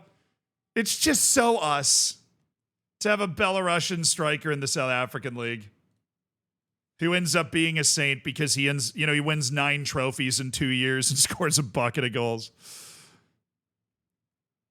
Oh, Pule. I haven't thought about Pule. Matty Manya. I haven't thought about Pule Matty Manya in so long. We sold him to the, I think it was like the Prim, right? From the Dorfers. Because we had the new German goalkeeper, Wolf, coming up behind him. Joe Lewis from Aberdeen with the pen save to win us the cup. Joe Lewis is one of the most forgotten saints. Joe Lewis is one of the most forgotten FM saints out there. Made the save in the cup final of the beta save with Aberdeen to win the cup.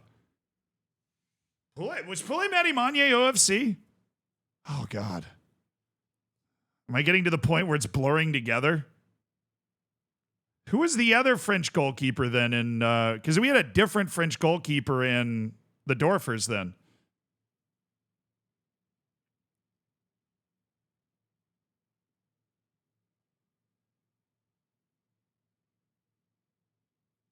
Aberdeen mentioned? Yo, he managed him in a beta save a couple years ago. That's where Joe Lewis came in. He made the save. Joe Lewis was that dude. Guilherme Balsi. Bro, you're talking about Anderson Lopez, Shenry. That's the first name I've seen that I'm like,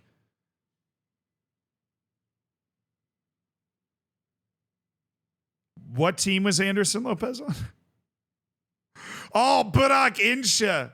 João Oliveira. Oh. He was that.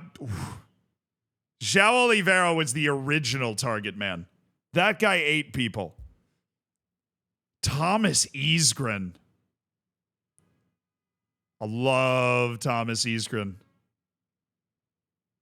He was on, he was the striker on Yokohama. Anderson Lopez was that random Brazilian on Yokohama that we. What a random player to be your favorite, bro. Oh, Charlie Whitaker with Taunton.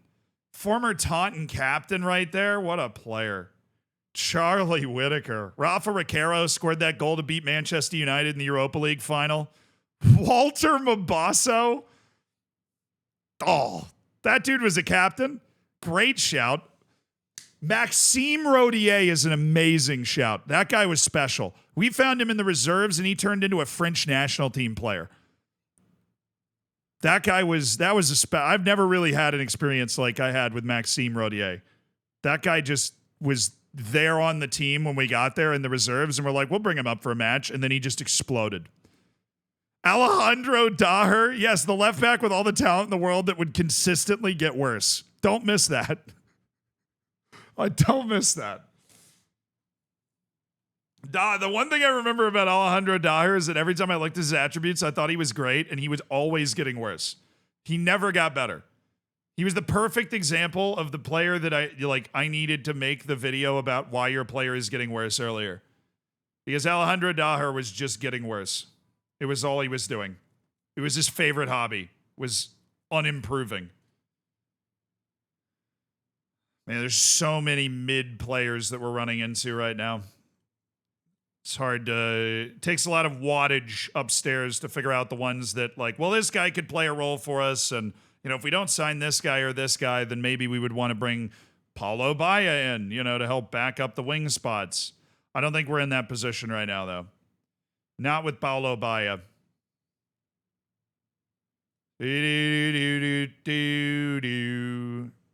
Adam Nielsen matches the current recruitment focus. He does, allegedly.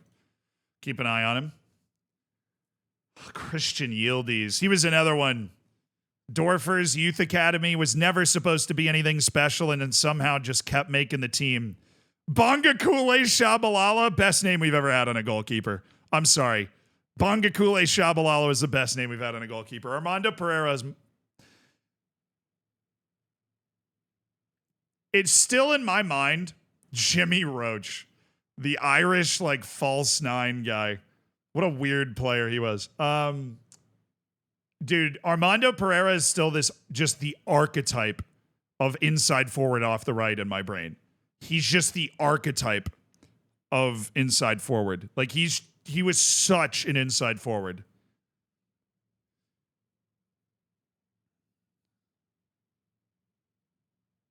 Yeah, Bellarmino Secca was sainted. Here, I'll pull it up.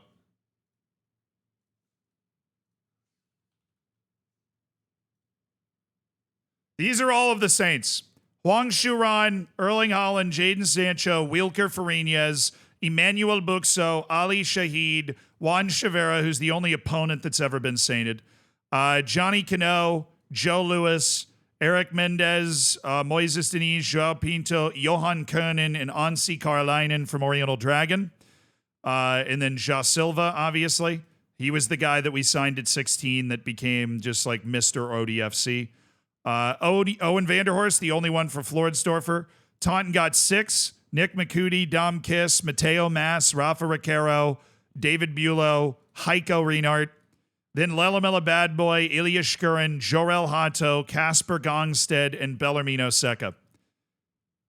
So there were 6. There were 5 from the Journeyman, 2 with the Pirates and 3 with Tottenham.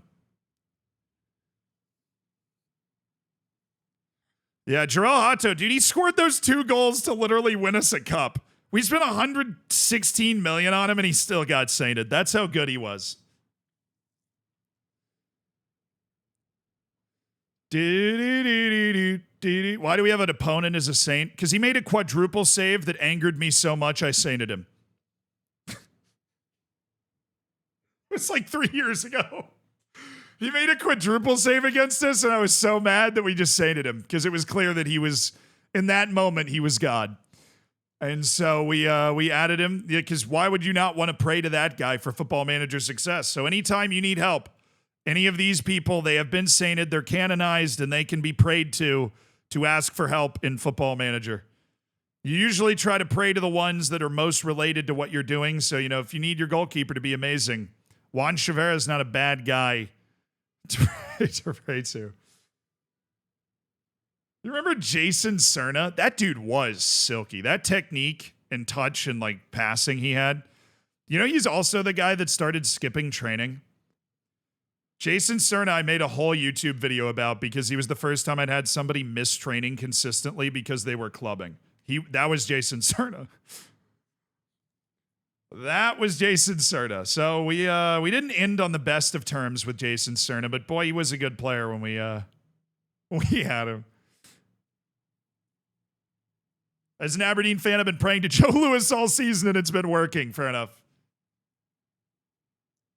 Sometimes I find myself doing the Dear FM Gods, we come to you today at work randomly.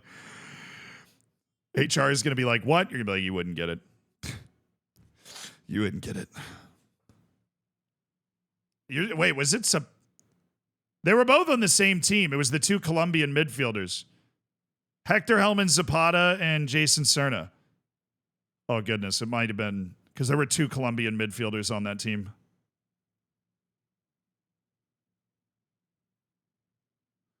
Super important poll. What's happening here?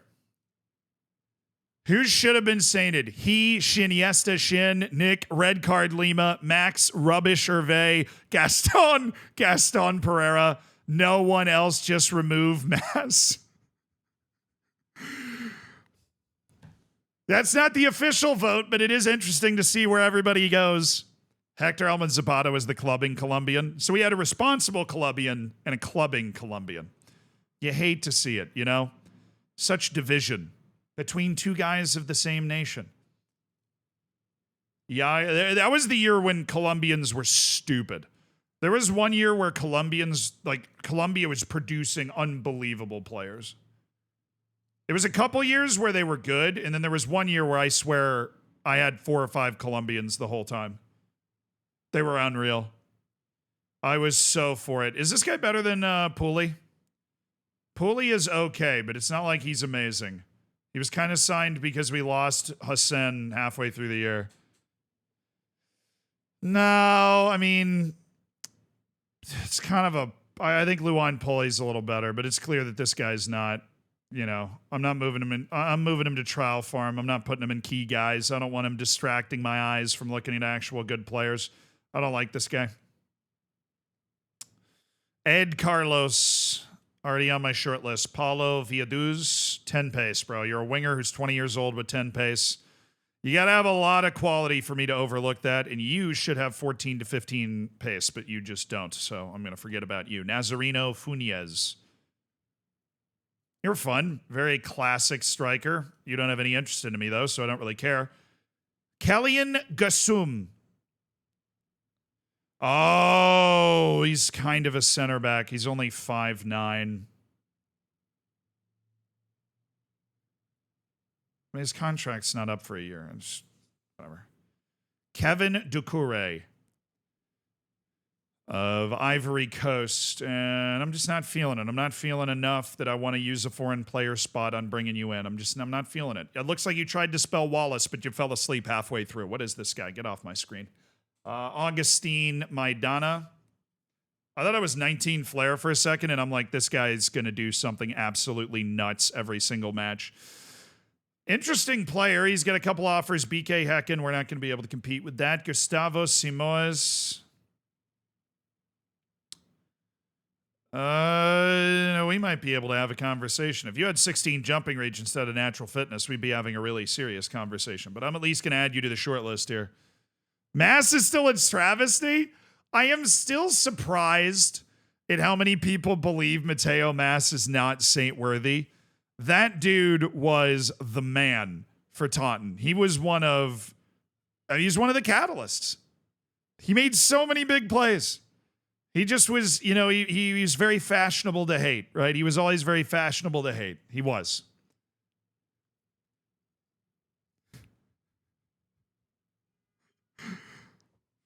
It's very, very fashionable to hate Mateo Mas because of how much we spent to bring him in, and a lot of people didn't think it was a good deal.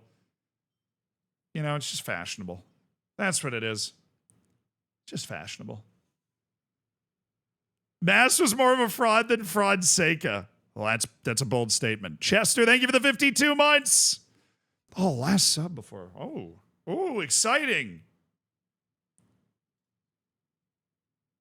Hell yeah, dude. Hope the move goes well. Always a stressful time, but remember, it's worth it. That light at the end of the tunnel makes it worth it.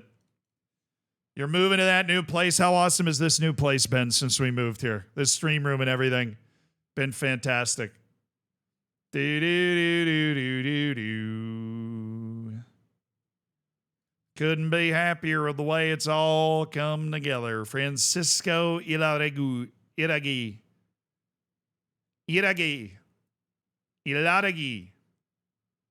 Nailed it.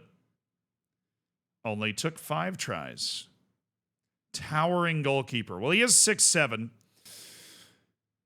And it looks like he's leaving Juventud after they've been relegated twice, so that's fun for him. You're bad. Esteban Fernandez, obviously in advanced talks with another club. I don't have any great interest. I don't think he's a massive difference maker. The way that I'm going to jump out and grab him early in the window and make him a key part of my team. Feel the same way about you, Martin Garnerone. Matias Budinho. Now, definitely not good enough as a foreign goalkeeper that I'm like, yeah, why do my scouts love this guy? I have no idea. I have no idea why my scouts love this guy. He should be moved to trial farm because his contract's about to run out, but I got no clue. Andre, who's at Avaí, contract's about to end. Well, he's definitely somebody I wouldn't mind being a depth option in the midfield. Well, that's a first. That is a first. Somalia. Mubarak Nu. A Somali international who plays at Malmo. I've just never seen the Somali flag pop up in my inbox before. We're not going to sign him because he's not good enough, but shout out to Mubarak Nu for carrying that Somali flag in the Swedish leagues. Nah, it'll pass. Dr. Benji has an unreal Zambian region. Respect. That's just all about right there. If only we could be so lucky. Normally when we see these guys, they don't look like a good move, but this Irishman looks like not a bad move, and it's got that classic English work rate, you know? And it looks like his contract might go out. Looks like Ipswich might not be hanging on to him, and maybe we bring an Irishman down and make another Alexi McAllister. You know, we're just engineering.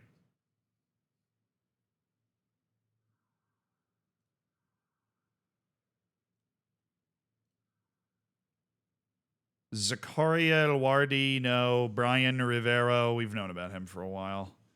Super sound. Brian Guille. Juan Cejas. Matias Palavecino. Leonard Flores. And Ronnie Carrillo. Okay. Oh, yeah. Look at this strength, man. If you could jump at all, it's actually an interesting player. Ton of strength and work rate. Feel like he could really bully a lot of the field. Definitely interested to see, like, how he would play in the match engine, but I don't know. I don't know, brother. I don't know. All right, chat. It's Luis Gustavo.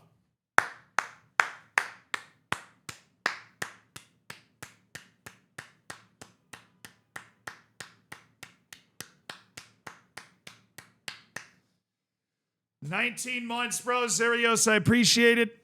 He came in and finished the last 6 months of his career with us, and we really appreciate it because I think he really did help us down the stretch of the season. He scored a goal as well and had 2 assists. And, he closed out his career not with a title like he would have hoped, but he got to play. He got to be a part of a team, which he wasn't at Sao Paulo the year before. And he obviously had a fabulous career playing at Bayern Munich and looks like Marseille as well. Very good career for Luis Gustavo. And it has now come to a close.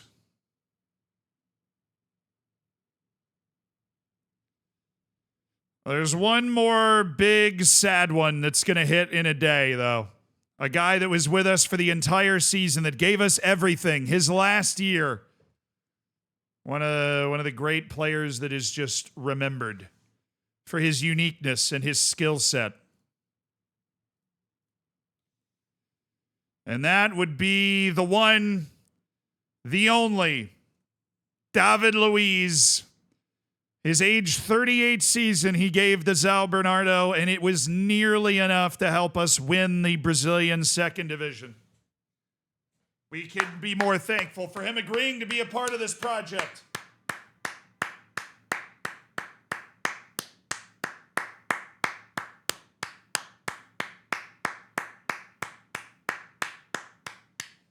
We couldn't be more thankful for him agreeing to be a part of this project. We're sorry we couldn't send him off with a trophy, but he got, again, what these guys want. You get towards the end of your career, he got the opportunity to be an everyday, relied upon starter, played 36 matches across both league segments, and gave us the goods. Gave us the goods after 4 years of Flamenco being kind of a rotational player. He got one last year, really letting it rip. Absolute legend, David Luiz. And that is where we will leave it until the beautiful Friday stream that we're going to have tomorrow. But thank you guys so much. We're going to raid somebody. Fist bump. Love you guys. I had a great stream today. Excellent vibes. Thank you guys for everybody that subbed. We're nearly at 1,900 subs, which is just absolutely insane to me, and I really appreciate it. Fist? No, it's fist bump. Boom. Right there. That, or I'm just punching you repeatedly, but that's not what's happening. All right, who are we rating? We get into the old football manager here. See, we'll raid somebody else. I haven't rated Dan in probably, a ridiculously long amount of time. He goes by Big Meaty now. This is Viking Dan, if you remember that name from back in the day on the streamer showdowns and everything. And we're going to go check his stream out, and we can copy pasta this one. So get a copy pasta nice and warmed up. I'll see you guys. We can do the Clabinho copy pasta. I love the Clabinho. Oh, wait. We should do Gaston. He hasn't officially left the club yet. That will happen on stream tomorrow. It will be emotional. We should do Gaston. We need to keep that Clabinho copy pasta alive because it's freaking awesome. But we should do a Gaston copy pasta. All right, I'll see you guys tomorrow. Have a good one, everybody. Have fun with Dan. Bye-bye.